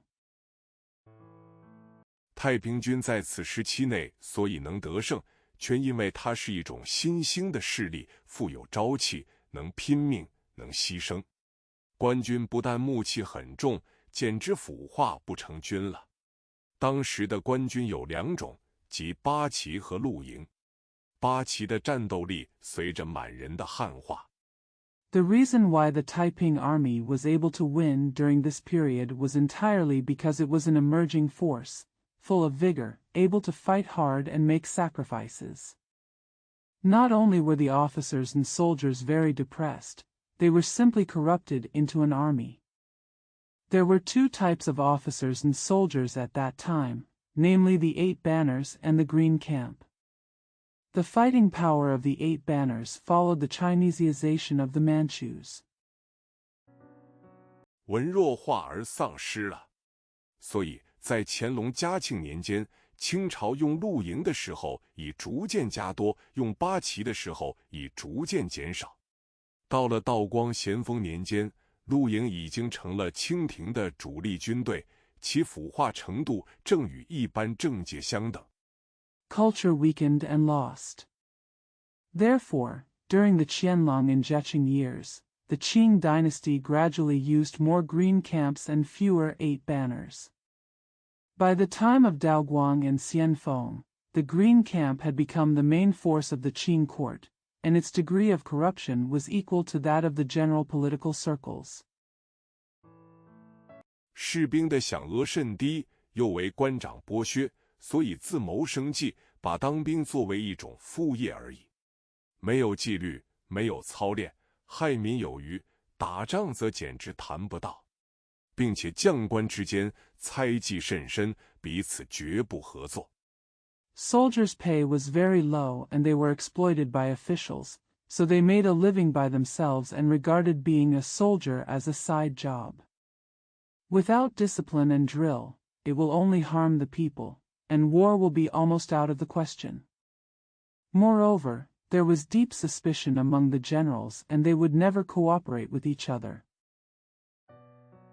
但是露营在制度上也有一种好处，这种军队虽极端腐化，然是统一的国家的军队，不是个人的私有武力。再到先以前，地方大吏没有人敢拥兵自重与朝廷对抗私有的武力。But Green Camp also has a benefit in terms of system. Although this kind of army is extremely corrupt, it is the army of a unified country, not an individual's private force. Before Dao and Xian dynasties, no local official dared to support his troops and stand up to the imperial court. Private force 是太平天国内乱的意外副产品，以后我们要深切地注意它的出世。第3节，曾国藩刷新旧社会。曾国藩是我国旧文化的代表人物，甚至于理想人物。他生在嘉庆16年，1811年。It was an unexpected byproduct of the Taiping Civil War, and we should pay close attention to its emergence in the future. In the 3rd section, Zhenguofan refreshed the old society. Zhenguofan is a representative figure of our country's old culture, even an ideal figure. He was born in the 16th year of Zheching, 1811. 比洪秀全大2岁。他是湖南湘乡人，家世业农。他虽没有下过苦力，他的教育是从艰难困苦中奋斗出来的。他成翰林的时候，正是鸦片战争将要开始的时候。他的日记虽提及鸦片战争。2 years older than Hong Xiuquan. He is from Xiangxiang, Hunan, and his family has a farming background. Although he has never done any hard work, his education was gained through hardships and hardships. When he became Hanlin, it was when the Opium War was about to begin. Although his diary mentioned the Opium War, 他似乎不大注意，不了解那次战争的历史意义。他仍埋首于古籍中。他是一个实践主义的理学家。无论我们是看他的字，读他的文章，或是研究他的为人办事。he seemed to pay little attention and did not understand the historical significance of that war. He is still buried in ancient books.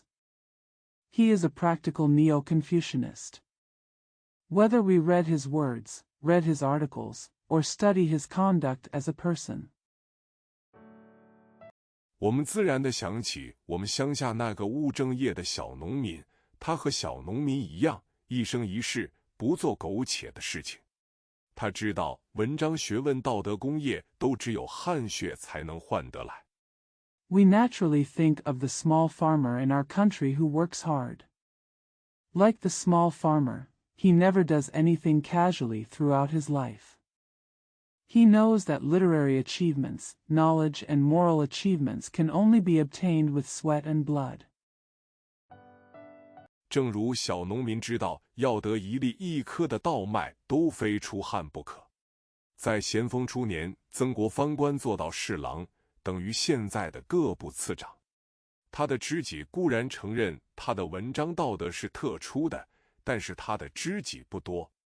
Just as small farmers know that they have to sweat to get grains of rice and wheat. In the early years of Xianfeng, Zhenguofan became a minister, which is equivalent to the current deputy ministers of various ministries. Although his confidants admit that the ethics of his articles are outstanding, he does not have many confidants. 而且少数知己也不知道他有大政治才能，恐怕连他自己也不知道。所以在他的事业起始的时候，他的声望并不高，他也没有政治势力做他的后盾。Moreover, a few close friends do not know that he has great political talents. I am afraid that even he himself does not know. So at the beginning of his career, his reputation was not high, and he had no political power to back him up. 但是湖南地方上的士大夫阶级却承认他的领袖地位。他对洪秀全的态度就是当时一般士大夫的态度，不过比别人更加积极而已。那时的官兵不但不能打仗，连乡下的土匪都不能对付。However, the local scholar bureaucrat class in Hunan confirmed his leadership status. His attitude towards Hong Xiuquan was that of ordinary scholar bureaucrats at that time, but he was more positive than others. Not only were the officers and soldiers at that time unable to fight, they were also unable to deal with bandits in the countryside. 所以人民为自卫计都办团练，这种团练就是民间的武力，是务正业的农民借以抵抗不务正业的游民土匪。这种武力因为没有官场化，又因为与农民有切身利害关系。Therefore, people organize group training for self-defense. This kind of group training is the force of the people, and it is used by farmers who are doing their jobs to resist the homeless bandits who are not doing their jobs. This kind of force is because it is not officialized and because it has a vital interest in the peasants. 保存了我国乡民固有的勇敢和诚实。曾国藩的事业就是利用这种乡勇而加以组织训练，使它成为一个军队。这就是以后著名的湘军。团练是当时全国皆有的，并不是曾国藩独创的。Preserve the inherent bravery and honesty of our country's villagers. Zhenguofan's career was to utilize this kind of rural bravery, organize and train it, and turn it into an army. This was the later famous Hunan Army. Team training was common across the country at that time and was not an original creation of Zhenguofan. 但是为什么唯独湘军能成大事呢？缘故就在于曾国藩所加的那点组织和训练。曾国藩治兵的第一个，特别是精神教育的注重。他自己12分相信孔孟的遗教是我民族的至宝。But why is it that only the Hunan army can achieve great things? The reason lies in the little organization and training Zhenguofan added. Zhenguofan's first priority in managing the army was especially the emphasis on spiritual education. He himself firmly believes that the legacy of Confucius and Mencius is the most precious treasure of our nation. 洪秀全既然要废孔教，那洪秀全就是他的敌人，也就是全民族的敌人。他的讨贼檄文骂洪秀全最激烈的一点就在此。据中国数千年礼义人伦、诗书典则，一旦扫地荡尽，此岂独我大清之变？ Since Hong Xiuquan wants to abolish Confucius, then Hong Xiuquan is his enemy, that is, the enemy of the entire nation. The most intense point in his criticism against thieves, against Hong Xiuquan is this. If all the thousands of years of etiquette, justice, human relations, poetry, and books in China are wiped out, this will not be the only change that occurred in the Qing dynasty. 乃开辟以来，明教之奇变，我孔子、孟子之所痛哭于九泉。凡读书识字者，又焉能袖手作事，不思一为之所也？他是孔孟的忠实信徒，他所选的官佐都是他的忠实同志，他是军队的主帅。However, since the founding of the world, the famous religion has undergone extraordinary changes. Confucius and Mencius, have cried bitterly in Zhechuan. How can anyone who is educated and literate sit back and watch without thinking about what he has done? He was a loyal believer in Confucius and Mencius, and the officers and assistants he chose were all his loyal comrades. He was the commander-in-chief of the army. 同时也是兵士的导师。所以湘军是个有主义的军队。其实精神教育是曾国藩终身事业的基础，也是他在我国近代史上地位的特别。他的行政用人都首重主义。He is also a mentor to soldiers. Therefore, the Hunan army is an army with principles. In fact, spiritual education is the foundation of Zhenguofan's lifelong career, and it is also the special position of his in our country's modern history. His administration and employment are all about first-class principles. 他觉得政治的改革必须先有精神的改革。前清末年的官吏出自曾文正门下者，皆比较正派，足见其感化力之大。曾国藩不但利用中国的旧礼教做军队的精神基础， He felt that political reform must precede spiritual reform. The officials in the late Qing dynasty who came from Zheng Wen's main sect were all relatively decent, which shows his great influence. Zheng Guofan not only used China's old ethics as the spiritual foundation for his army, 而且利用宗族观念和乡土观念来加强军队的团结力。他选的官佐几全是湖南人，而且大半是湘人。这些官佐都回本地去招兵，因此兵士都是同族或同里的人。 and use clan concepts and local concepts to strengthen the unity of the army. Almost all the officials and assistants he selected were from Hunan, and most of them were from Shangxiang. These officers and assistants all went back to their hometowns to recruit soldiers, so the soldiers were all from the same clan or region. 这样，他的部下的互助精神特别浓厚。这是湘军的第二特点。历史上的精神领袖很少同时也是事业领袖，因为注重精神者往往忽略事业的具体条件。在西洋社会里， In this way, the spirit of mutual help among his subordinates is particularly strong. This is the second characteristic of the Hunan army.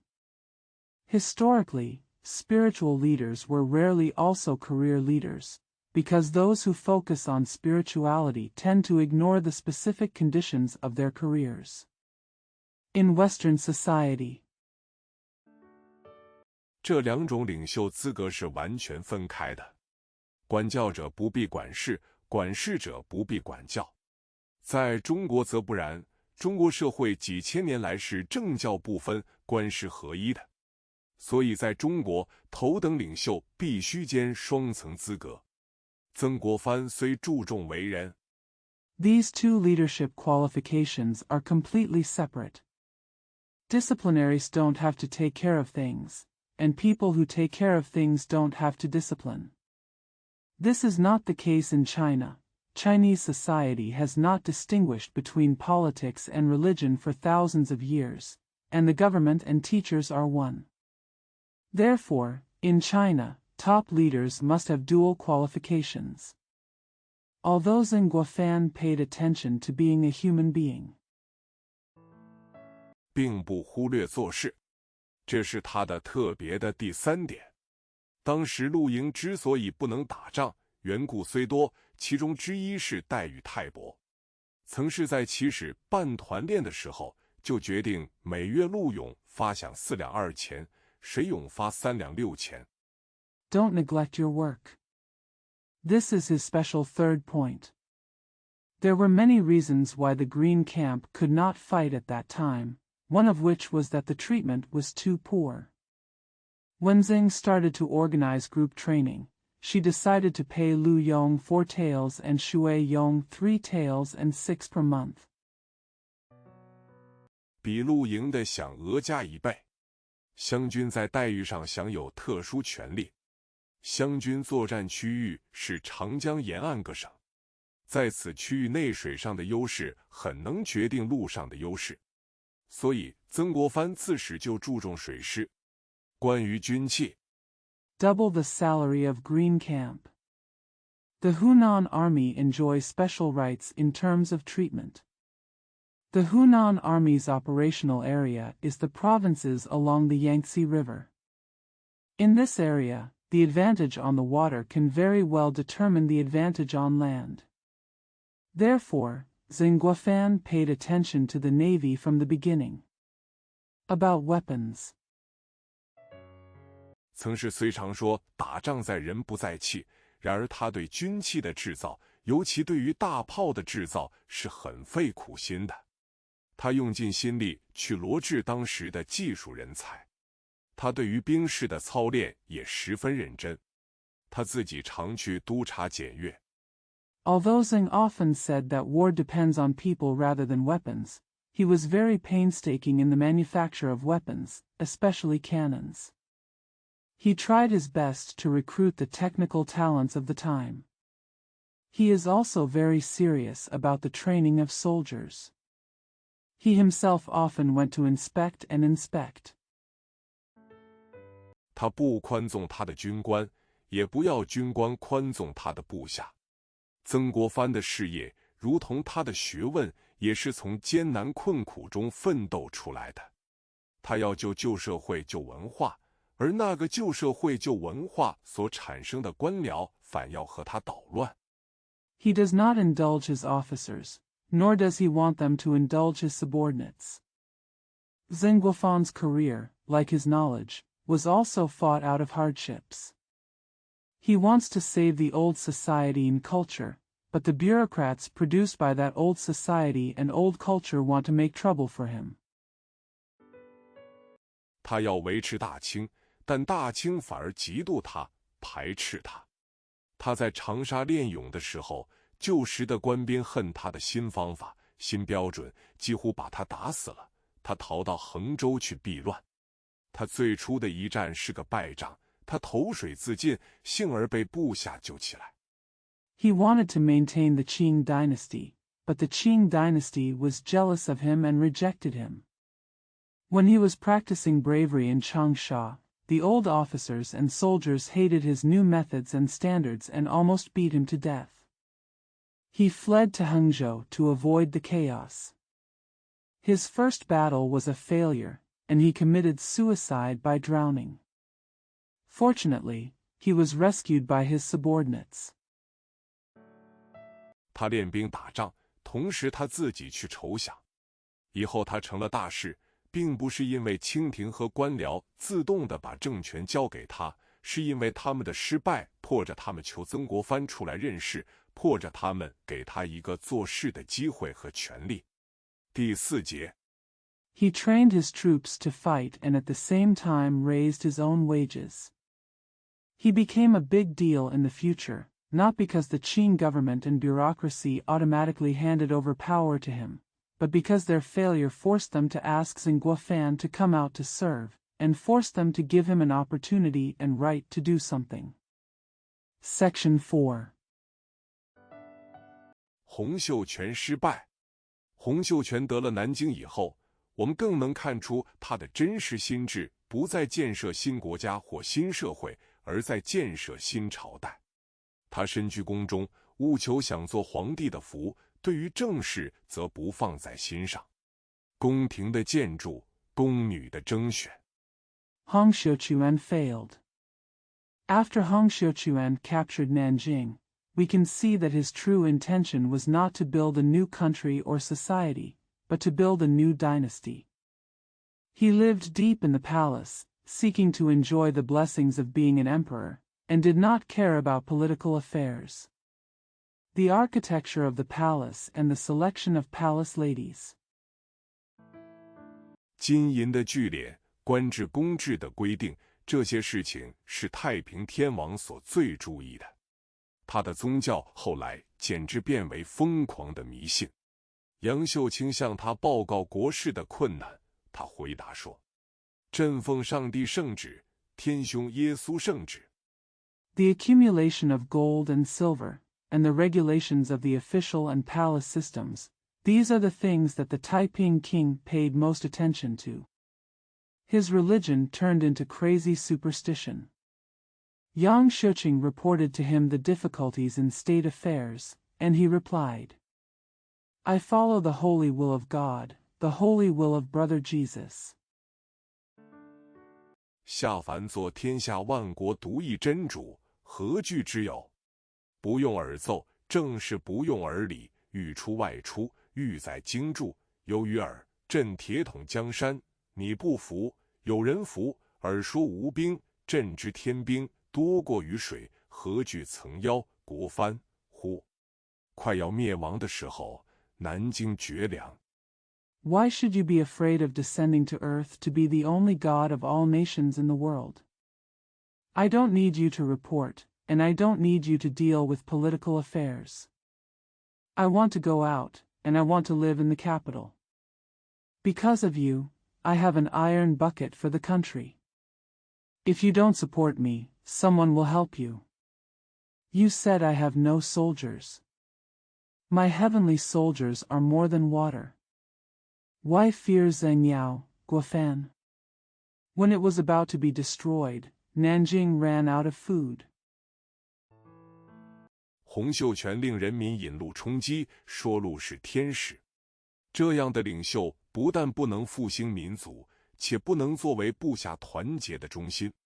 在咸丰6年，洪秀全的左右起了很大的内讧。东王杨秀清个人独掌大权。Hong Xiuquan ordered the people to drink dew to satisfy their hunger, saying that dew was the food of heaven. Such leaders not only fail to revive the nation, but also fail to serve as a center of unity for their subordinates. In the 6th year of Xianfeng's reign, there was great internal strife between Hong Xiuquan's left and right. Yang Xiuqing, the king of the east, was in sole power. 其他各王都需受东王的节制。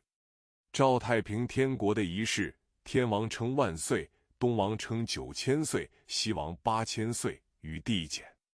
别的王都需到东王府请安议事，并须跪呼千岁。在上奏天王的时候，东王立在陛下，其余则跪在陛下。All other kings must be controlled by the Eastern king. According to the ceremony of the Taiping Heavenly Kingdom, the Heavenly King is called Long Live, the Eastern King is called 9,000 years old, the Western King is called 8,000 years old, and the remainder decreases in descending order. All other kings must go to the East Prince's mansion to ask for peace and discuss matters, and they must kneel down and call them 1,000 years old. When the King of Heaven was being recited, the King of the East stood before His Majesty, while the others knelt before His Majesty. 因此，杨秀清就为其同辈所愤恨，同时天王也怕他要取而代之。6年9月，北王韦昌辉设计诱杀杨秀清和他的亲属党羽。一王石达开心怀不平，北王又把一王家属杀了。天王为联络一王起见。Therefore, Yang Xiuqing was resented by his peers. At the same time, the King of Heaven is also afraid that he will replace him. In September of the 6th year of his reign, Northern King Wei Changhui designed to trap and kill Yang Xiuqing and his relatives and gang members. King Yi Shide was unhappy, and King Bei killed King Yi's family again. The King of Heaven wanted to contact the King of Wings. 下令杀北王，但一王以后还是独树一帜，与天王脱离关系。经过此次的内讧，太平天国打倒清朝的希望完全消灭。以后洪秀全尚能抵抗8年，一则因为北方有大贾年匪做他的声援。He ordered the king of the north to be killed, but the king of Yi continued to stand alone in the future and broke away from the king of heaven. After this internal strife, the Taiping Heavenly Kingdom's hope of overthrowing the Qing dynasty was completely eliminated. Hong Xiuquan was still able to resist for 8 years, partly because there were large groups of ninja bandits in the north to support him. 二则因为他得了2个后起的良将，中王李秀成和英王陈玉成。在清朝方面，等到别人都失败了，然后重用曾国藩，任他为两江总督，节制江、浙、皖、赣4省军事。湖北巡抚胡林翼是与他志同道合的。The second reason is that he gained 2 good generals who were rising up, the loyal King Li Xiucheng and the British King Chen Yucheng. As for the Qing dynasty, they waited until others had failed and then reused Zheng Guofan as governor of Liangjiang to control the military affairs of the four provinces of Jiangsu, Zhejiang, Anhui, and Jiangxi.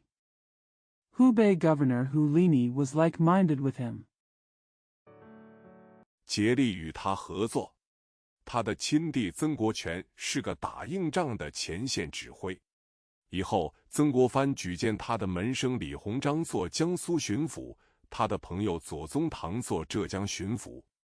长江的中游和下游都是他的势力范围，他于是得通盘筹划。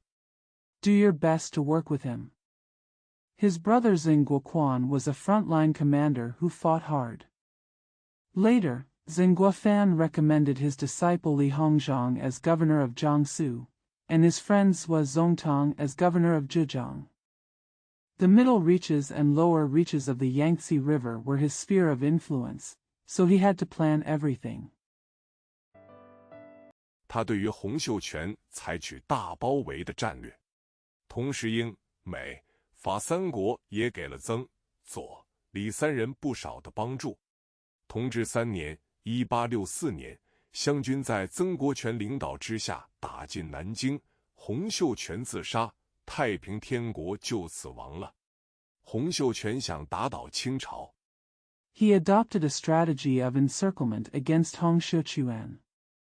At the same time, Britain, the United States, and France also gave Zheng, Zhua, and Li a lot of help. In the third year of Tongji, 1864, the Hunan army, led by Zheng Guoquan, invaded Nanjing. Hong Xiuquan committed suicide, and the Taiping Heavenly Kingdom fell. Hong Xiuquan wanted to overthrow the Qing dynasty. 恢复汉族的自由，这当然是我们应该佩服的。他想平均地权，虽未实行，也足表现他有相当政治家的眼光。他的运动无疑的是起自民间，连他的宗教也是迎合民众心理的。Restoring the freedom of the Han people is certainly something we should admire. He wanted to equalize land rights. Although he did not implement it, it still showed that he had considerable political vision. His movement undoubtedly originated from the people, and even his religion catered to the people's psychology. 但是他的人格上及才能上的缺点很多，而且很大。倘若他成了功，他也不能为我民族造幸福。总而言之，太平天国的失败，证明我国救世的民间运动是不能救国救民族的。But his shortcomings in personality and talent are many and huge. If he succeeds, he will not be able to bring happiness to our nation. All in all, the failure of the Taiping Rebellion proved that our country's old-style folk movements were unable to save the country and the nation. 曾国藩所领导的士大夫式的运动又能救国救民族吗？他救了清朝，这是毫无疑问的。但是清朝并不能救中国。倘若他客观的、诚实的研究清朝在嘉庆、道光、咸丰3代的施政。Can the scholar official movement led by Zheng Guofan save the country and the nation? He saved the Qing dynasty, there is no doubt about it.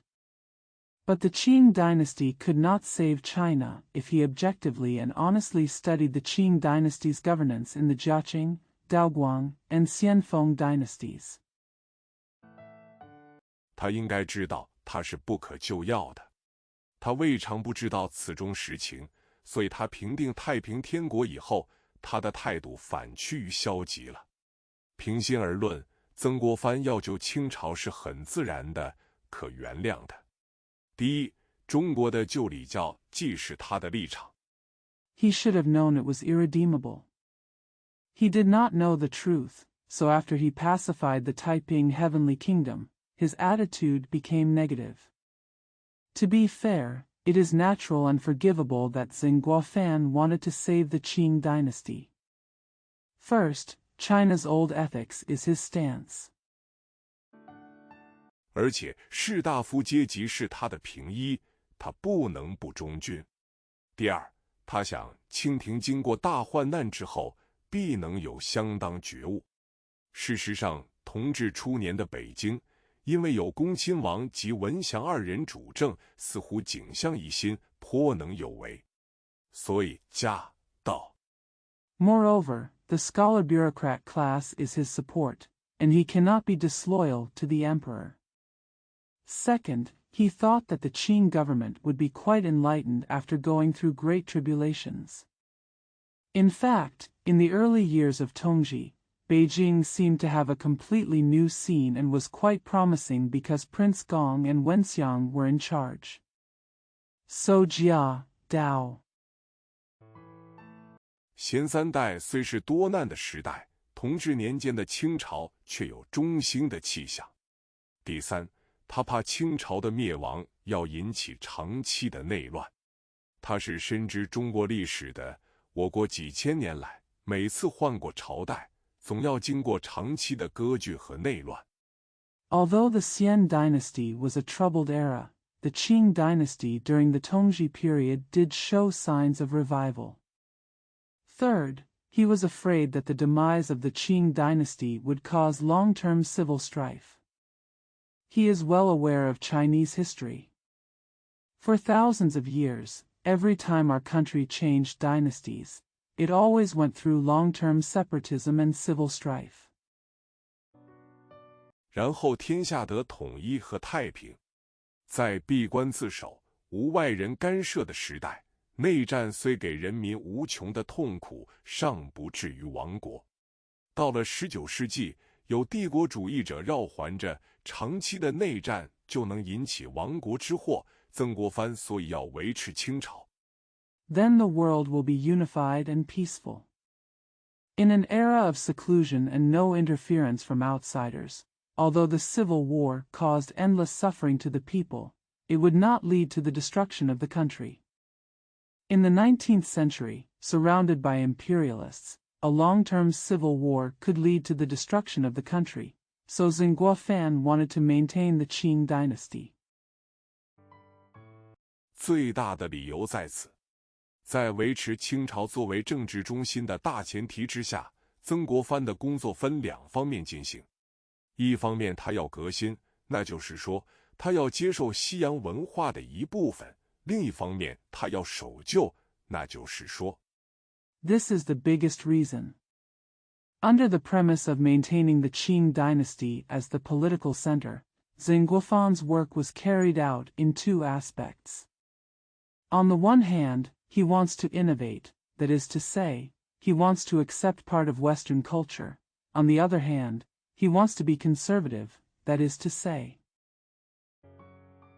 恢复我国固有的美德，革新守旧同时举行，这是曾国藩对我国近代史的大贡献。我们至今还佩服曾文正公，就是因为他有这种伟大的眼光，突然恢复我国的旧礼教，而不接受西洋文化。Restore the inherent virtues of our country. Innovation and conservatism were carried out at the same time. This was Zhenguofan's great contribution to my country's modern history. We still admire Zheng Wenzhengong because he has such a great vision. It is in vain to restore our country's old ethics without accepting Western culture. 我们还不能打破我民族的大难关，因为我们绝不能拿礼义廉耻来抵抗帝国主义者的机械军器和机械制造。何况旧礼教本身就有它的不健全的地方，不应完全恢复，也不能完全恢复呢。We have not yet been able to overcome our nation's great difficulty, because we must not use propriety, justice, and integrity to resist the imperialists' mechanical weapons and machinery. What's more, the old ethics itself has its own imperfections and should not be fully restored, nor can it be fully restored. 同时，突然接受西洋文化而不恢复我国固有的美德，我们也不能救国救民族，因为腐化的旧社会和旧官僚根本不能举办事业，无论这个事业是新的或是旧的。曾国藩的革命事业。 At the same time, if we accept Western culture in vain without restoring our country's inherent virtues, we will not be able to save the country and the nation, because the corrupt old society and the old bureaucracy cannot carry out undertakings at all, no matter whether the undertaking is new or old. Zheng Guofan's revolutionary cause.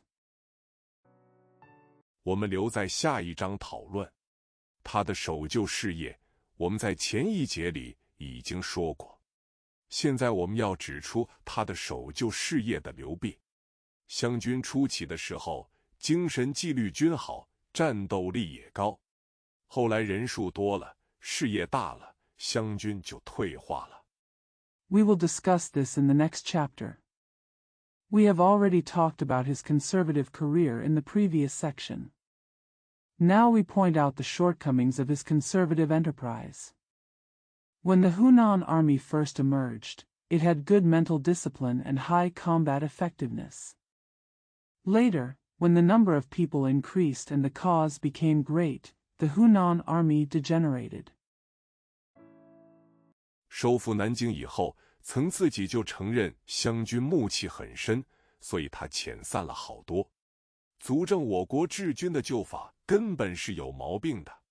此外，湘军既充满了宗族观念和家乡观念，兵士只知道有直接上级长官，不知道有最高统帅。After the recapture of Nanjing, Zheng himself admitted that the Hunan army was very angry, so he dismissed many of them. This proves that there is something fundamentally wrong with our country's old way of running the military. In addition, the Hunan army is full of clan and hometown concepts. The soldiers only know that they have direct superiors and do not know that they have a supreme commander. 更不知道有国家。某回，曾国荃回家乡去招兵，把原有的部队交曾国藩暂时管带。这些部队就不守规矩，国藩没有法子，只好催国荃赶快回营。所以湘军是私有军队的开始。I didn't even know there was a country. One time, Zheng Guoquan returned to his hometown to recruit troops and handed over the original troops to Zheng Guofan for temporary management. These troops are unruly. Guofan had no choice but to urge Guoquan to return to camp quickly. Therefore, the Hunan army is the beginning of a private army.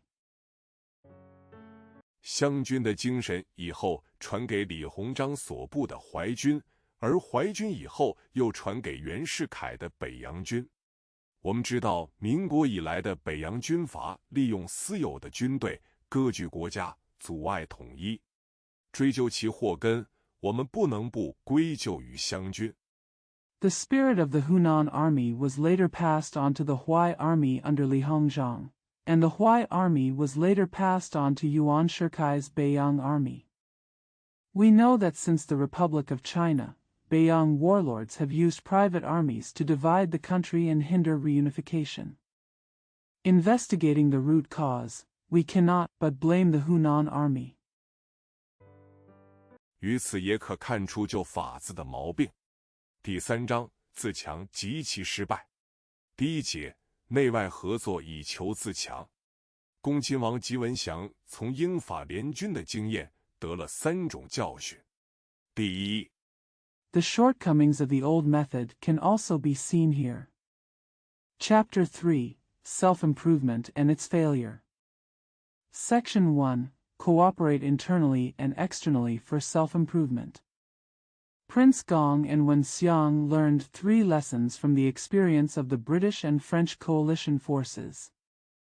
First, 他们确切地认识西洋的军器和练兵的方法远在我们之上。咸丰10年，担任京津防御者是僧格林沁和盛宝，这2人在当时是有名的大将。他们惨败了以后，时人只好承认西洋军队的优胜。第二， their precise understanding of Western weapons and military training methods is far superior to ours. In the 10th year of Xianfeng's reign, Xing Jilinkan and Xing Bao served as defenders of Beijing and Tianjin. These two men were famous generals at the time. After their disastrous defeat, people had no choice but to admit the superiority of the Western army. Second, 恭亲王吉文祥发现，西洋人不但愿意卖军器给我们，而且愿意把制造军器的秘密及训练军队的方法交给我们，这颇出于时人意料之外。他们认为这是我们自强的机会。第三， Prince Gong and Wen Xiang discovered that the Westerners were not only willing to sell weapons to us, but were also willing to teach us the secrets of making weapons and how to train the army. This was quite unexpected. They see this as our opportunity to strengthen ourselves. Third, 恭亲王吉文祥发现，西洋人并不是他们以前所想象那样狼子野心、不守信义。英法的军队虽然占了北京，并且实力充足，能为所欲为，但北京条约定了以后，英法居然依据条约撤退军队。Prince Gong and Wen Xiang discovered that Westerners were not as ambitious and dishonest as they had imagined. Although the British and French troops occupied Beijing and had sufficient strength to do whatever they wanted, after the Treaty of Beijing was concluded, the British and French actually withdrew their troops in accordance with the treaty. 交还首都，诗人认为这是了不得的事情，足证西洋人也守信义，所以对付外人并不是全无办法的。从这三种教训，恭亲王吉文祥定了一个新的大政方针。第一，他们决定以仪器和仪法来对付夷人。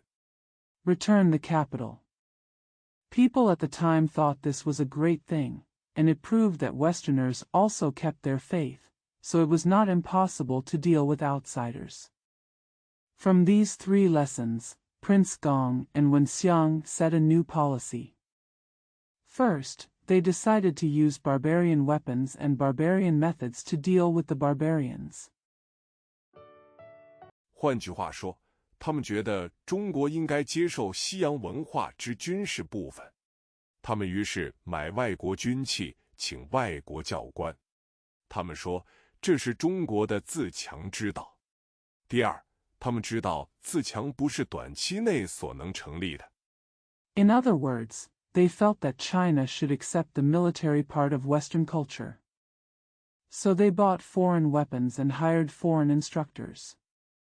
They say this is China's way to strengthen itself. Second, they know that self-improvement cannot be established in the short term. 在自强没有达到预期的程度以前，中国应该谨守条约，以免战争。恭亲王吉文祥都是有血性的人，下了很大的决心要推行他们的新政。在国家危急的时候，他胆敢出来与外人周旋。Before its self-strength reaches the expected level, China should abide by its treaties to avoid war. Prince Gong and Wen Xiang were both bloody people who were very determined to implement their new policies. When the country was in crisis, they dared to come out to deal with outsiders.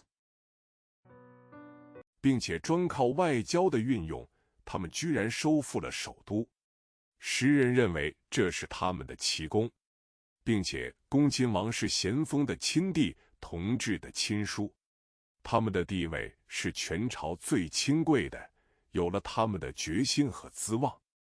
And relying solely on the use of diplomacy, they actually regained the capital.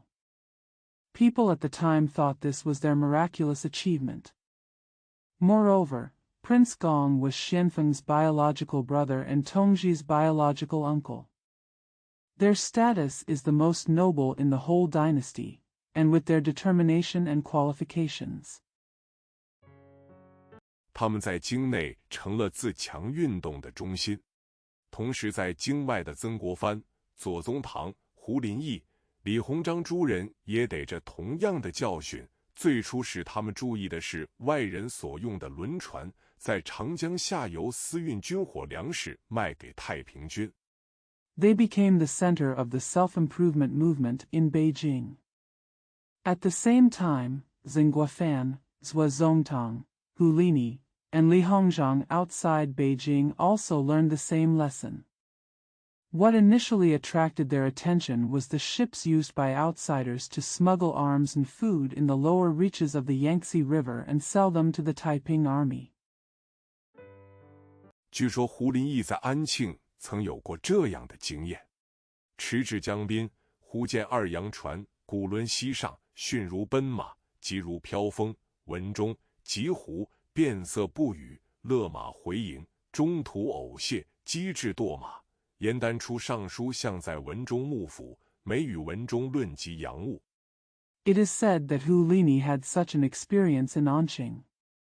Riding to the riverside, he suddenly saw two foreign ships with drums heading west, as fast as a galloping horse and as fast as the wind. Wenzhong, namely Hu, changed his face and became silent. He reined up his horse and returned to camp. He vomited blood on the way and almost fell off his horse. Yan Danchu wrote to Shangshang. In the Wenzhong shogunate, he always discussed Western affairs with Wenzhong.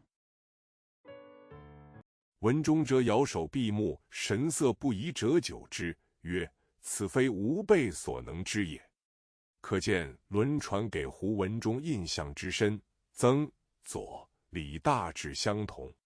曾在安庆找了几位明数理的旧学者和铁匠木匠去试造轮船，造成了以后不能行动。When Zongzhou waved his hands, closed his eyes, and looked unhappy for a long time, saying, "This is beyond our knowledge."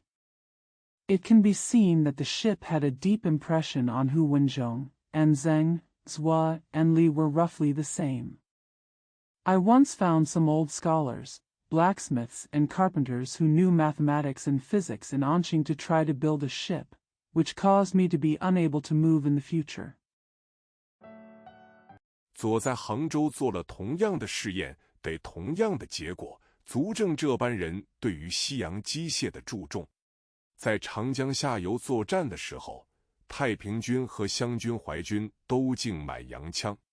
李鸿章设大本营于上海，与外人往来最多。Zhua conducted the same experiment in Hangzhou and obtained the same results, which fully proves that such people attach great importance to Western machinery. When fighting in the lower reaches of the Yangtze River, the Taiping Army and the Hunan Army and the Huai Army both bid for foreign guns. Li Hongzhang set up his base in Shanghai and had the most contacts with outsiders. 认识西洋文化亦比较深切，他的部下还有英国军官戈登 Gordon 统带的常胜军。他到了上海不满1年，就写信给曾国藩说：“鸿章常往英法提督兵船，见其大炮之精纯，子药之细巧。” He also has a deep understanding of Western culture, and his subordinates also have a victorious army led by British officer Gordon. Less than a year after he arrived in Shanghai, he wrote to Zhenguofan. Hongzhang tasted the warships of the British and French admirals and saw the purity of their cannons and the exquisiteness of their medicines. 器械之鲜明，队伍之雄整，实非中国所能及。深以中国军器远逊外洋为耻，日皆欲将士虚心忍辱，学得西人一二秘法，期有增益。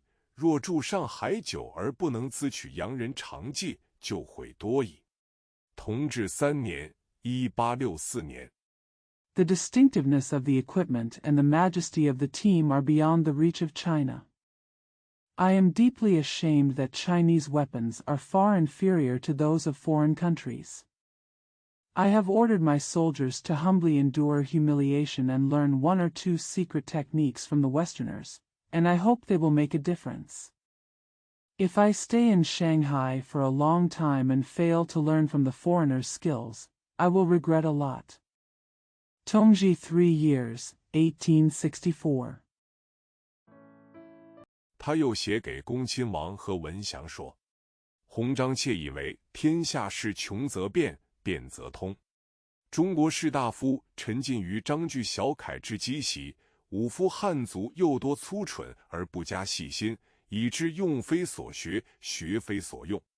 无事则斥外国之利器为奇技淫巧。” He also wrote to Prince Gong and Wenxiang. Hongzhang secretly believed that when the world is poor, it will change, and if it changes, it will be prosperous. The Chinese scholar bureaucrats were immersed in the habit of writing in small regular script, and the warriors were so crude that they did not pay attention to it, so they used it beyond what they had learned, and what they learned was not used. If there is nothing wrong, they will denounce foreign weapons as fancy tricks. 以为不必学，有事则经外国之利器为变怪神奇，以为不能学。不知洋人是火器为身心性命之学者已数百年，一旦豁然贯通，参阴阳而配造化，实有指挥如意，从心所欲之快。前者英法各国。If you think you don't need to learn, then something will surprise you and the foreign weapon will become strange and magical, so you think you can't learn. I don't know that foreigners have regarded firearms as a matter of body, mind and life for hundreds of years. Once you suddenly understand it and combine yin and yang to coordinate creation, you will be able to command as you wish and follow your heart's desires. The former countries of Britain and France. 以日本为外府，肆意诛求。日本君臣发愤为雄，选宗室及大臣子弟之聪秀者，往西国制器厂施习各异，又购制器之器，在本国制习。现在已能驾驶轮船，造放炸炮。去年英人虚声动气，以兵临之。Treating Japan as a foreign government, they wantonly punish others. The Japanese monarchs and ministers were determined to be powerful, and they selected talented people from the clan and ministers' children to go to Western countries' tool-making factories to learn various skills. They also purchased the tools for making tools and made them in their own countries. Now he can drive ships and build bombs. Last year, the British made false threats and came to attack with troops. 然英人所恃而为攻战之利者，彼以分散其长，用事宁然不动，而英人故无如之何也。夫今之日本，极明之倭寇也，距西国远而距中国近。我有以自立，则将复利于我；窥伺西人之短长，我无以自强。However, those who the British relied on for the advantage of the attack and war were already good at their own specialties, and they used them to stand still, while the British were nothing like them.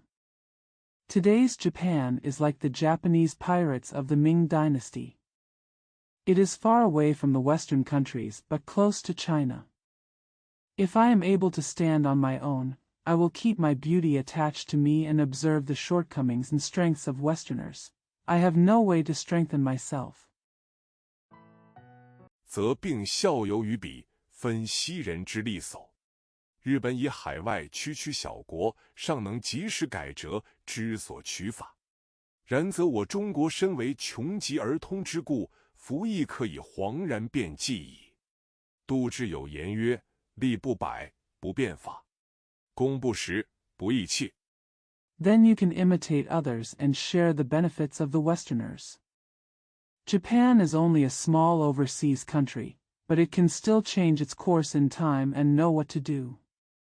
However, because our country is extremely connected in its deep dimensions, I can also change my plans suddenly.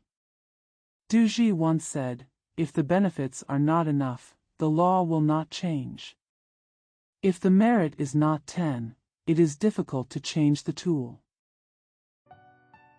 苏子瞻曰：言之于无事之时，足以为名，而恒苦于不信；言之于有事之时，足以见信，而以苦于无极。洪章以为中国欲自强则，莫如学习外国利器。欲学习外国利器，则莫如觅志气之器。Su Zizhan said that when there is nothing, it is enough to gain fame, but it always suffers from disbelief. When there is something, it is enough to gain faith, but it suffers from lack of belief. Hongzhang believes that if China wants to strengthen itself, it is better to learn foreign weapons. If you want to learn foreign sharp weapons, there is no better way than to find the tools to make them. 使其法而不必尽用其人。欲觅志气之器，与志气之人，则我专设一科取士，是终身选以为富贵功名之虎，则业可成，业可精，而才艺可及。这封信是中国19世纪最大的政治家。Learn their methods without having to use all their people. If you want to find tools and people to make utensils, I will set up a special subject to recruit scholars. The scholars will be regarded as the swans of wealth and fame throughout their lives, so that their careers can be completed, their careers can be refined, and their talents can also be gathered. This letter was written by China's greatest statesman in the 19th century. 最具历史价值的一篇文章，我们应该再三诵读。李鸿章第一认定我国到了19世纪，唯有学西洋的科学机械，然后能生存。第二，李鸿章在同治3年已经看清中国与日本孰强孰弱。An article of most historical value. We should recite it again and again. Li Hongzhang was the first to believe that in the 19th century, my country could only survive by learning Western scientific machinery. Second, during his 3 years in Tongji, Li Hongzhang had clearly seen which one was stronger between China and Japan. 要看那一国变得快。日本明治维新运动的世界的历史的意义，他一下就看清了，并且大声疾呼的要当时的人猛醒与努力。这一点足以表现李鸿章的伟大。第三， It depends on which country changes quickly. He immediately saw the world historical significance of Japan's Meiji Restoration, and loudly urged people at that time to wake up and work hard. This is especially enough to show the greatness of Li Hongzhang. Third, 李鸿章认定改革要从培养人才下手，所以他要改革前清的科举制度。不但此也，他简直要改革士大夫的人生观。他要士大夫放弃章句小楷之积习，而把科学工程选为终身富贵的骨笛。Li Hongzhang believed that reform should start from cultivating talents, so he wanted to reform the imperial examination system of the former Qing dynasty. Not only that, he simply wanted to reform the scholar officials' outlook on life. He wanted the scholar bureaucrats to give up the old habit of writing in small regular script, and regard science and engineering as a lifelong pursuit of wealth. 因为李鸿章认识时代之清楚，所以他成了同治、光绪年间自强运动的中心人物。在我们这个社会里，做事极不容易。同治年间起始的自强运动，虽未达到目的，然而能有相当的成绩。Because Li Hongzhang understood the times clearly, he became a central figure in the self-improvement movement during the Tongji and Guangxu years. In our society, it is extremely difficult to get things done. Although the self-improvement movement started during the Tongji period did not achieve its goal, it was able to achieve considerable results. 已经费了9牛2虎之力。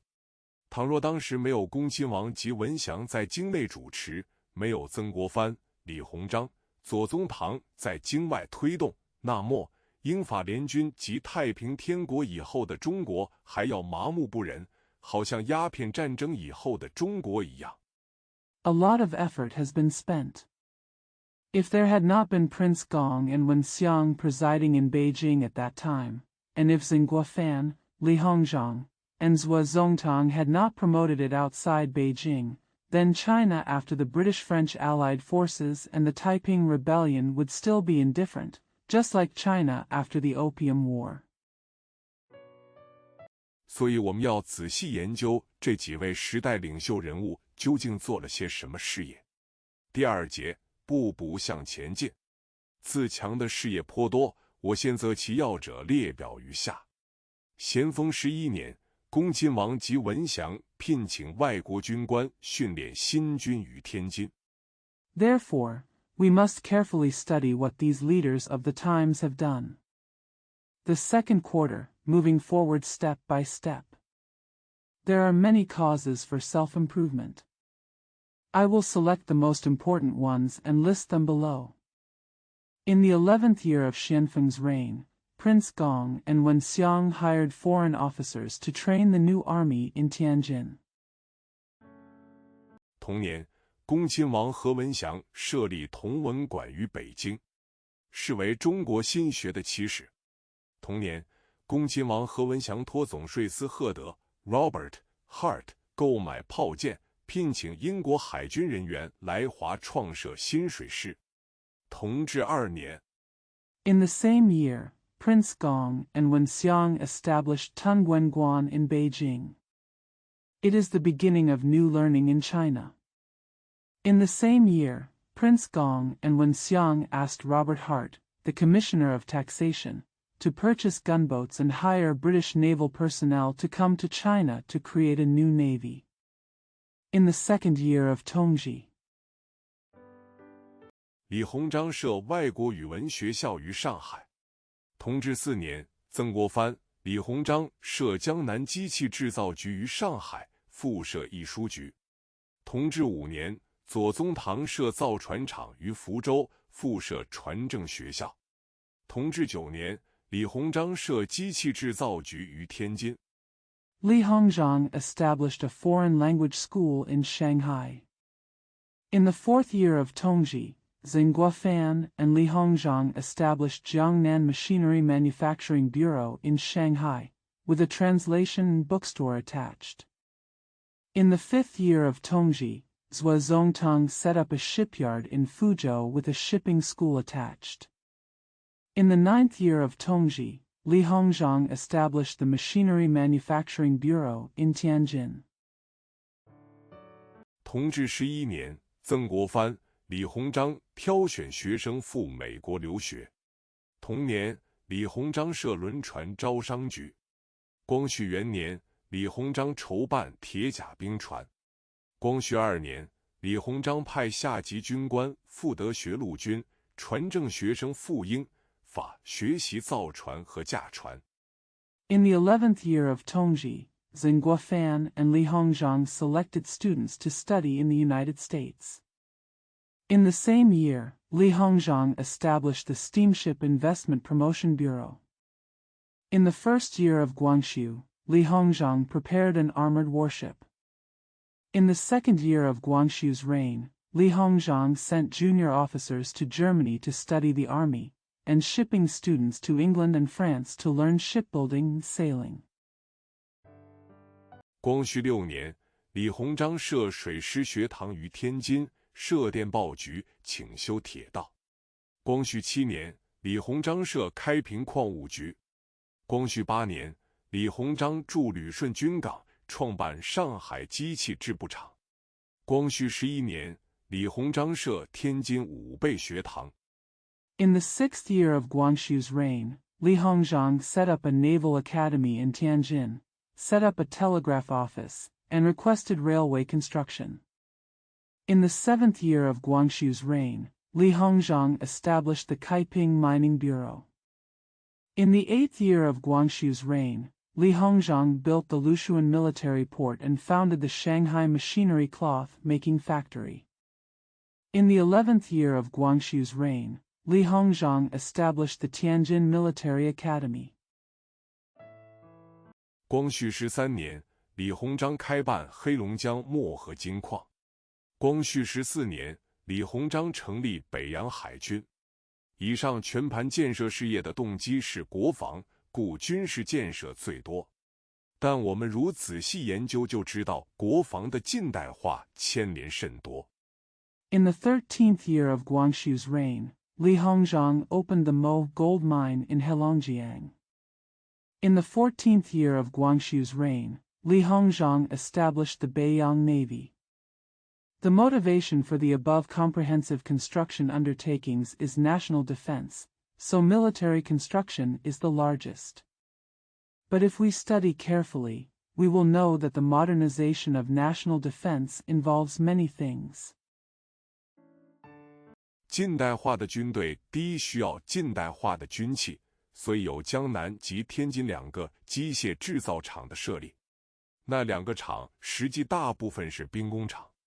第二，新式军器必须有技术人才去驾驶，所以设立武备学堂。A modern army first needs modern weapons, so 2 machinery manufacturing plants were established in Jiangnan and Tianjin.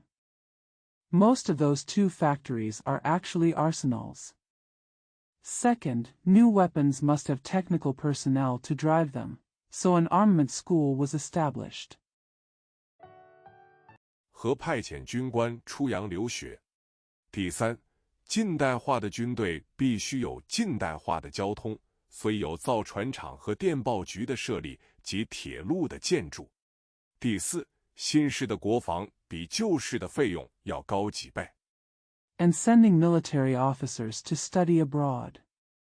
Third, a modern army must have modern transportation, so shipyards and telegraph offices were established, as well as railways were built.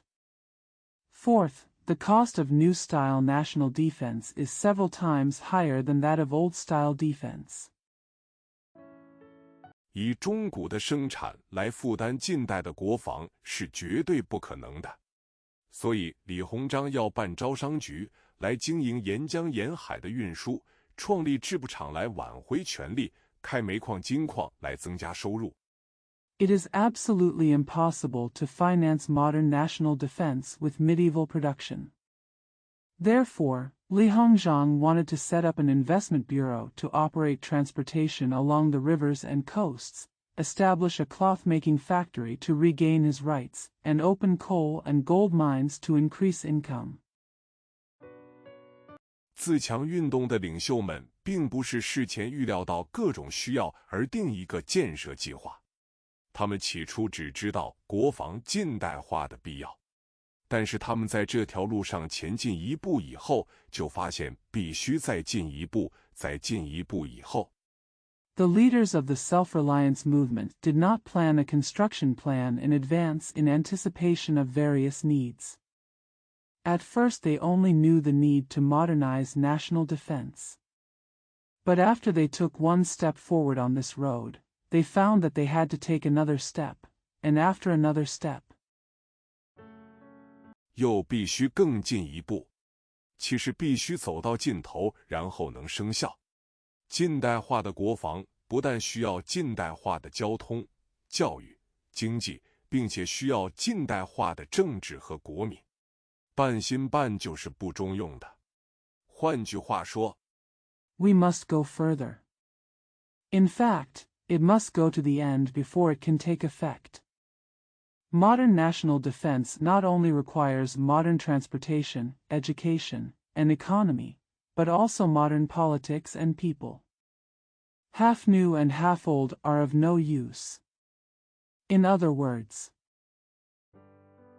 我国到了近代，要图生存，非全盘接受西洋文化不可。曾国藩诸人虽向近代化方面走了好几步，但是他们不彻底，仍不能救国救民族。第三节，前进遇着阻碍。In modern times, if our country wants to survive, it must fully accept Western culture. Although Zheng Guofan and others took several steps toward modernization, they were not thorough and could not save the country and the nation. In the third quarter, progress encountered obstacles. 曾国藩及其他自强运动的领袖虽走的路线不错，然而他们不能救国救民族。此其故何在？在于他们的不彻底。他们为什么不彻底呢？一部分因为他们自己不要彻底。Although Zheng Guofan and other leaders of the self-improvement movement followed a good line, they could not save the country and the nation. What's the reason for this? It lies in their incompleteness. Why aren't they thorough? Partly because they don't want to be thorough themselves. 大部分因为时代不容许他们彻底。我们是先研究领袖们的短处。恭亲王奕欣、文祥、曾国藩、李鸿章、左宗棠这5个大领袖都出身于旧社会，受的是旧教育。他们没有一个人能读外国书。Mostly because the times do not allow them to be thorough. Let us first examine the shortcomings of leaders. The 5 great leaders, Prince Gong Yisan, Wen Xiang, Zheng Guofan, Li Hongzhang, and Zhuo Zongtang, were all born in the old society and received the old education. None of them can read foreign books. 除李鸿章以外，没有一个人到过外国。就是李鸿章的出洋尚在甲午战败以后，他的建设事业已经过去了。这种人能毅然决然推行新事业就了不得，他们不能完全了解西洋文化是自然的。Except for Li Hongzhang, no one has been to foreign countries. Li Hongzhang's overseas mission was still after his defeat in the Sino-Japanese War of 1894 to 1894, and his construction career had already passed. It is remarkable that such people can resolutely pursue new causes. It is natural that they cannot fully understand Western culture. 很可原谅的。他们对于西洋的机械是十分佩服的，十分努力要接受的。他们对于西洋的科学也相当尊重，并且知道科学是机械的基础。但是他们自己毫无科学机械的常识，此外更不必说了。Very forgivable. They admire Western machinery very much and work very hard to accept it. They also respect Western science and know that science is the basis of machinery.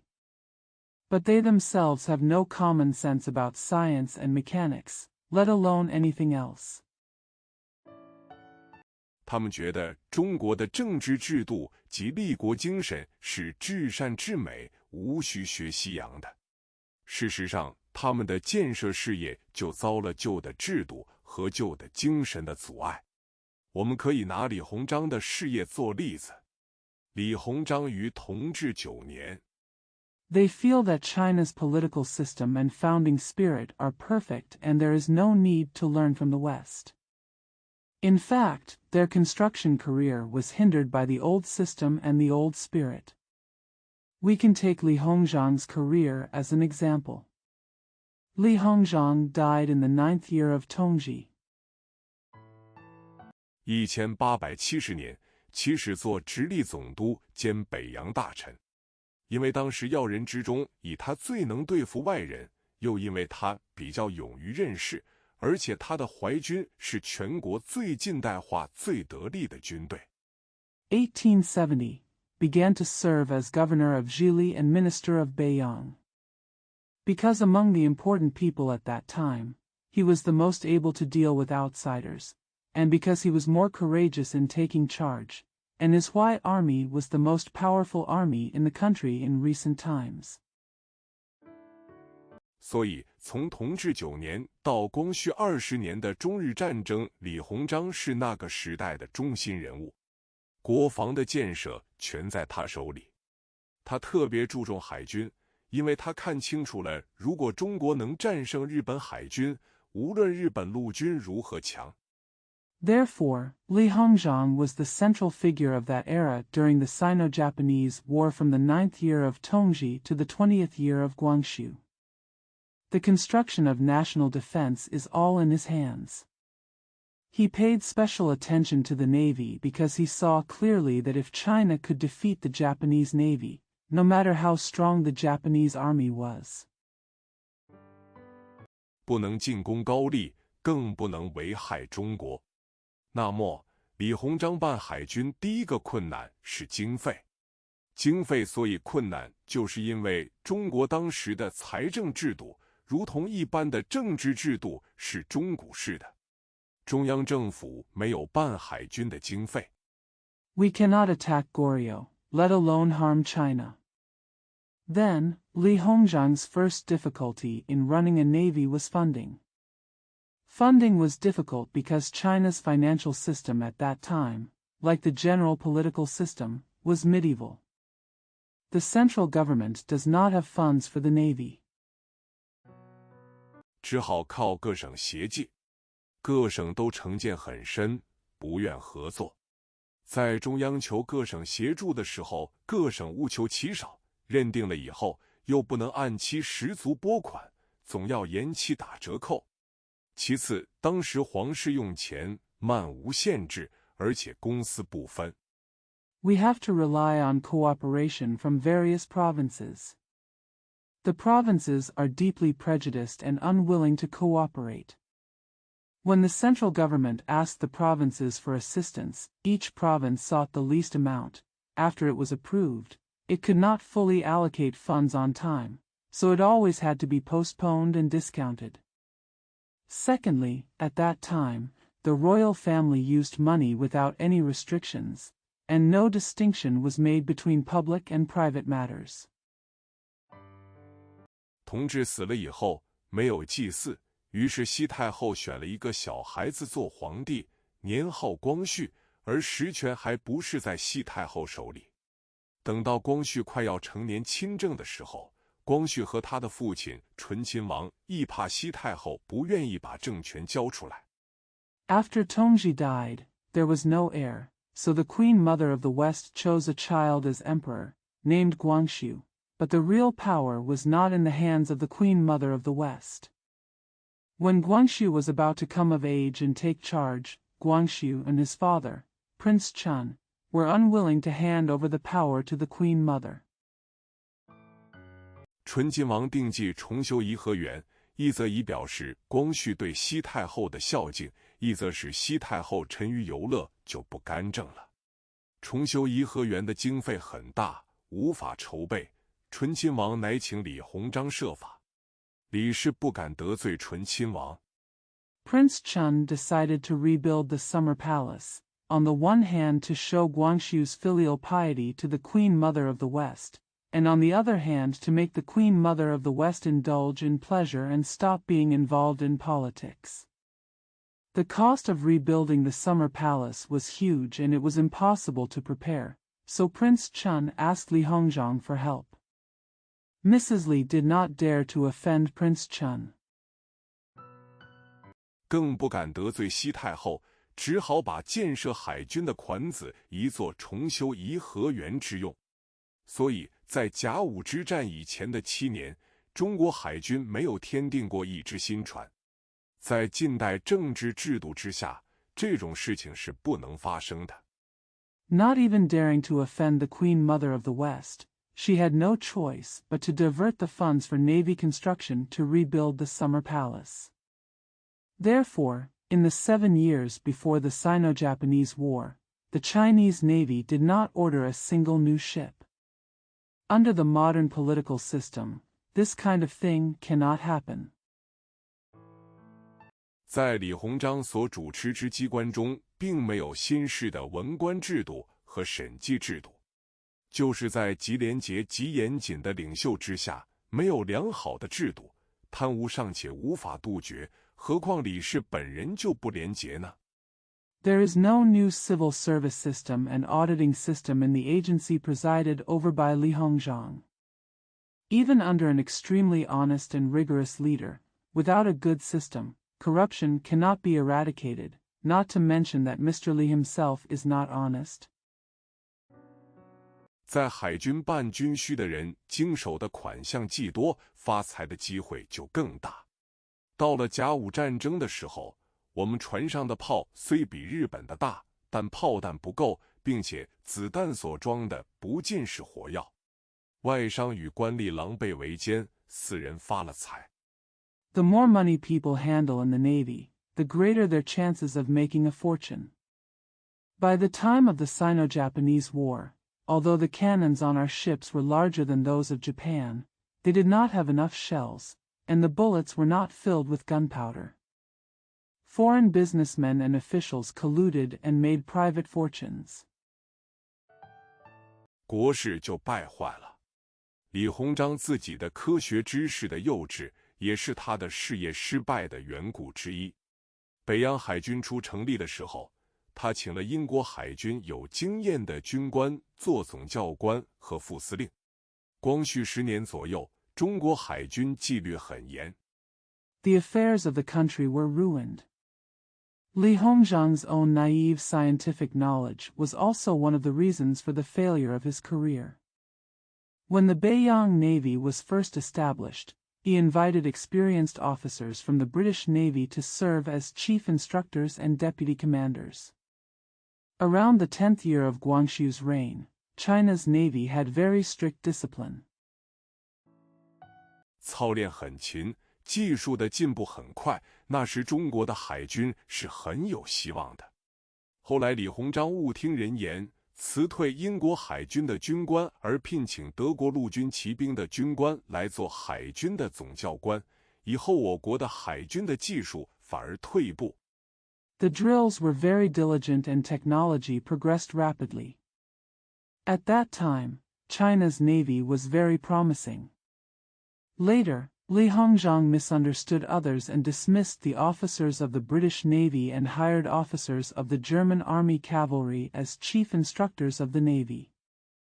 From then on, the technology of our Navy deteriorated. 并且李鸿章所用的海军总司令是个全部制海军的丁汝昌，丁是原是淮军带马队的。他做海军的领袖，当然只能务事，不能成事。甲午战争的时候，中国海军占世界海军的第8位。Moreover, the commander-in-chief of the navy used by Li Hongzhang was Ding Ruchang, who knew nothing about the navy. Ding was originally a cavalry leader in the Huai army.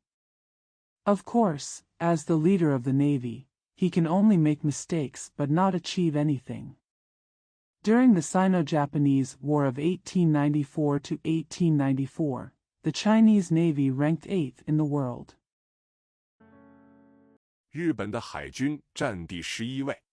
我们的失败不是因为船不如人、炮不如人，为战略战术不如人。北洋海军的情形如此，其他的自强事业莫不如此。总之，同治、光绪年间的自强运动，所以不能救国。Japan's navy ranks 11th. Our failure was not because the ships were inferior to the people, the cannons were inferior to the people, or the strategies and tactics were inferior to the people. This is the case with the Beiyang Navy, and it is the same with other self-improvement undertakings. In short, the self-improvement movement during the Tongji and Guangxu years could not save the country. 不是因为路线错了，是因为领袖人物还不够新，所以不能彻底。但是，倘若当时的领袖人物更新，更要进一步的接受西洋文化，社会能容许他们吗？社会一定要给他们更大的阻碍。It's not because the line is wrong, it's because the leaders are not new enough, so they cannot be thorough. But if the leaders at that time were newer and wanted to further accept Western culture, would society allow them? Society must give them greater obstacles. 他们所行的那种不彻底的改革，已遭一般人的反对，若再进一步，反对一定更大。譬如铁路，光绪6年1880年，李鸿章、刘铭传奏请建筑，到了光绪20年，还只建筑天津附近的一小段。The kind of incomplete reforms they carried out have already been opposed by ordinary people. If they go further, the opposition will be even greater. Take the railway for example. In the 6th year of Guangxu, 1880, Li Hongzhang and Lu Mingchuan petitioned for construction. By the 20th year of Guangxu's reign, only a small section near Tianjin was built. 为什么呢？因为一般人相信修铁路就破坏风水。又譬如科学，同治5年1866年，恭亲王在同文馆添设科学班，请外国科学家做教授，招收翰林院的人员做学生。他的理由是很充足的。Why? Because most people believe that building railways will destroy feng shui. Another example is science.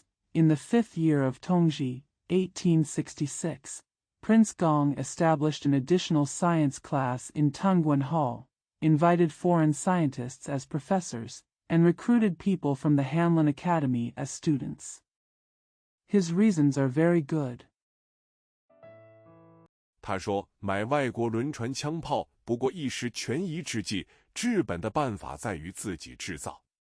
但是要自己制造，非有科学的人才不可。所以他想请外国人来教中国青年学生科学。他又说，夫天下之耻，莫耻于不若人。He said that buying foreign ships and guns was only a temporary expedient, and the fundamental solution was to make them ourselves. But if you want to make it yourself, you must have a scientific talent. So he wanted to invite foreigners to teach science to young Chinese students. He added, Husband, the world's shame is nothing to be ashamed of but being inferior to others. 日本罪而小国，上之发愤为雄。独中国扭于因循积习，不思振作，耻孰甚焉？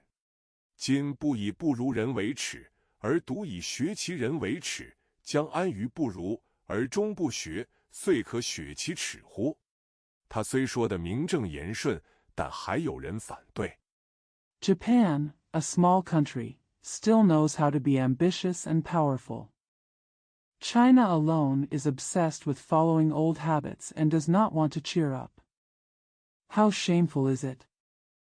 Now, instead of being ashamed to be inferior to others, and only to be ashamed of learning from others, you will settle for being inferior to others and never learn from them. How can you avenge your shame?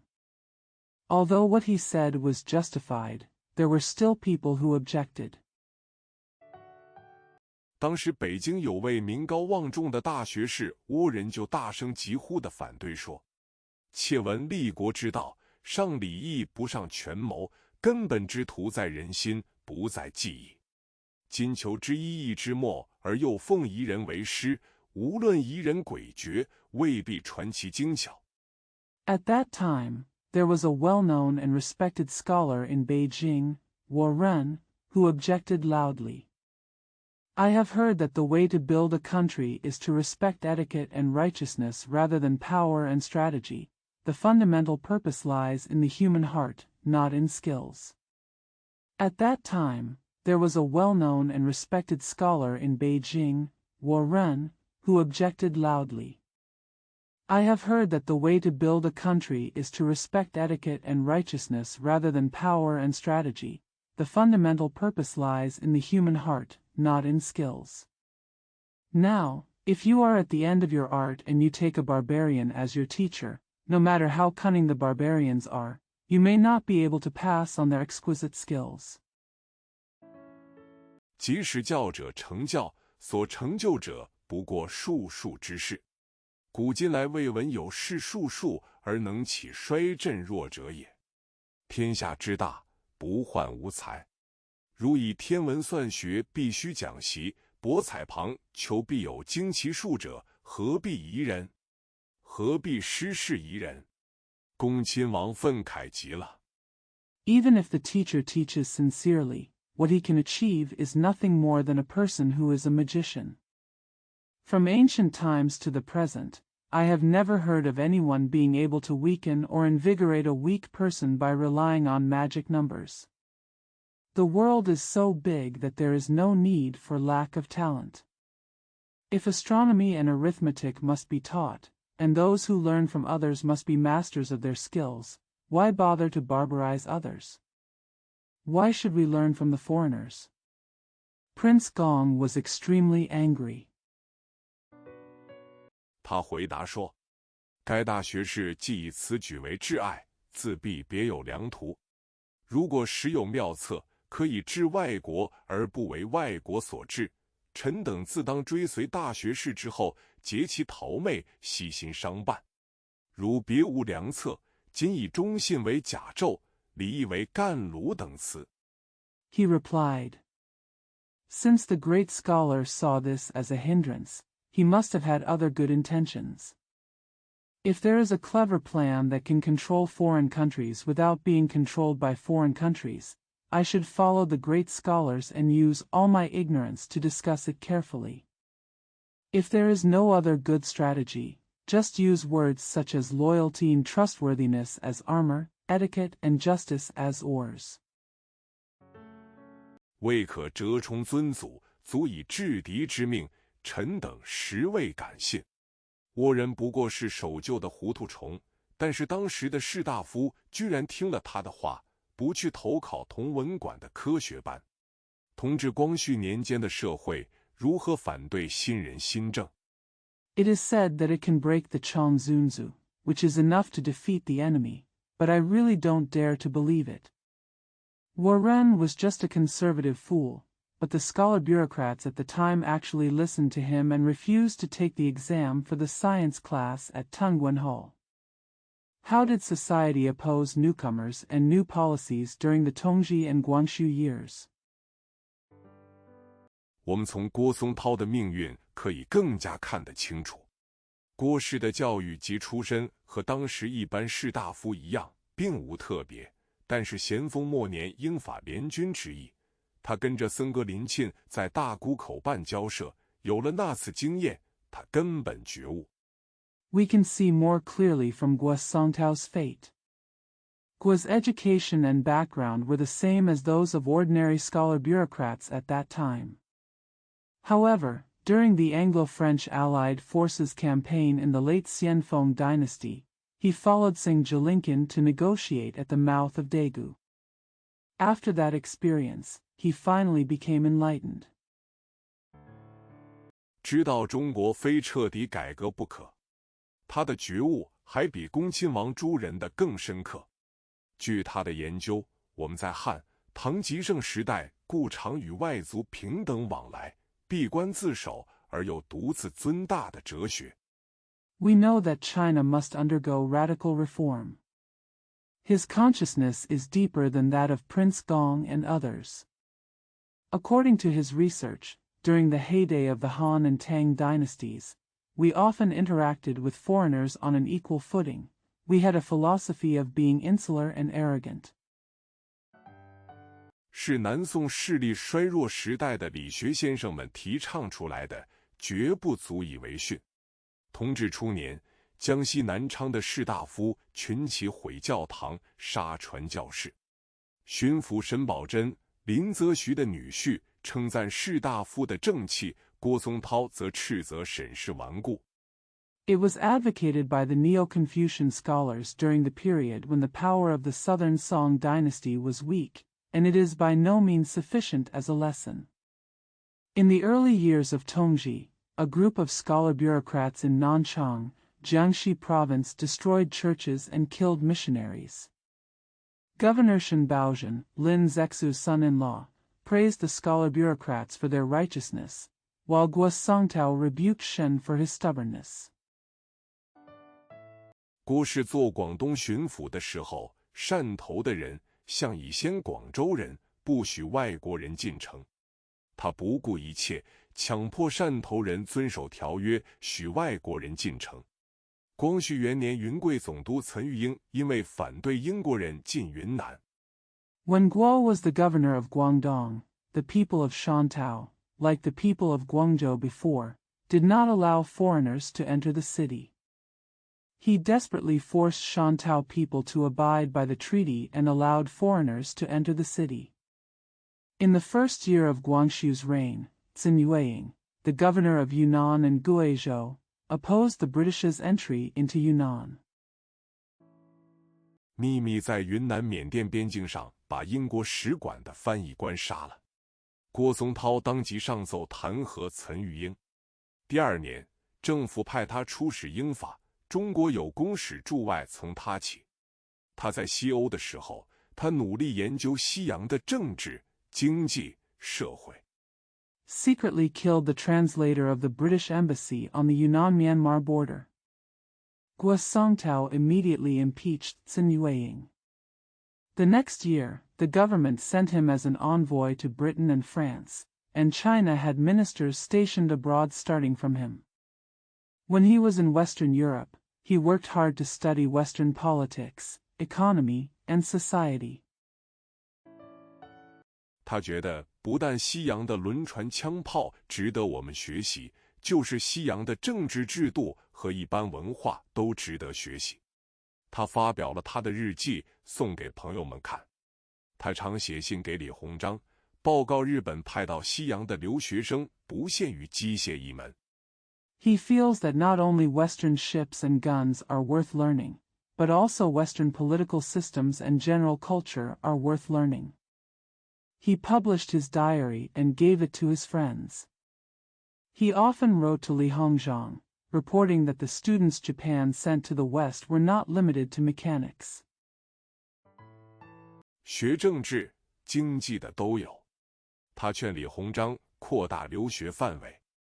他的这些超时代的议论引起了全国士大夫的谩骂。他们说郭松涛是个汉奸，有二心于英国。湖南的大学者如王凯运之流撰了一副对子骂他。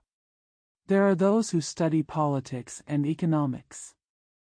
He advised Li Hongzhang to expand the scope of studying abroad. His comments that were beyond the times aroused abuse from scholar officials across the country. They said that Guo Songtao was a traitor and had second thoughts towards Britain. Big scholars in Hunan, such as Wang Kaiyun and others, wrote a couplet to criticize him. 出乎其类，拔乎其萃，不容于尧舜之事。未能是人，焉能是鬼？何必去父母之邦？王凯运的日记还说，湖南人治池语为武。郭松涛出师2年就回国了。回国的时候没有问题。It is beyond its kind and outstanding, and it cannot be tolerated in the era of Yao and Shun. If you can't serve people, how can you serve ghosts? Why go to the country of your parents? Wang Kaiyun's diary also said, "It is a shame for Hunan people to be associated with each other." Guo Songtao returned to China after 2 years as an envoy. When I returned home, there was no problem. 他是全国最开明的一个人，他对西洋的认识远在李鸿章之上。但是时人反对他，他以后全无机会做事，只好隐居湖南从事著作。他所著的《养之书文集》至今尚有批阅的价值。He is the most enlightened person in the country, and his knowledge of the West is far superior to that of Li Hongzhang. However, people at that time opposed him, and he had no chance to do anything in the future, so he had to live in seclusion in Hunan and work on his writings. His collected works of Yangji bookstore is still worth reading. 继郭松涛作著英法公史的是曾纪泽，他在外国5年多，略识英语。他的才能眼光与郭松涛等，因为他运用外交，从俄国收回夷狄，他是国际有名的外交家。The person who succeeded Guo Songtao as minister to Britain and France was Zheng Jiza. He has been abroad for more than 5 years and has some knowledge of English. His talent and vision are comparable to those of Guo Songtao. Because he used diplomacy to recover Ili from Russia, he was an internationally famous diplomat. 他回国的时候抱定志向，要推进全民族的近代化，却是他也遭时人的反对，找不着机会做事，不久就气死了。同光时代的士大夫阶级的守旧既然如此，民众是否比较开通？ When he returned to China, he was determined to promote the modernization of the entire nation. However, he was also opposed by his contemporaries, could not find opportunities to do anything, and soon became angry to death. Since the scholar-bureaucrat class in the Tongguang era was so conservative, are the people more open-minded? 其实，民众和士大夫阶级是同鼻孔出气的。我们近60年来的新政都是自上而下，并非由下而上。一切新的事业都是由少数先知先觉者提倡，费尽苦心，慢慢地奋斗出来的。In fact, the people and the scholar-bureaucrat class vent their anger from the same nostrils. Our New Deal over the past 60 years has been top-down, not bottom-up. All new undertakings are initiated by a few prophets and are slowly and painstakingly developed. 在甲午以前，这少数先知先觉者都是在朝的人。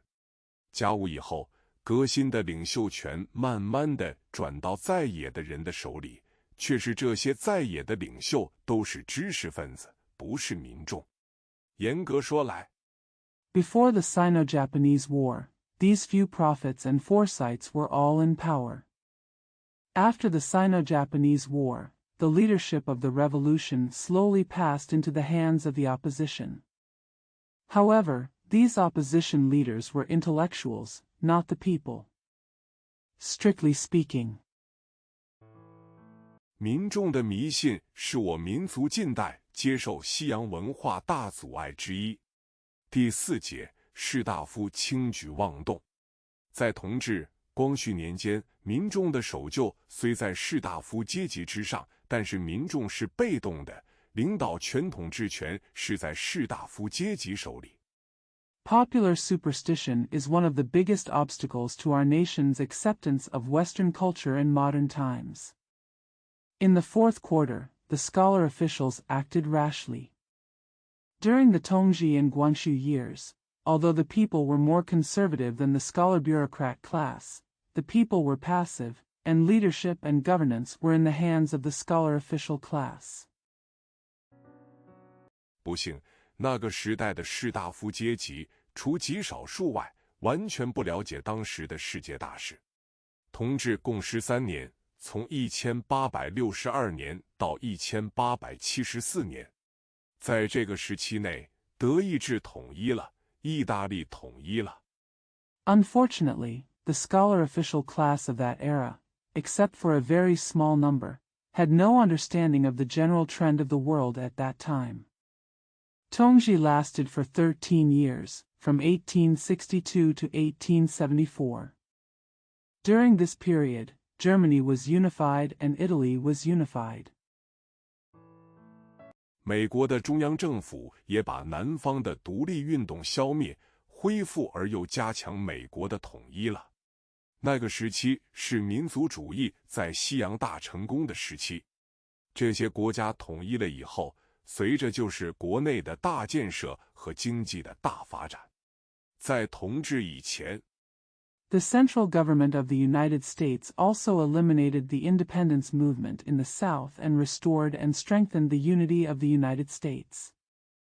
That period was a period of great success for nationalism in the West. After the reunification of these countries, great domestic construction and economic development will follow. Before Tongji, 列强在国外行帝国主义的仅英、俄、法三国，同治以后加了美、德、意三国，竞争者多了，竞争就愈厉害，并且在同治以前，英国是世界上唯一的工业化国家，全世界都销英国的制造品。同治以后，德、美 the only major powers that practiced imperialism abroad were Britain, Russia, and France. After Tongji, the United States, Germany, and Italy were added. The more competitors there are, the more intense the competition becomes. And before Tongji, Britain was the only industrialized country in the world, and British manufactured products were sold all over the world. After Tongji, virtue, beauty, 法也逐渐工业化、资本化了。国际上除了政治势力的竞争以外，又有了兴起的热烈的经济竞争。我国在光绪年间处境的困难远在道光、咸丰年间之上。帝国主义是我们的大敌人。France has also gradually become industrialized and capitalized. In addition to the competition for political power in the world, there is also new fierce economic competition. Our country's situation during the Guangxu period was far more difficult than that during the Daoguang and Xianfeng periods. Imperialism is our great enemy. 同治、光绪年间如此，现在还是如此。要救国的志士，应该人人了解帝国主义的真实性质。帝国主义与资本主义是有关系的，关系可以说有3层。第一，资本主义的国家贪图在外国投资。This was true during the reign of Tongji and Guangxu, and it is still the case now. Anyone who wants to save the country should understand the true nature of imperialism. Imperialism and capitalism are related. The relationship can be said to have 3 levels. First, capitalist countries are eager to invest in foreign countries. 国内的资本多了，利息就低。譬如，英美两国资本很多，资本家能得4%的利息就算很好了。但是如果英美的资本家能把资本投在中国或印度或南美洲，年利很容易达到7%或更高些。The more domestic capital there is, the lower the interest rate will be. For example, Britain and the United States have a lot of capital, and it is considered very good if capitalists can get 4% interest. But if British and American capitalists can invest capital in China, India, or South America, the annual interest rate can easily reach 7% or higher. 所以，英美资本家竟向未开发的国家投资。但是，接受外国来的资本不一定有害，英美的资本家也不一定有政治野心。美国在19世纪的下半期的建设，大部分是利用英国资本举办的。So British and American capitalists competed to invest in undeveloped countries. But accepting capital from foreign countries is not necessarily harmful, and British and American capitalists do not necessarily have political ambitions. Much of the construction of the United States in the second half of the 19th century was carried out using British capital. 结果，英国的资本家固然得了好处，但是美国开辟了复原，其人民所得的好处更多。我们的平汉铁路原是借彼国资本建筑的，后来我们按期还本付息，那条铁路就变为我们的了。As a result, the British capitalists certainly benefited, but the United States opened up sources of wealth, and its people benefited even more. Our Pingenhankow Railway was originally built with capital from Belgium. Later, we repaid the principal and interest on time, and the railway became ours. 彼国资本家得了好处，我们得了更大的好处。所以，孙中山先生虽反对帝国主义，他赞成中国利用外债来建设。但是有些资本家要利用政治的压力取得投资的机会。The capitalists in other countries have benefited, and we have benefited even more.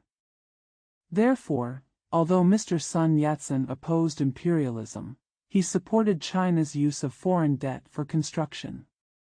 But some capitalists will use political pressure to obtain investment opportunities. 还有政治野心家要用资本来扩充政治势力。凡是国际投资有政治作用的，就是侵略的、帝国主义的；凡是国际投资无政治作用的，就是纯洁的，投资者与受资者两方均能收益。There are also political careerists who want to use capital to expand their political power. Any international investment that has a political role is aggressive and imperialist. Any international investment that has no political role is pure, and both investors and recipients can benefit. 所以，我们对于外国的资本应采的态度，如同对水一样，有的时候，有的地方，在某种条件之下，我们应该掘井取水或开河引水；在别的时候，地方和条件之下，我们则必须筑堤防水。Therefore, we should adopt the same attitude towards foreign capital as towards water. Sometimes, in some places, and under certain conditions, we should dig wells to draw water, or open rivers to divert water.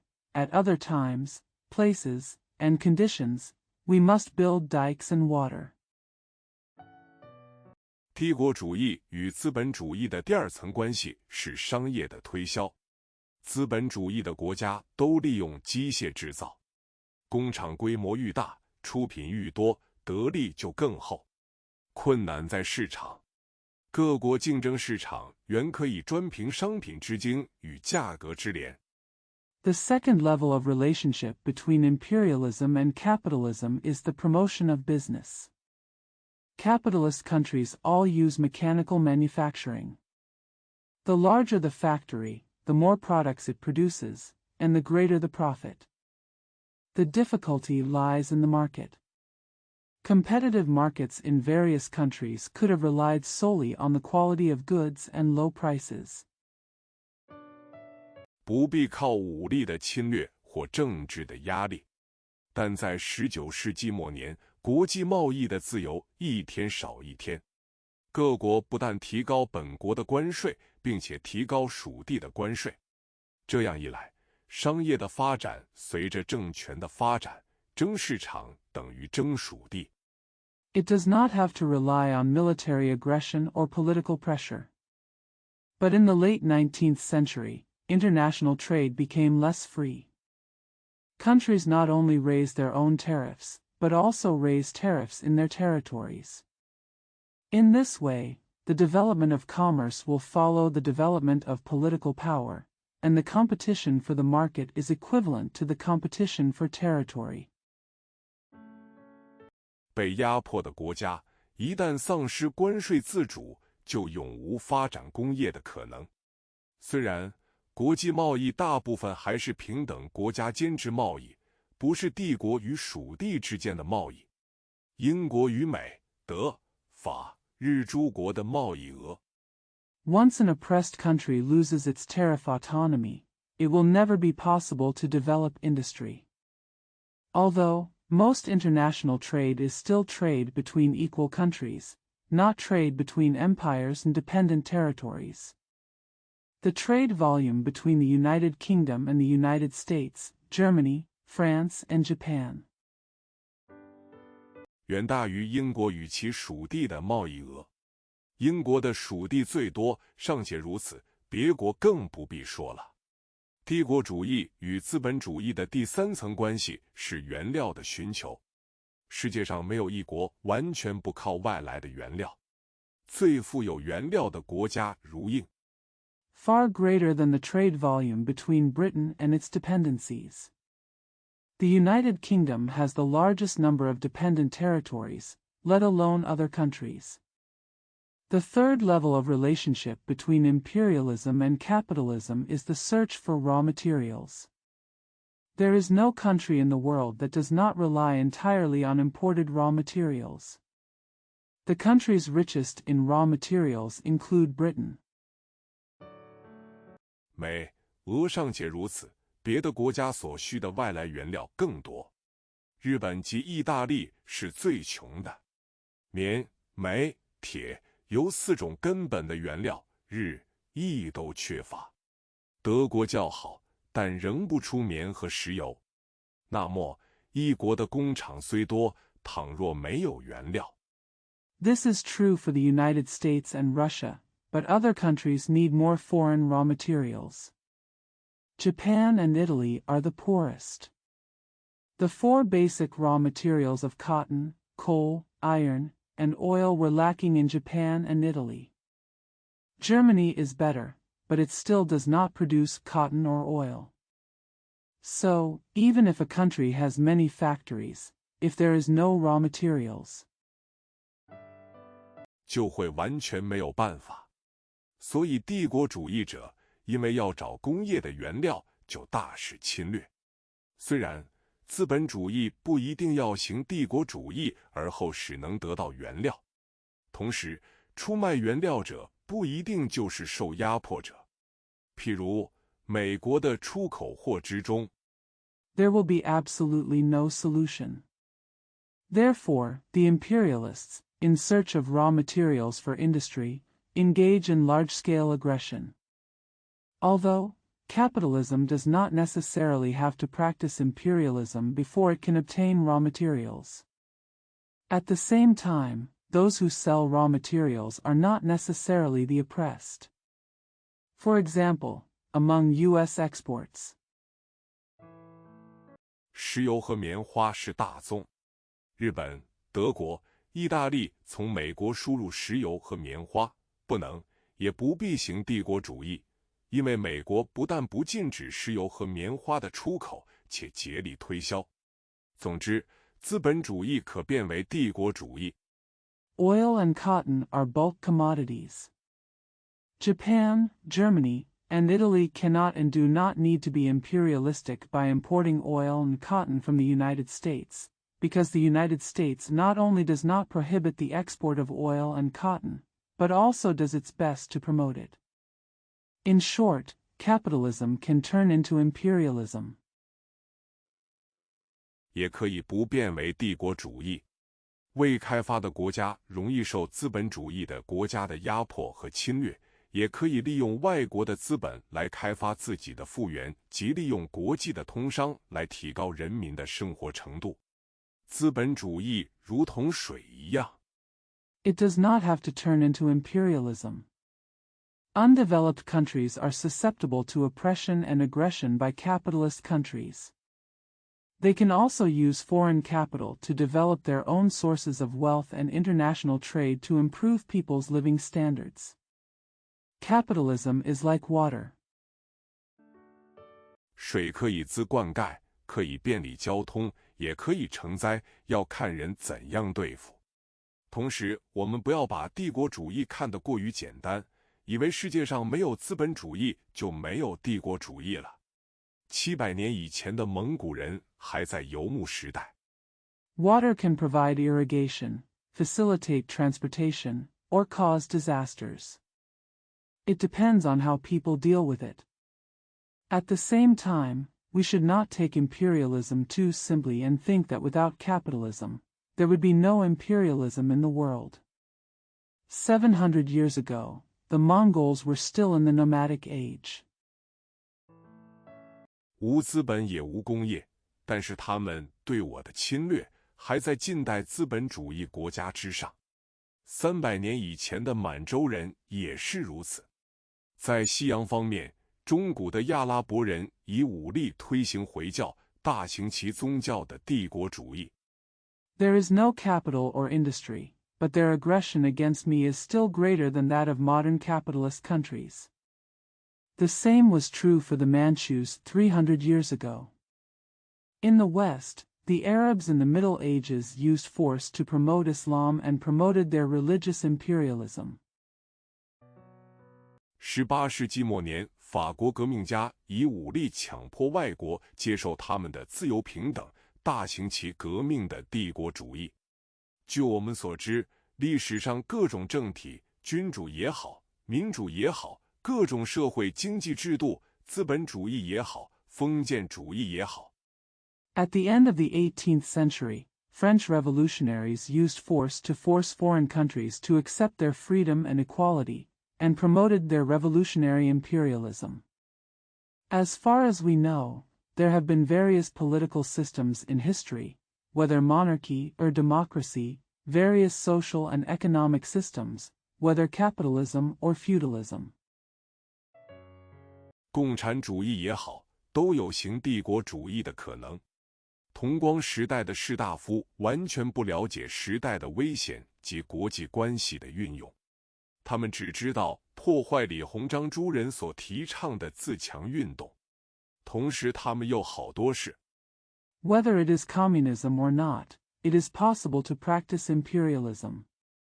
The scholar officials of the Tongguang era had no understanding of the dangers of the era and the application of international relations.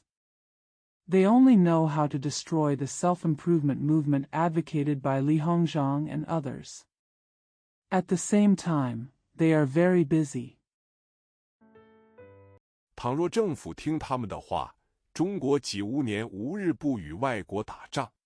长江流域有太平天国之乱的时候，北方有捻匪、陕、甘；新疆有回乱，清廷令左宗棠带湘军去收复西北。俄国趁我回乱的机会就占领了伊犁。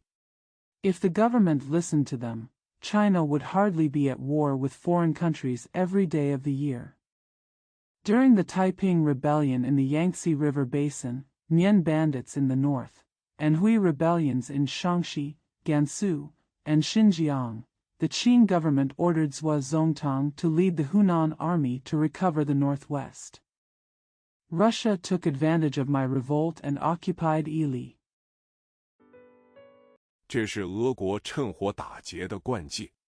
在19世纪，俄国占领我们的土地最多。咸丰末年，俄国趁太平天国之乱及英法联军，强占我国黑龙江以北及乌苏里以东的地方，共30万方英里。This is Russia's habit of taking advantage of others' misfortune. In the 19th century, Russia occupied the most of our lands. In the last years of Xianfeng's reign, Russia took advantage of the Taiping Rebellion and the British and French forces to occupy my country's territory north of Heilongjiang and east of Ushuri, totaling 300,000 square miles. 现在俄国的阿穆尔省及滨海省，包括海参崴在内，就是那次抢夺过去的。在同治末年，俄国占领新疆西部，清廷提出抗议的时候，俄国又假仁假义地说，他全无领土野心，他只代表我们保守伊犁。The current Amur and Primorai provinces in Russia, including Vladivostok, were robbed during that time. At the end of Tongji, when Russia occupied western Xinjiang and the Qing court protested, Russia pretended that it had no territorial ambitions and that it only represented our protection of Yili. 等到我们平定回乱的时候，他一定把土地退还给我们。其实俄国预料中国绝不能平定回乱，中国势力绝不能再伸到新疆。那么俄国不但可以并吞伊犁，还可以蚕食全新疆。中国一时没有办法。Wait until we calm down the chaos. He must return the land to us. In fact, Russia predicts that China will never be able to quell the rebellion, and China will never be able to extend its influence to Xinjiang. Then Russia can not only annex Yili, but also encroach on the entire Xinjiang. China has no recourse for the time being. 只好把伊犁作为中俄间的悬案。左宗棠军事的顺利，不但出于俄国意料之外，还出于我们自己的意料之外。他次第把陕西、甘肃收复了。到了光绪元年，他准备进攻新疆，军费就成了大问题。I have no choice but to regard Yili as an unsolved case between China and Russia. Zhuo Zongtang's military success was not only unexpected by Russia, but also unexpected by ourselves. He recovered Shaanxi and Gansu one after another. In the first year of Guangxu, he was preparing to attack Xinjiang, and military expenditure became a big problem. 从道光30年洪秀全起兵到光绪元年25年之间，中国无时不在内乱内战之中，施以兵疲力尽，何能再经营新疆呢？并且交通不便，新疆民族复杂，面积浩大，成败似乎毫无把握。于是发生大辩论。From the 30th year of Daoguang's reign, when Hong Xiuquan launched his army, to the first year of Guangxu's reign, for 25 years, China was constantly in the midst of civil strife and civil war. It was exhausted. How could it continue to manage Xinjiang? In addition, transportation is inconvenient. Xinjiang has complex ethnic groups in a vast area, so success or failure seems uncertain. A big debate ensued. 左宗棠颇好大喜功，他一意主进攻。他说，祖宗所遗留的土地，子孙没有放弃的道理。他又说，倘若新疆不保，陕甘就不能保；陕甘不保，山西就不能保；山西不保，河北就不能保。他的理由似乎充足。Zhuozongtang was very fond of making great achievements, and he focused on attacking. He said that descendants have no reason to give up the land left by their ancestors. He also said that if Xinjiang is not preserved, Shaanxi Gansu cannot be preserved, Shaanxi Gansu cannot be preserved, Shaanxi cannot be preserved, and Shaanxi cannot be preserved, Hebei cannot be preserved. His reasons seemed to be sufficient. 言论十分激昂。李鸿章的看法正与左的相反。李说，自从乾隆年间中国占领新疆以后，中国没有得着丝毫的好处，徒费驻防的兵费，这是实在的情形。The remarks were very passionate. Li Hongzhang's view is exactly the opposite of Zhuo's. Li said that since China occupied Xinjiang during the Qianlong period, China has not received any benefits and has wasted money on military garrison. This is a real situation. 他又说，中国之大祸不在西北，而在东边沿海的各省，因为沿海的省份是中国的精华，而且帝国主义者的压迫在东方的过于在西方的。自从日本维新以后，李鸿章更加焦急。He also said that China's great disaster was not in the northwest but in the coastal provinces in the east, because the coastal provinces were the essence of China, and the oppression of the imperialists was more in the east than in the west. Since the Japanese restoration, Li Hongzhang has become even more anxious. 他觉得日本是中国的真敌，因为日本一心一意谋我，他无所图，而且相隔既近，动兵比较容易。至于西洋各国彼此互相牵制，向外发展不限于远东，相隔又远，用兵不能随便。He feels that Japan is China's real enemy because Japan is bent on pursuing me and he has no plans. Moreover, they are so close that it is easier to mobilize troops. As for the Western countries' mutual restraint, their outward development is not limited to the Far East. They are far apart and cannot use their troops casually. 李鸿章因此主张不进攻新疆，而集中全国人力物力于沿海的国防及腹地各省的开发。边省虽然要紧，但是腹地倘有损失，国家大事就去了。反过来说，倘若腹地强盛起来。Therefore, Li Hongzhang advocated not attacking Xinjiang but concentrating the country's manpower and material resources on coastal defense and the development of hinterland provinces. Although the border provinces are important, if there are losses in the hinterland, the general situation of the country will be lost. On the other hand, if the hinterland becomes stronger, 边省及藩属自然的就保存了。左宗棠的言论比较动听，李的比较合理，左是高调，李是低调。士大夫阶级一贯的上感情，唱高调，当然拥护左宗棠。于是借外债，一用各省的建设费。Border provinces and vassals were naturally preserved. Zhuozongtang's remarks are more pleasant, while Li's are more reasonable. Zhuo is high profile, while Li is low-key. The scholar-bureaucrat class has always advocated sentiments and sang a high profile, so of course they supported Zhuozongtang. So we borrowed foreign debt and diverted construction costs from each province. 以供左宗棠进攻新疆之用。左宗棠的运气真好，因为新疆发生了内讧，并没有遇着坚强的抵抗。光绪30年底，他把全疆克服了。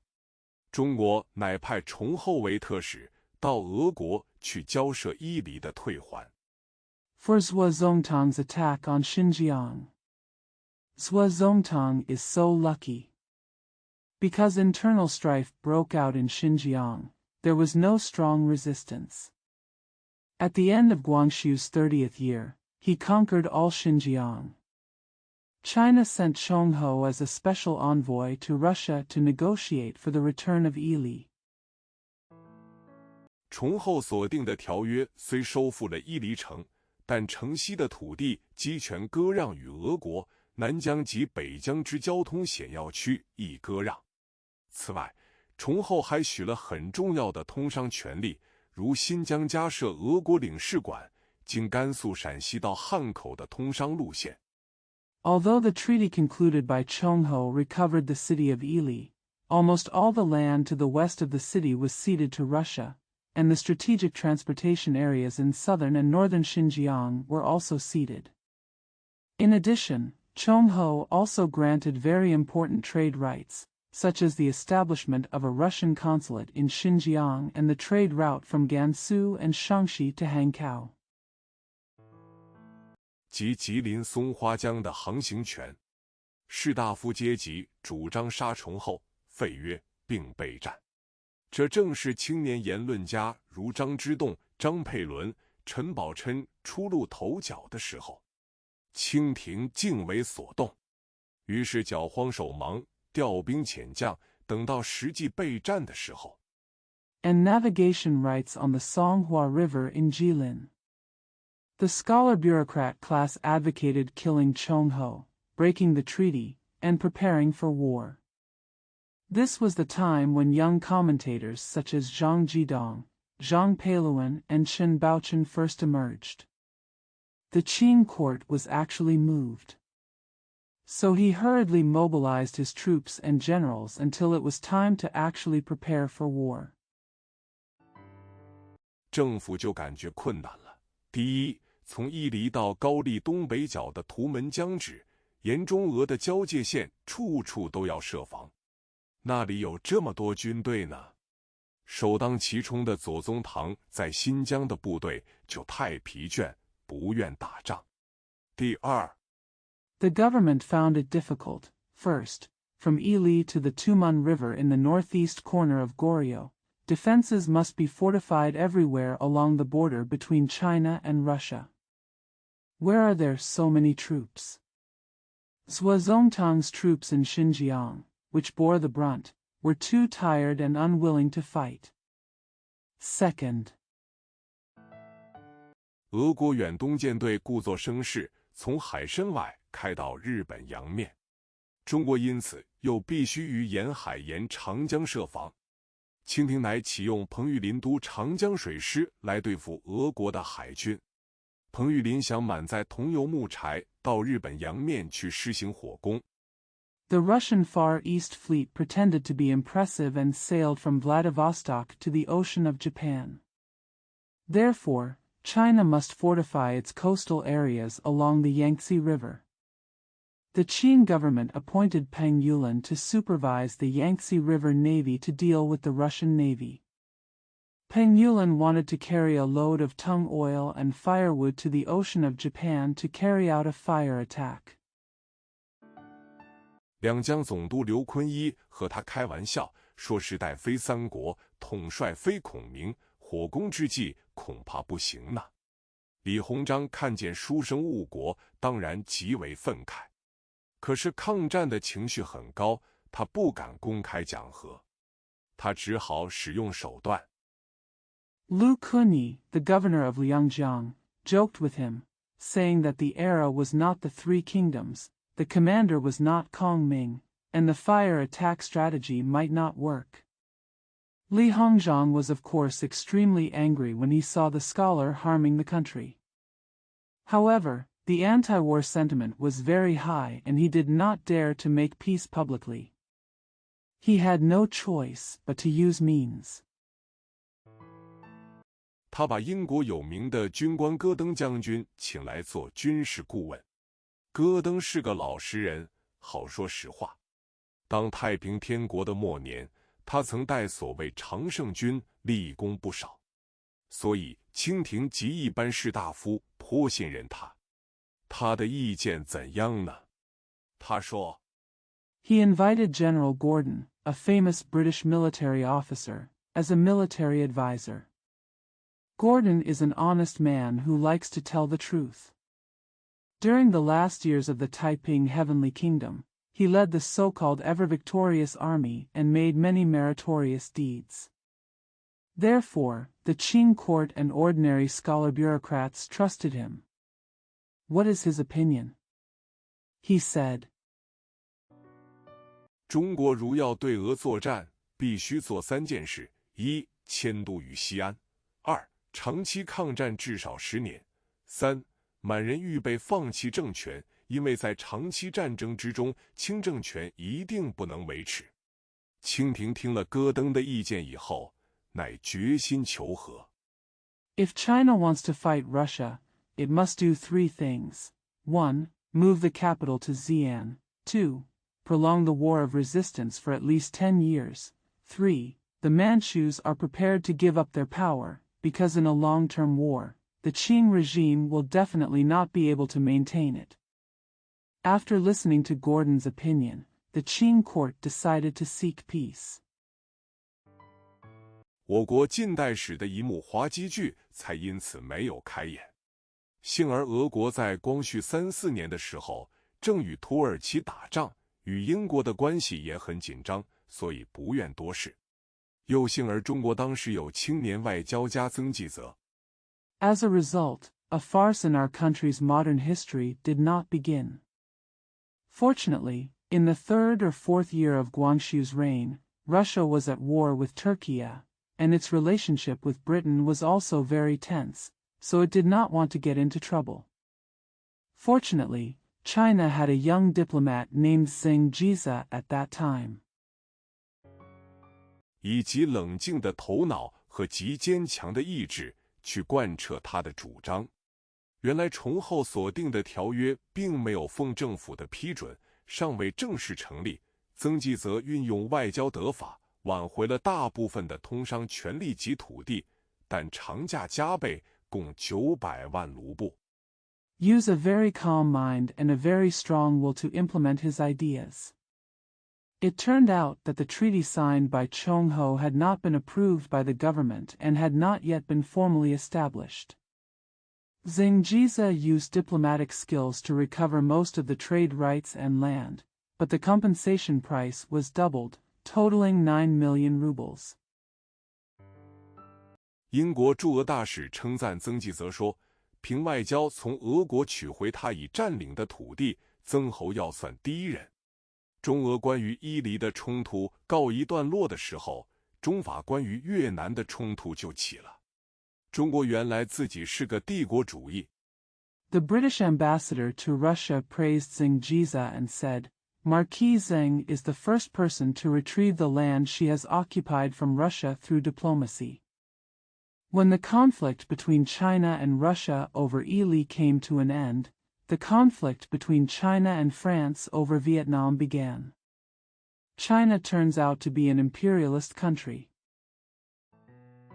我们的版图除本部以外，还包括缅甸、暹罗、越南、琉球、高丽、蒙古、西藏，这些地方可以分为2类。蒙古、西藏属于第一类，归里藩不管，朝廷派有大臣驻扎其地。第2类即高丽、越南等属国。In addition to our headquarters, our territory also includes Burma, Siam, Vietnam, Ryukyu, Korea, Mongolia, and Tibet. These places can be divided into 2 categories. Mongolia and Tibet belong to the first category and are under the jurisdiction of vassal bureaus, with ministers sent by the imperial court to be stationed there. The second category includes Korea, Vietnam, and other dependent countries.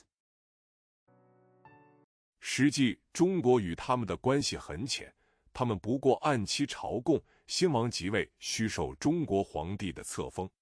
此外，我们并不派代表常驻其国都，也不干涉他们的内政。在经济方面，我们也十分消极。我们不移民，也不鼓励通商。In fact, China's relationship with them is very shallow. They only pay tribute on a regular basis, and the new king's accession to the throne must be granted by the Chinese emperor. In addition, we do not send permanent representatives to their capitals, nor do we interfere in their internal affairs. On the economic front, we are also very passive. We do not immigrate, and we do not encourage trade. 简直是得不偿失。但是我们的祖先何以费力取得这些属地呢？此中也有缘故。光绪7年（1881年），翰林院学士周德润先生说得清楚：“臣闻天子守在四夷，此诚虑远忧深之计。古来敌国外患。” It's simply a waste of money. But why did our ancestors bother to acquire these lands? There are reasons for this. Mr. Zhou Dirun, a bachelor of the Hanlin Academy in the 7th year of Guangxu, 1881, said it clearly. I heard that the emperor is guarding the 4 barbarians, and this is a plan that is far-reaching and worrying. Since ancient times, enemies have invaded foreign countries. 夫之甚微，而序之甚早。不守四夷而守边境，则已无及矣；不守边境而守腹地，则更无及矣。我朝幅员广辟，龙沙燕海，尽列藩封，以琉球守东南，以高丽守东北，以蒙古守西北，以越南守西南。The concealment is very slight, but the accumulation is very early. If you don't guard the 4 barbarians but guard the border, it will be beyond your reach. If you don't guard the border but guard the hinterland, it will be even worse. Our dynasty has a vast territory, including Longsha and Yanhai, and is full of vassals and vassals. Use Ryukyu to defend the southeast, Goryeo to defend the northeast, Mongolia to defend the northwest, and Vietnam to defend the southwest. 非所谓山河待立，与国同休戚者哉。换句话说，在历史上，蜀国是我们的国防外线，是待我守门户的。在古代，这种言论有相当的道理，到了近代，局势就大不同了。英国在道光年间直攻了广东、福建。Isn't it the so-called mountain and river development, and sharing the same fate with the country? In other words, historically, vassal states have been the outer line of our national defense and guarded the door on our behalf. In ancient times, this statement had considerable truth.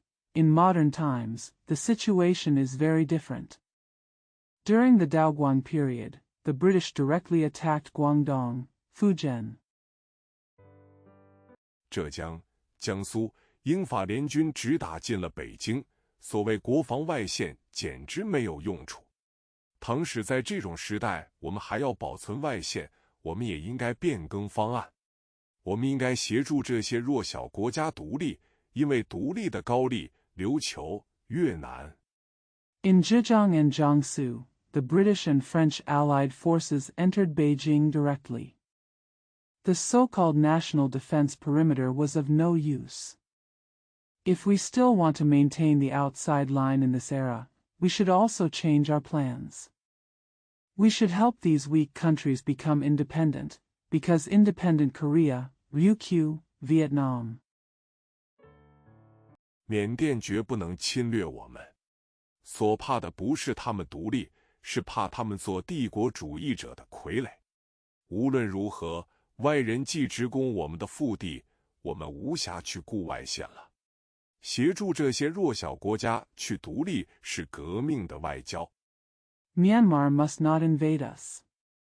What we fear is not that they will become independent, but that they will become puppets of the imperialists. In any case, since outsiders are directly attacking our hinterland, we have no time to worry about the outside lines. Assisting these weak countries to achieve independence is revolutionary diplomacy. 正如苏联革命的初年，外受列强的压迫，内有反革命的抗战，列宁 （Lenin） 于是毅然决然放弃帝俄的属国。法国进攻越南的时候，士大夫阶级大半主张以武力援助越南。张佩纶、陈宝琛。Just like in the early years of the Soviet Revolution, suffering from external oppression by foreign powers and internal counter-revolutionary resistance, Lenin resolutely gave up the vassal state of Imperial Russia. When France attacked Vietnam, most of the scholar official class advocated using force to assist Vietnam. Zhang Peiluan, Chen Baochen。 张之洞诸人特别激昂，李鸿章则反对。他的理由又是要集中力量，火速筹备复地的国防事业。清廷一方面怕轻易的批评，一方面又怕援助越南引起中法战争，所以举棋不定。Zhang Jidong and others were particularly excited. Li Hongzhang objected. His reason is to concentrate on quickly preparing for the national defense undertakings in the hinterland.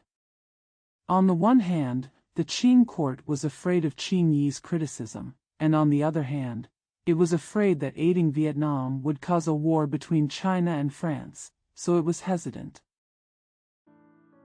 起初是暗中接济越南军费和军器，后来果然引起中法战争。那个时候官吏不分文武，文人友好谈兵。北京乃派主战派的激烈分子张佩纶去守福州船厂，陈宝琛去帮办两江的防务。用不着说。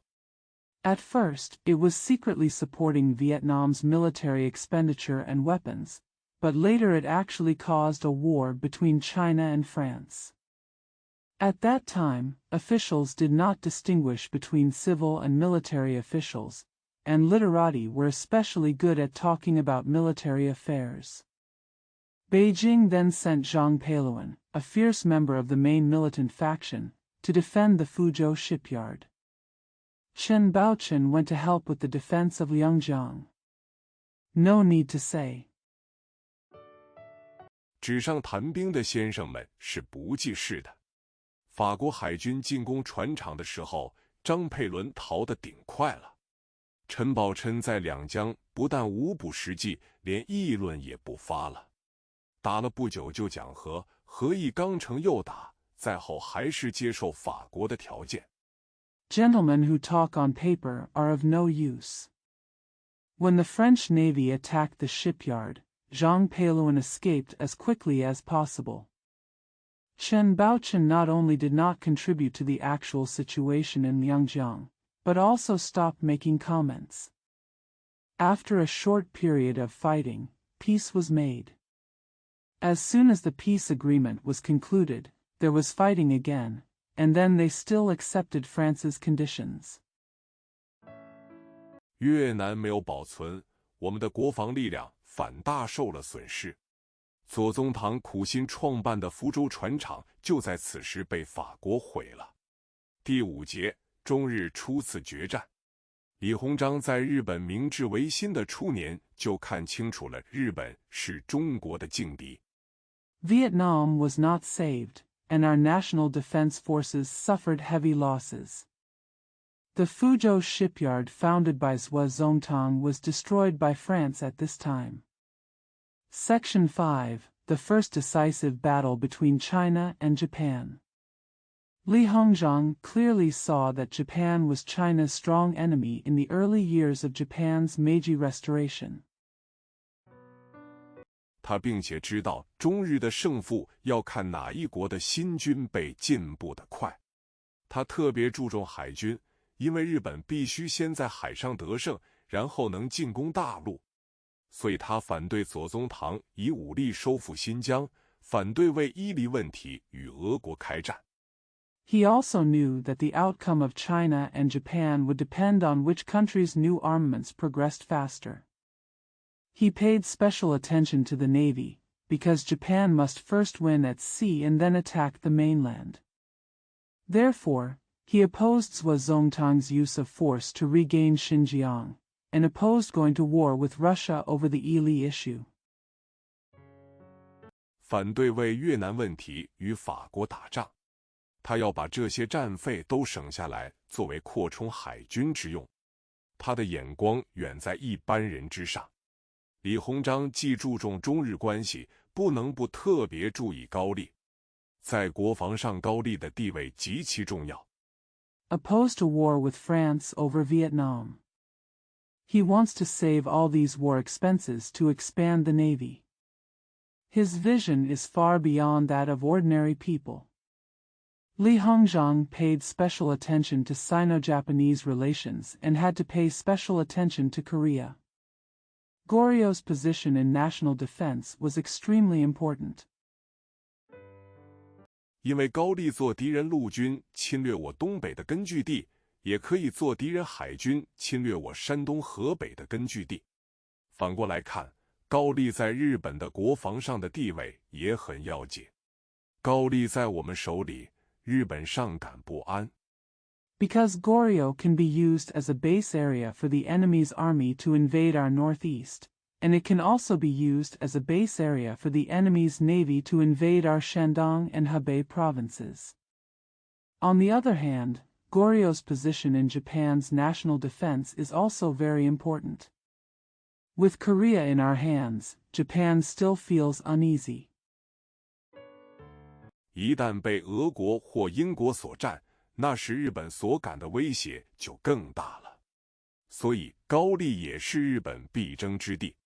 在光绪初年，高丽的国王李熙年幼，他的父亲大院君李夏英摄政。大院君是个十分守旧的人。Once occupied by Russia or Britain, Japan would feel an even greater threat. Therefore, Goryeo is also a battleground for Japan.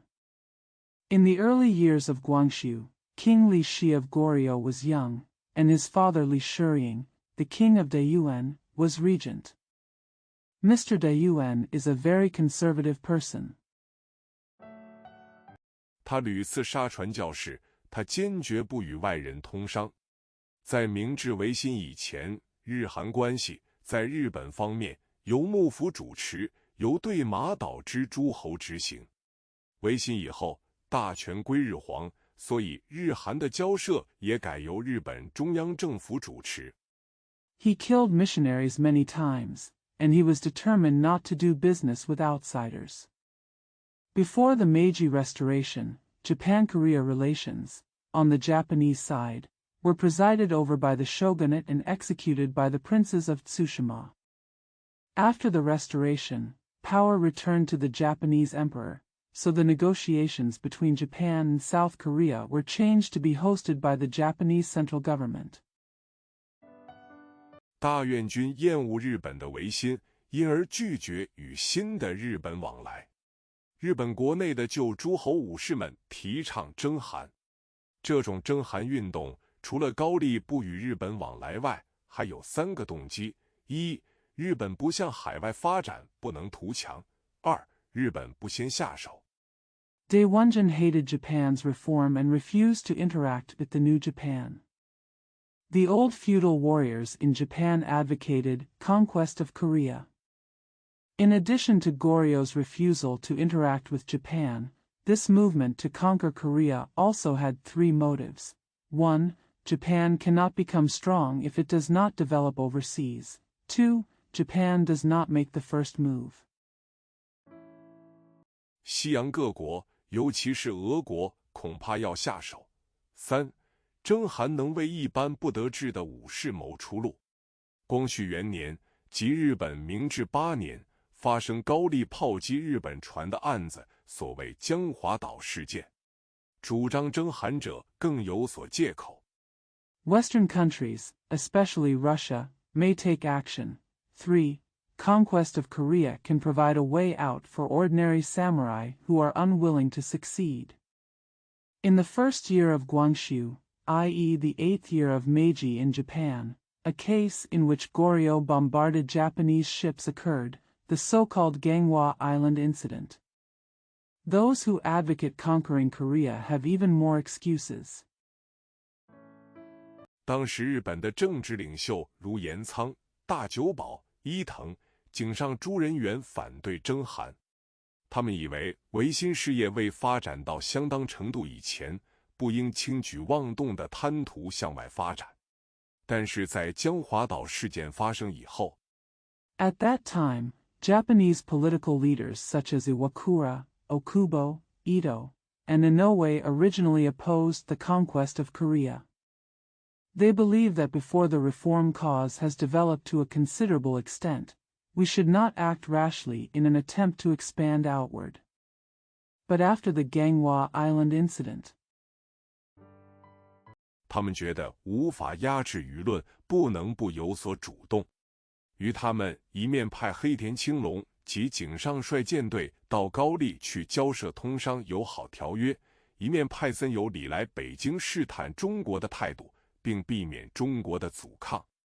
They felt that they could not suppress public opinion and had to take the initiative.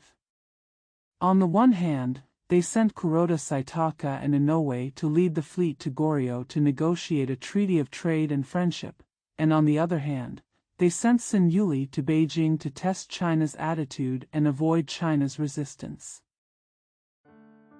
森有礼与我们的外交当局大起辩论。我们始终坚持高丽是我们的属国，如日本侵略高丽，那就是对中国不有益，中国不能做事。森有礼则说，中国在朝鲜的宗主权是有名无实的。Sun Yuli started a debate with our diplomatic authorities. We have always insisted that Goryeo is our vassal state.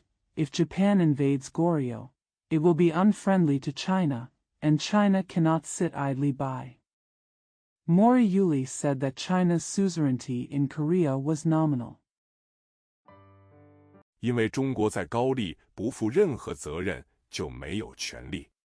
黑田与井上在高丽的交涉成功，他们所定的条约承认高丽是独立自主的国家，这就是否认中国的宗主权。中国应该抗议，而且设法纠正。Because China has no responsibilities in Goryeo, it has no rights. Negotiations between Kuroda and Inoue in Goryeo were successful. The treaty they signed recognized Korea as an independent country. This is a denial of China's suzerainty. China should protest and try to correct it. 但是日本和高丽虽都把条文送给中国，北京没有向日本提出抗议，也没有责备高丽不守本分。中国实为传统观念所误。照中国传统观念，只要高丽承认中国为宗主，那就够了。However, although Japan and Goryeo both sent articles to China, Beijing did not protest to Japan, nor did it blame Goryeo for not abiding by its duties. China is really misunderstood by traditional concepts. According to traditional Chinese concepts, as long as Korea recognized China as its suzerain, that would be enough. 第三国的承认与否是无关宏旨的。在光绪初年，中国在高丽的威信甚高，所以政府很放心，就不注意日韩条约了。高丽与日本订约的问题过了以后，中日就发生琉球的冲突。Whether the third country recognizes it or not is irrelevant. In the early years of Guangxu, China's prestige in Korea was very high, so the government was reassured and did not pay attention to the Japan-Korea Treaty. After the issue of the treaty between Korea and Japan was resolved, the Ryukyu conflict broke out between China and Japan. 琉球自明朝洪武15年1372年起隶属于中国，历500余年，琉球按期进贡，曾未中断，但在明万历30年（1602年），琉球又向日本萨摩诸侯称藩，成了良属，好像一个女子许嫁2个男人。Ryukyu has been affiliated to China since the 15th year of Hongwu in the Ming Dynasty, 1372. For more than 500 years, Ryukyu has paid tribute on a regular basis without interruption. However, in the 30th year of Wanli in the Ming Dynasty, 1602, Ryukyu claimed vassal status from the Samad princes of Japan and became 2 vassals, just like one woman was promised to marry 2 men. 幸而这2个男人曾未遇面，所以这种奇怪现象竟安静无事地存在了270多年。自日本维新、厉行废藩以后，琉球在日本看来，既然是萨摩的藩属，也在应废之列。日本初则阻止琉球入贡中国。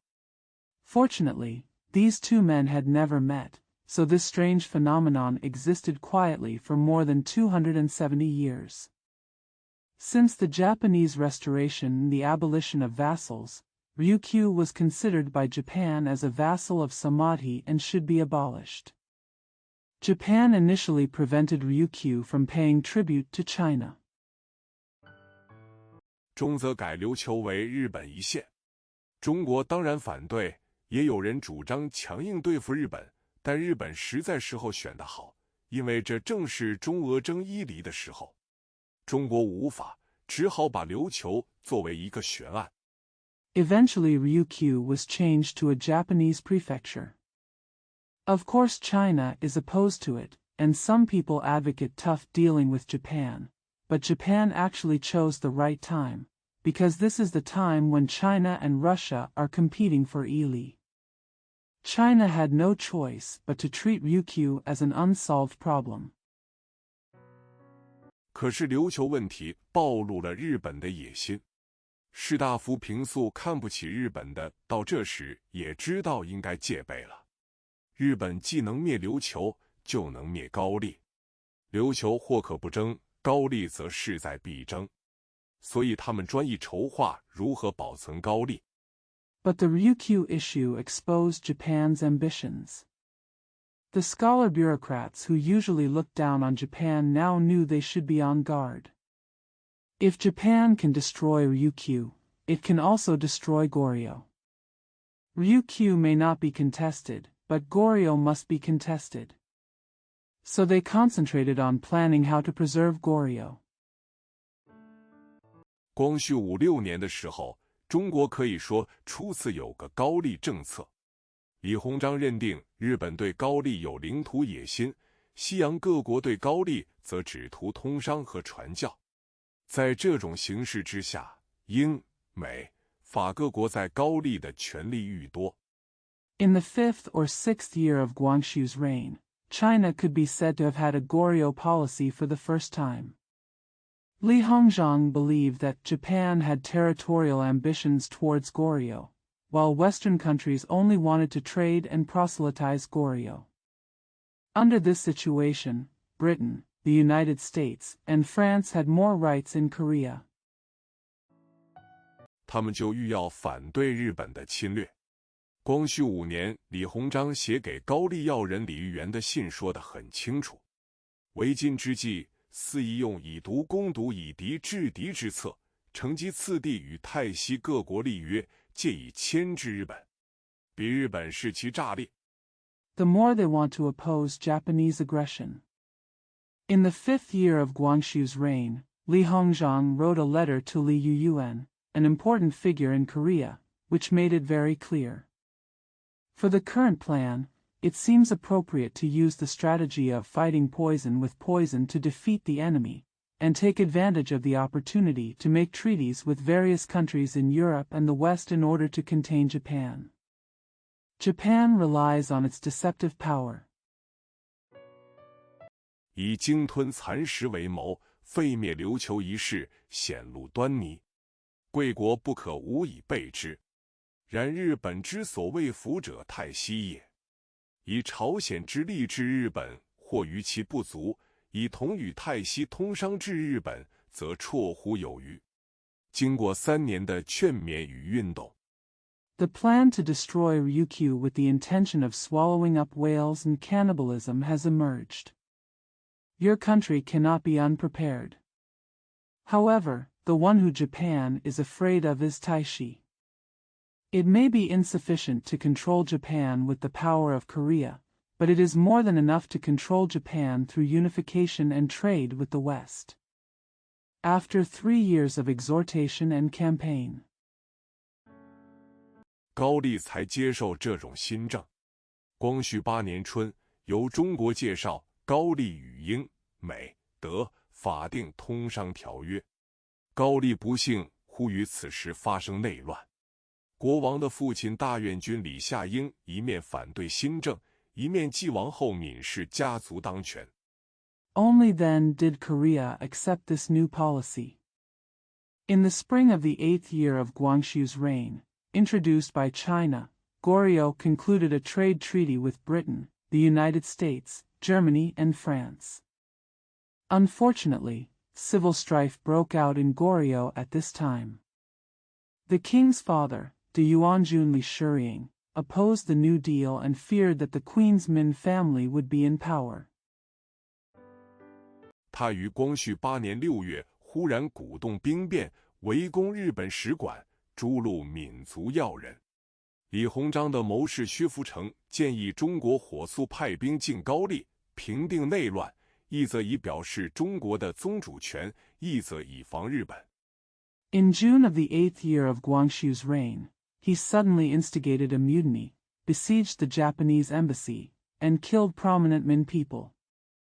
Li Hongzhang's advisor Xue Fuqing suggested that China quickly send troops to Goryeo to quell the civil strife, both to express China's suzerainty and to prevent Japan. 中国派吴长庆率所部淮军直入高丽京城。吴长庆的部下有2位青年，张謇和袁世凯。他们胆子很大，高丽的兵也没有抵抗的能力。于是他们把大院军首先直送天津，然后派兵占领汉城险要。 China sent Wu Changqing to lead his Hui army directly into the capital of Goryeo. There were 2 young men under Wu Changqing, Zhang Jian and Yuan Shikai. They were very courageous, and the Goryeo soldiers had no ability to resist. So they first sent King Daiyuan to Tianjin, and then sent troops to occupy the dangerous strategic points of Seoul. 几点钟的功夫，就把李夏英的军队打散了。吴长庆这时实际做高丽的主人翁了。后高丽许给日本赔款，并许日本使馆保留卫队。这样，中日两国都有军队在高丽京都形成对峙之势。8年夏初之际， In a few hours, Li Shiying's army was dispersed. Wu Changqing now actually became the master of Goryeo. Later, Goryeo promised to pay compensation to Japan and promised the Japanese embassy to retain its guards. In this way, China and Japan both had troops in Kyoto, forming a confrontation. The beginning of summer in the 8th year. 中国在汉城的胜利使其许多人轻敌。张謇主张索性灭高丽，张佩纶和邓承修主张李鸿章在烟台设大本营，调集海陆军队，预备向日本宣战。张佩纶说：“日本自改法以来，民恶其上，始则欲复封建。” China's victory in Seoul caused many people to underestimate the enemy. Zhang Jian advocated simply destroying Goryeo. Zhang Peiluan and Deng Qingxiu suggested that Li Hongzhang set up a base camp in Yantai, mobilize the navy and army, and prepare to declare war on Japan. Zhang Peiluan said, "Since Japan reformed its laws, the people have hated it and wanted to return to feudalism." 继则欲改民政，萨长二党争权相倾，国债山积，以纸为币。虽兵至不武太息，略得形似，然外无战将，内无谋臣。问其失传，则以扶桑一箭为冠，故以铁石木雨，不耐风涛，余皆小炮小舟而已，去中国定远铁船。 Then he wanted to reform the civil affairs. The two parties, Sa and Chang, are competing for power. The national debt is piling up, and paper is used as currency. Although the military system is similar to that of Wu Taishi, there are no generals outside and no advisors inside. When asked about the division's ships, the Fuso ship was the top one. It was corroded by iron and the wood was not resistant to wind and waves. The rest were just small cannons and boats. They went to China's Dingyuan iron ship. 超勇，扬威远甚，问其兵数，则陆军4-5万人，水军3-4千人，有且官多缺员，兵多缺额，尽是杂木游堕，用充航武，未经战阵，大半匡切，又去中国怀乡各军远甚。邓承修也是这样说。扶桑片图。 He is extremely brave and shows great power. When asked about the number of his troops, the army has 40,000 to 50,000 men and the navy has 3,000 to 4,000 men. There are many officials and soldiers who are short of vacancies. Recently, idlers have been recruited to fill the army. In the battle formation, most of them were timid, and the armies in Huaixiang, China were far away. Deng Qingxiu also said this. Hibiscus soil. 不过内地2行省耳，总和内府现银不满500万两，窘迫如此，何以为国？水师不满8000，船舰半截朽败，陆军内分6镇，统计水陆不盈4万，而又举非精锐。然彼之敢于悍然不顾者，非不知中国之大也。 However, the two mainland industries are careful. The total cash in the central government is less than 5 million taels. If you are in such embarrassment, why serve your country? The navy is less than 8,000, and half of the ships are in ruins. The army is divided into 6 towns. According to statistics, there are less than 40,000 on land and water, and the army is not elite. However, those who dare to disregard it must not know how big China is. 非不知中国之富且强也，所事者中国之未是耳，中国之众发难端耳。这2位自命为日本通者，未免看是太易。李鸿章看得比较清楚，他说：“彼自变法以来，一意媚视西人，无非欲窃其须臾。” It's not that we don't know that China is rich and powerful, but we rely on China's fear of trouble, and China's repeated attacks are difficult to detect. These two self-proclaimed Japan experts see things too easily. Li Hongzhang saw it more clearly. He said, "Since the reform, he has been bent on flattering the Westerners and wants nothing more than to steal their thoughts."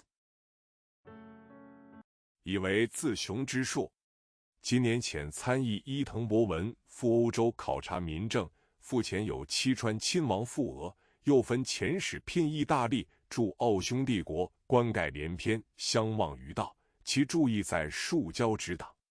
西人亦乐其倾心亲附，每遇中日交涉事件。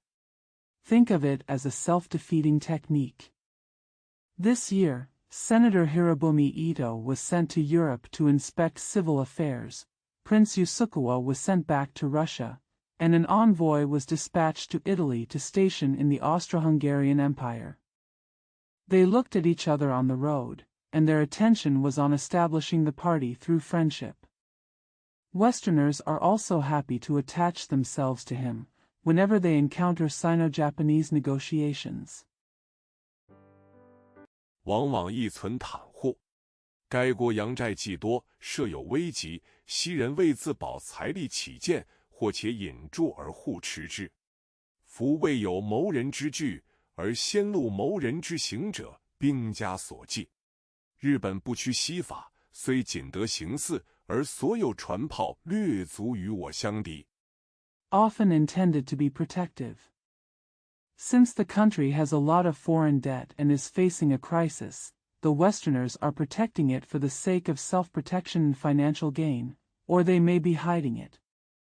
It is taboo for military strategists to reveal the appearance of plotting against a man before he has any tools to plot against him. Japan is following the Western approach step by step, although it is only similar in appearance, but all its ships and guns are enough to rival us.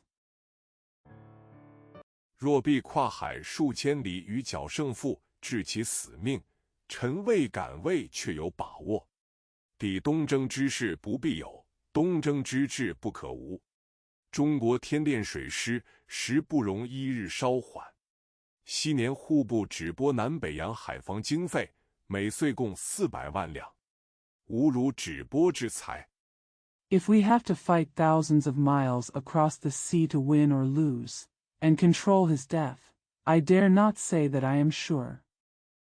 Secondly, there is no need to do anything about the Eastern expedition, but the ambition to do so is indispensable. China cannot wait a day to slow down its recruitment of new naval officers. In the past, the Ministry of Household Affairs allocated a total of 4 million taels per year for coastal defense funds for Beiyang and South China. It is nothing like the wealth that can be directed. 非尽有之之款。统计各省官所解南北洋防费，约紧急援拨1/4。可否请旨敕下户部总理衙门，将南北洋每年所收防费核明实数，务足援拨400万两之数。如此则5年之后。 Not all money is available.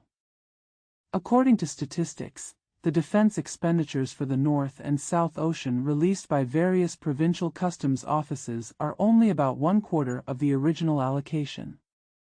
Could you request an order to the Prime Minister's Office of the Ministry of Household Affairs to verify the actual amount of defense expenses collected by Nanbeing every year, so as to ensure that the original 4 million taels are met? So 5 years later. 南北洋水师2支当可有成。这次大辩论终了之后，越南问题又起来了。张佩纶、邓承修诸人忽然忘记了日本大师运动与法国开战，中法战事一起，日本的机会就到了。The two branches of the Northern and Southern Navy can be successful. After this great debate ended, the Vietnam issue arose again. Zhang Peiluan, Deng Qingxiu and others suddenly forgot about Japan and launched a major campaign to start a war with France. When China and France go to war together, Japan's opportunity will come. 这是高丽的党政军正成对垒之阵，一面有开化党，其领袖即洪英直、金玉君、朴永孝诸人，其后盾即日本公使竹天进一郎。这一派是亲日的，想借日本之势力以图独立的。对面有事上党，领袖即金允直。At this time, the party, government and army of Goryeo were facing each other. On one side is the Enlightenment Party, whose leaders are Hong In-sik, Kim Ok-kyun, and Park Young-hyo, and whose backing is the Japanese minister Shinichiro Takesoi. This faction is pro-Japanese and wants to use Japan's power to achieve independence. If something happens to the other side, go to the party. The leaders are Kim In-sik, 闵永义、尹泰俊诸人，后盾是袁世凯。这一派是联华的，想托庇于我们的保护之下，以免日本及其他各国的压迫。汉城的军队有中国的驻防军和袁世凯代练的高丽军在一面。Min Yongyi and In Taijun were supported by Yuan Shikai. This faction belongs to the Lianhua and wants to be under our protection to avoid oppression by Japan and other countries. The army in Seoul consisted of the Chinese garrison and the Goryeo army trained by Yuan Shikai. 对面有日本使馆的卫队及日本军官所练的高丽军。在中法战争未起以前，开化党不能抬头；记起以后，竹田就大活动起来，说中国自顾不暇，那能顾高丽？于是洪英直诸人乃绝技大举。Opposite are the guards of the Japanese embassy and the Goryeo army trained by Japanese officers. Before the Sino-French War broke out, the Enlightenment Party could not raise its head. After it started, Zhu Tian became active, saying that China had too much time to take care of itself, so how could it take care of Korea? So Hong Yingji and others decided to make a big move. 光绪10年10月17日，洪英直设宴请外交团及高丽要人，各国代表都到，唯独竹田称病不治。后忽报火警，在座的人就慌乱了。民勇一出门，被欲埋伏兵士所杀。洪英直跑进王宫，宣称中国兵变。On the night of October 17th, the 10th year of Guangxu's reign, Hong Yingji hosted a banquet for the diplomatic corps and Korean dignitaries. Representatives from various countries were present, but Zhu Tian was the only one who said he was not sick. Then suddenly a fire alarm was called, and everyone present panicked. Min Yongyi went out and was killed by soldiers who had set up an ambush. Hong Yingji ran into the palace and declared a mutiny in China. 强迫国王移居，并召竹田带日兵进宫保卫。竹田这时不但无病，且亲率队伍入宫。国王到了开化党的手里以后，下诏赵氏上党领袖，他们一进宫就被杀了。于是宣布独立，派开化党的人阻隔。The king was forced to move, and Zhu Tian was summoned to lead Japanese soldiers into the palace to defend it. Zhu Tian was not only free of illness at this time, but also led the team into the palace himself.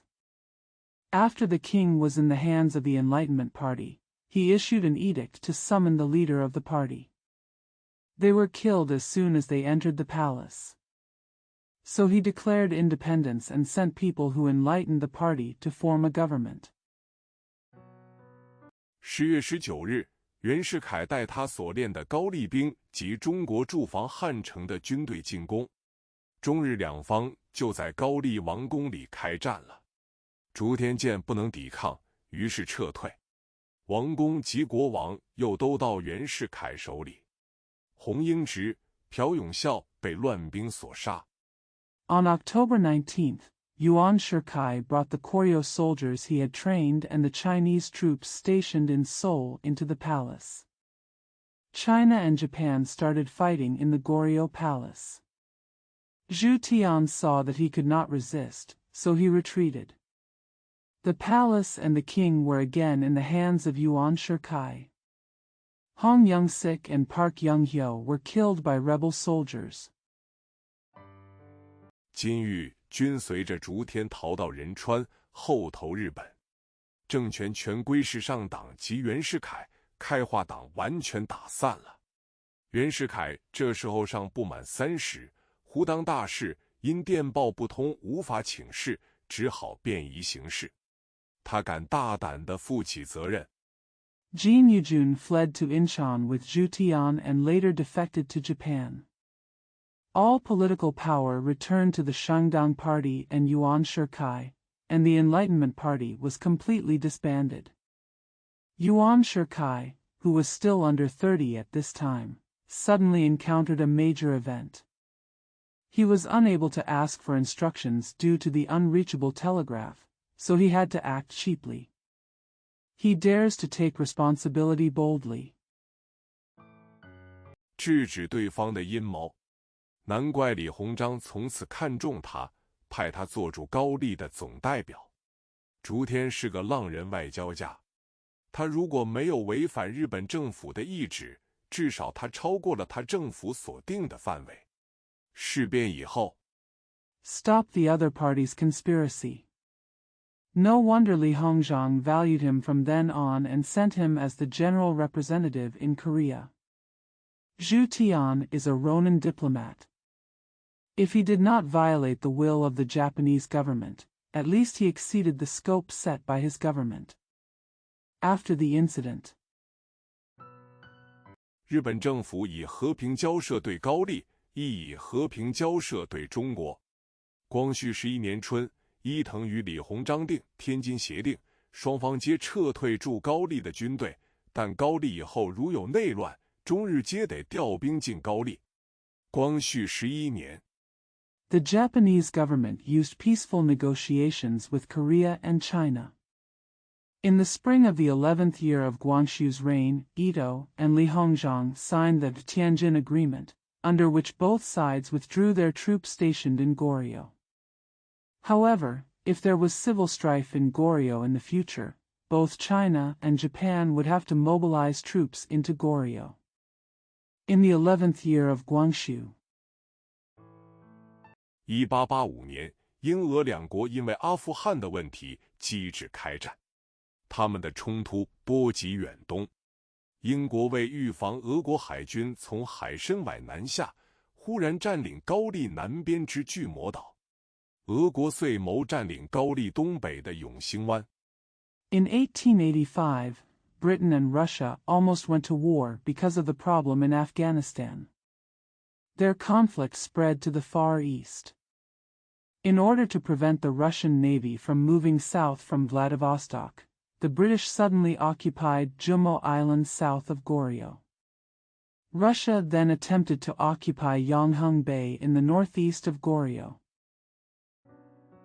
高丽人见日本不可靠，又与俄国暗通，求俄国保护者。在这种形势之下，英国感觉危险，日本更怕英俄在高丽得势。于是日本、英国都怂恿中国在高丽行积极政策。Seeing that Japan was unreliable, the Koreans had secret connections with Russia and sought protection from Russia. Under this situation, Britain felt dangerous, and Japan was even more afraid that Britain and Russia would gain power in Goryeo. Therefore, Japan and the United Kingdom encouraged China to adopt active policies in Goryeo. 英国觉得高丽在中国手里与英国全无损害，倘到俄国手里，则不利于英国甚大。日本亦觉得高丽在中国手里，他将来还有法子夺取，一旦到了俄国手里，简直是日本的致命之伤。Britain felt that Korea would be harmless to Britain in the hands of China, but if it fell into the hands of Russia, it would be very detrimental to Britain. Japan also feels that if Goryeo is in the hands of China, it will still have a way to seize it in the future. Once it is in the hands of Russia, it will be a fatal injury to Japan. 所以这种形势极有利于我们。李鸿章与袁世凯遂大行其积极政策。从光绪11年到20年，中国对高丽的政策完全是李鸿章和袁世凯的政策。他们第一紧紧地把握高丽的财政，高丽想借外债。Therefore, this situation is extremely beneficial to us, and Li Hongzhang and Yuan Shikai carried out their active policies. From the 11th to 20th year of Guangxu's reign, China's policy toward Goryeo was entirely that of Li Hongzhang and Yuan Shikai. First of all, they tightly controlled Goryeo's finances, and Goryeo wanted to borrow foreign debt. 他们竭力阻止高丽财政绝无办法的时候，他们令招商局出面借款给高丽。高丽的海关是由中国海关派员代为管理，简直可说是中国海关的支部。They tried to stop it. When Goryeo's finances were completely helpless, they asked the China Merchants Bureau to lend money to Goryeo. Goryeo's customs is managed by Chinese customs personnel, which can be said to be a branch of China customs. 高丽的电报局是中国电报局的技术人员用中国的材料代为设立、代为管理的。高丽派公使到外国去，需先得中国的同意。到了外国以后，高丽的公使必须遵守3种条件：一、函使出至各国。The Korean Telegraph Office was established and managed by the technical staff of the Chinese Telegraph Office using Chinese materials. Before Goryeo sends an envoy to a foreign country, he must first obtain China's consent. After arriving in a foreign country, Goryeo's envoy must abide by 3 conditions. 1. Korean envoys first arrived in various countries. 应先赴中国使馆具报，请由中国钦差妾同赴外部，以后即不拘定。一、遇有朝会宫宴，筹作交际，函使应随中国钦差之后。一、交涉大事关系紧要者，函使应先密商中国钦差何事。You should first report to the Chinese embassy, and ask the Chinese imperial envoy to accompany you to the outside world. There will be no formal decision in the future. 1. When there is a banquet or social gathering between the DPRK and the DPRK, the Korean envoy should follow the Chinese imperial envoy. 1. When negotiating important matters, the Korean envoy should first consult with the Chinese imperial envoy in secret for verification. 这种政策虽提高了中国在高丽的地位，但与光绪5年李鸿章最初所定的高丽政策绝对相反。最初李要高丽多与西洋各国往来，想借西洋的通商和传教的权力来抵制日本的领土野心。此时李 Although this policy improved China's status in Goryeo, it was absolutely opposite to the Goryeo policy originally formulated by Li Hongzhang in the 5th year of Guangxu's reign. Initially, Li wanted Korea to have more contacts with Western countries, hoping to use Western trade and missionary rights to resist Japan's territorial ambitions. At this time Li 原所行的政策是中国独占高丽。到了光绪18、9年，日本感觉中国在高丽的权力膨胀过甚，又想与中国对抗。中国既独占高丽的权力，到了危急的时候，当然只有中国独当其冲。Yuan's policy was to monopolize Goryeo for China. By the 18th or 19th year of Guangxu's reign, Japan felt that China's power in Goryeo had expanded too much, and wanted to confront China. Since China monopolizes the rights of Goryeo, when the crisis comes, of course only China will bear the brunt.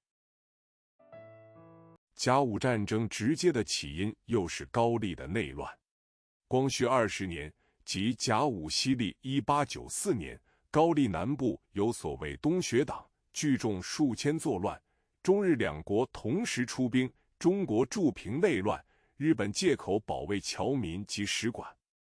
The direct cause of the Sino-Japanese War was the civil strife in Goryeo.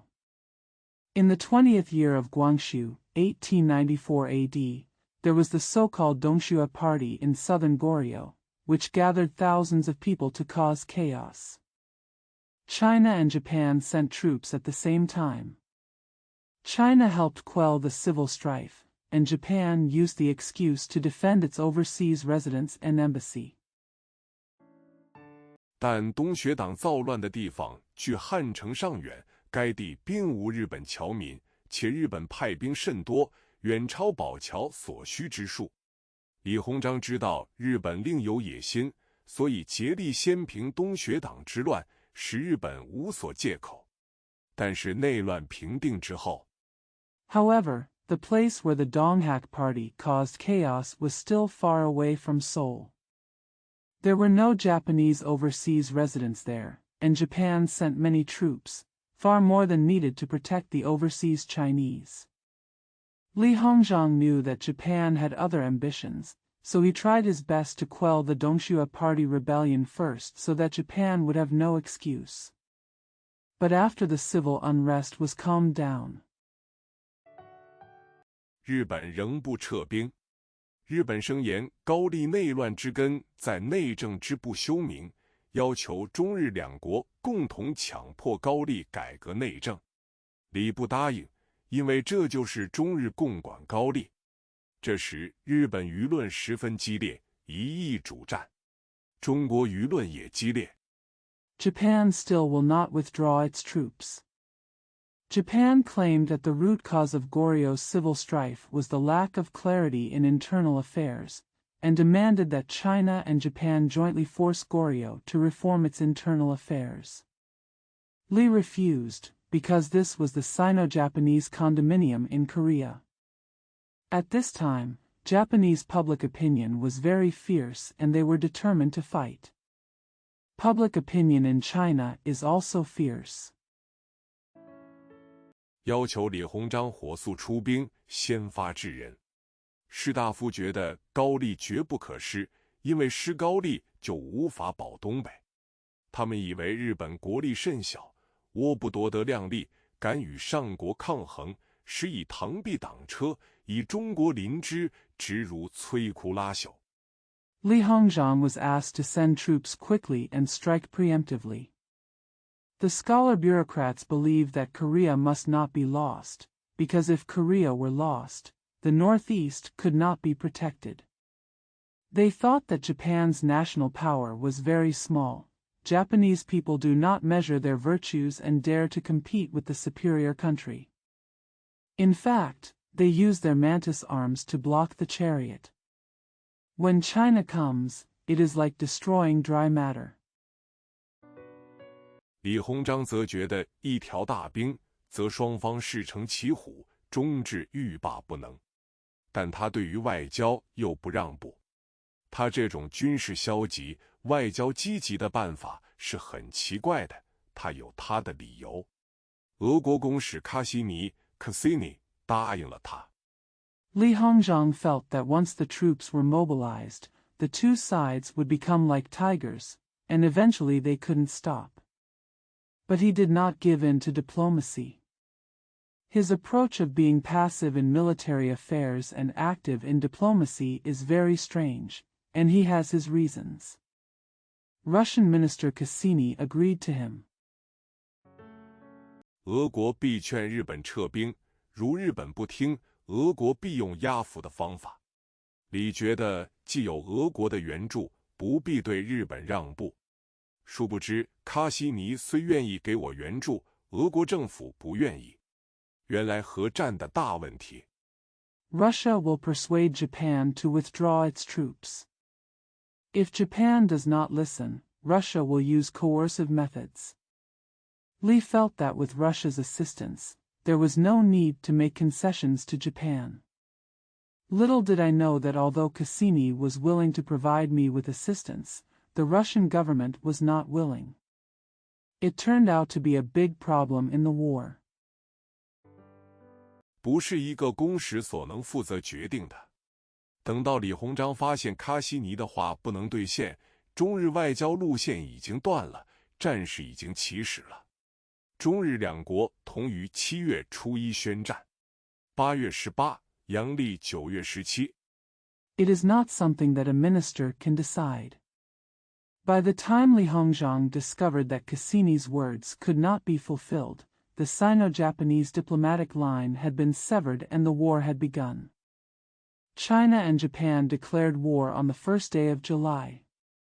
August 18th, September 17th in the Gregorian calendar.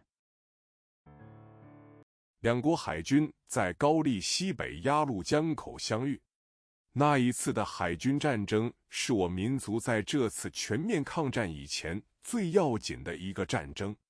如胜了，高丽可保，东北不致发生问题，而在远东中国要居上日本居下了。The two navies met at the mouth of the Yalu River northwest of Goryeo. That naval war was the most important war for our nation before this all-out war of resistance. If we win, Korea will be protected, there will be no problems in the northeast, and in the Far East, China will be superior to Japan. 所以，甲午8月18的海军之战是个划时代的战争，值得我们研究。那时我国的海军力比日本海军大，我们的占世界海军第8位，日本占第11位。我们的2个主力舰定远和镇远各7000吨。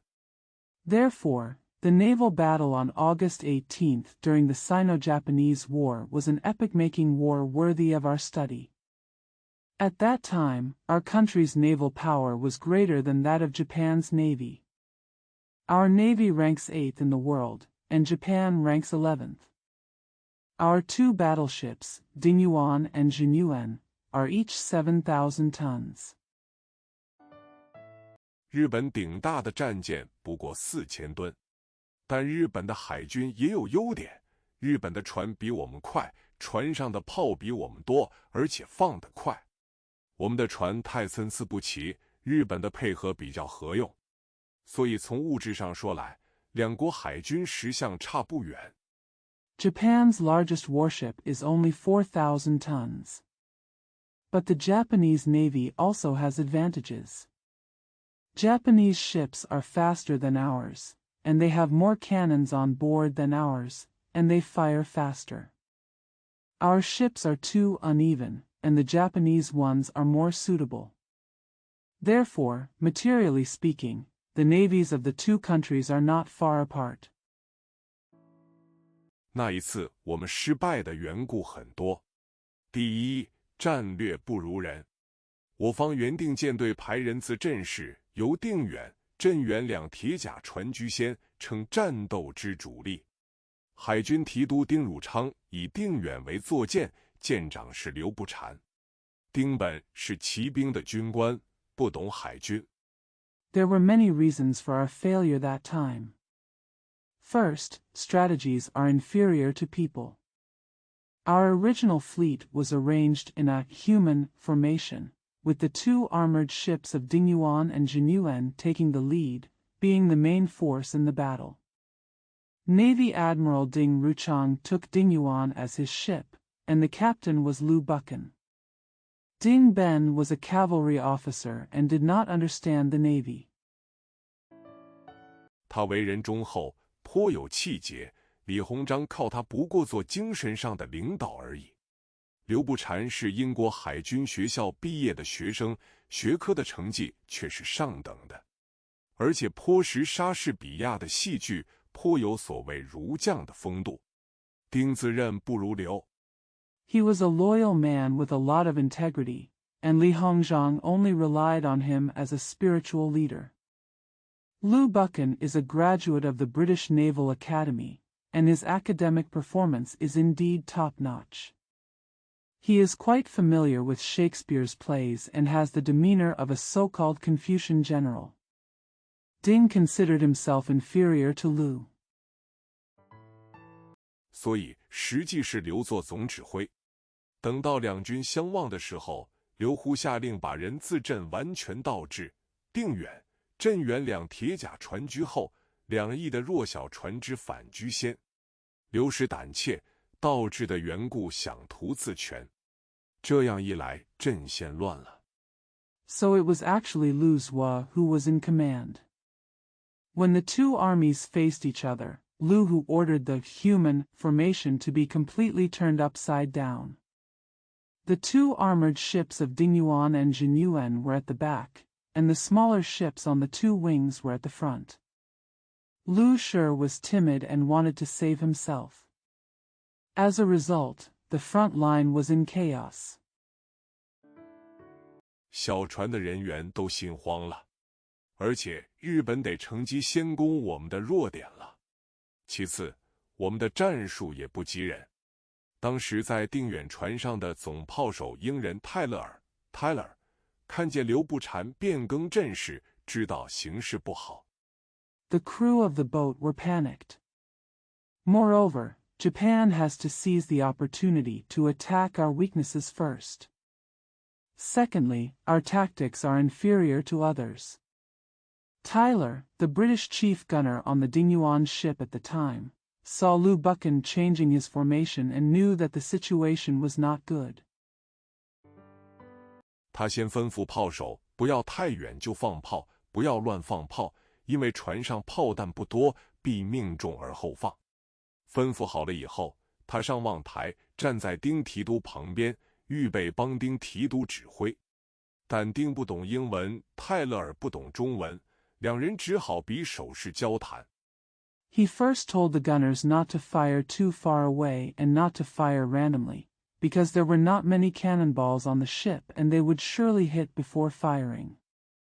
After giving the order, he went up to the observation deck and stood next to Admiral Ding, ready to help Admiral Ding give orders. Dante didn't understand English and Taylor didn't understand Chinese, so the two had to communicate with gestures. 不久，炮手即开火，而第一炮就误中自己的望台，丁受重伤，全战不再指挥，泰勒尔一手轻伤。日本炮弹的准确远在我们的之上，结果我海军损失过重，不敢再在海上与日人交锋。日人把握海权。Soon the gunner opened fire, and the first shot accidentally hit his own lookout. Ding was seriously injured and was no longer in command throughout the battle. Taylor was also slightly injured. The accuracy of Japanese artillery shells was far superior to ours. As a result, our navy suffered heavy losses and no longer dared to fight the Japanese at sea. The Japanese controlled the sea. 陆军输送的行动自由，我方必须绕道山海关。其实海军失败以后，大势就去了。陆军之败更甚于海军。次年3月，李鸿章与伊藤订马关合约，中国承允高丽独立，割台湾及辽东半岛。The Army's transport has freedom of movement, but we must detour through Shanhaiguan. In fact, after the Navy failed, big things happened. The defeat of the Army was even worse than that of the Navy. In March of the following year, Li Hongzhang and Ito signed the peace treaty of Shimonoseki. China agreed to Korea's independence and ceded Taiwan and the Liaodong Peninsula. 赔款2万万两。近代的战争固不是儿戏，不战而求和，当然要吃亏。这一次要吃亏的是高丽的共管，但战败以后而求和，吃亏之大远过于不战而和。同治、光绪年间的政治领袖如曾、左、李及恭亲王。The compensation is 20,000 taels. Modern war is certainly no child's play. Of course, if you seek peace without fighting, you will suffer losses. This time, it is the condominium of Goryeo that will suffer. But if you seek peace after defeat, you will suffer far greater losses than if you make peace without a fight. Political leaders during the Tongji and Guangxu years such as Zheng, Zhua, Li, and Prince Gong.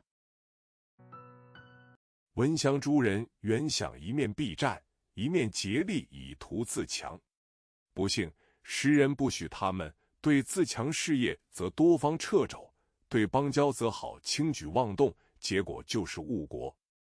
Wenxiang and others originally wanted to avoid war while trying their best to strengthen themselves.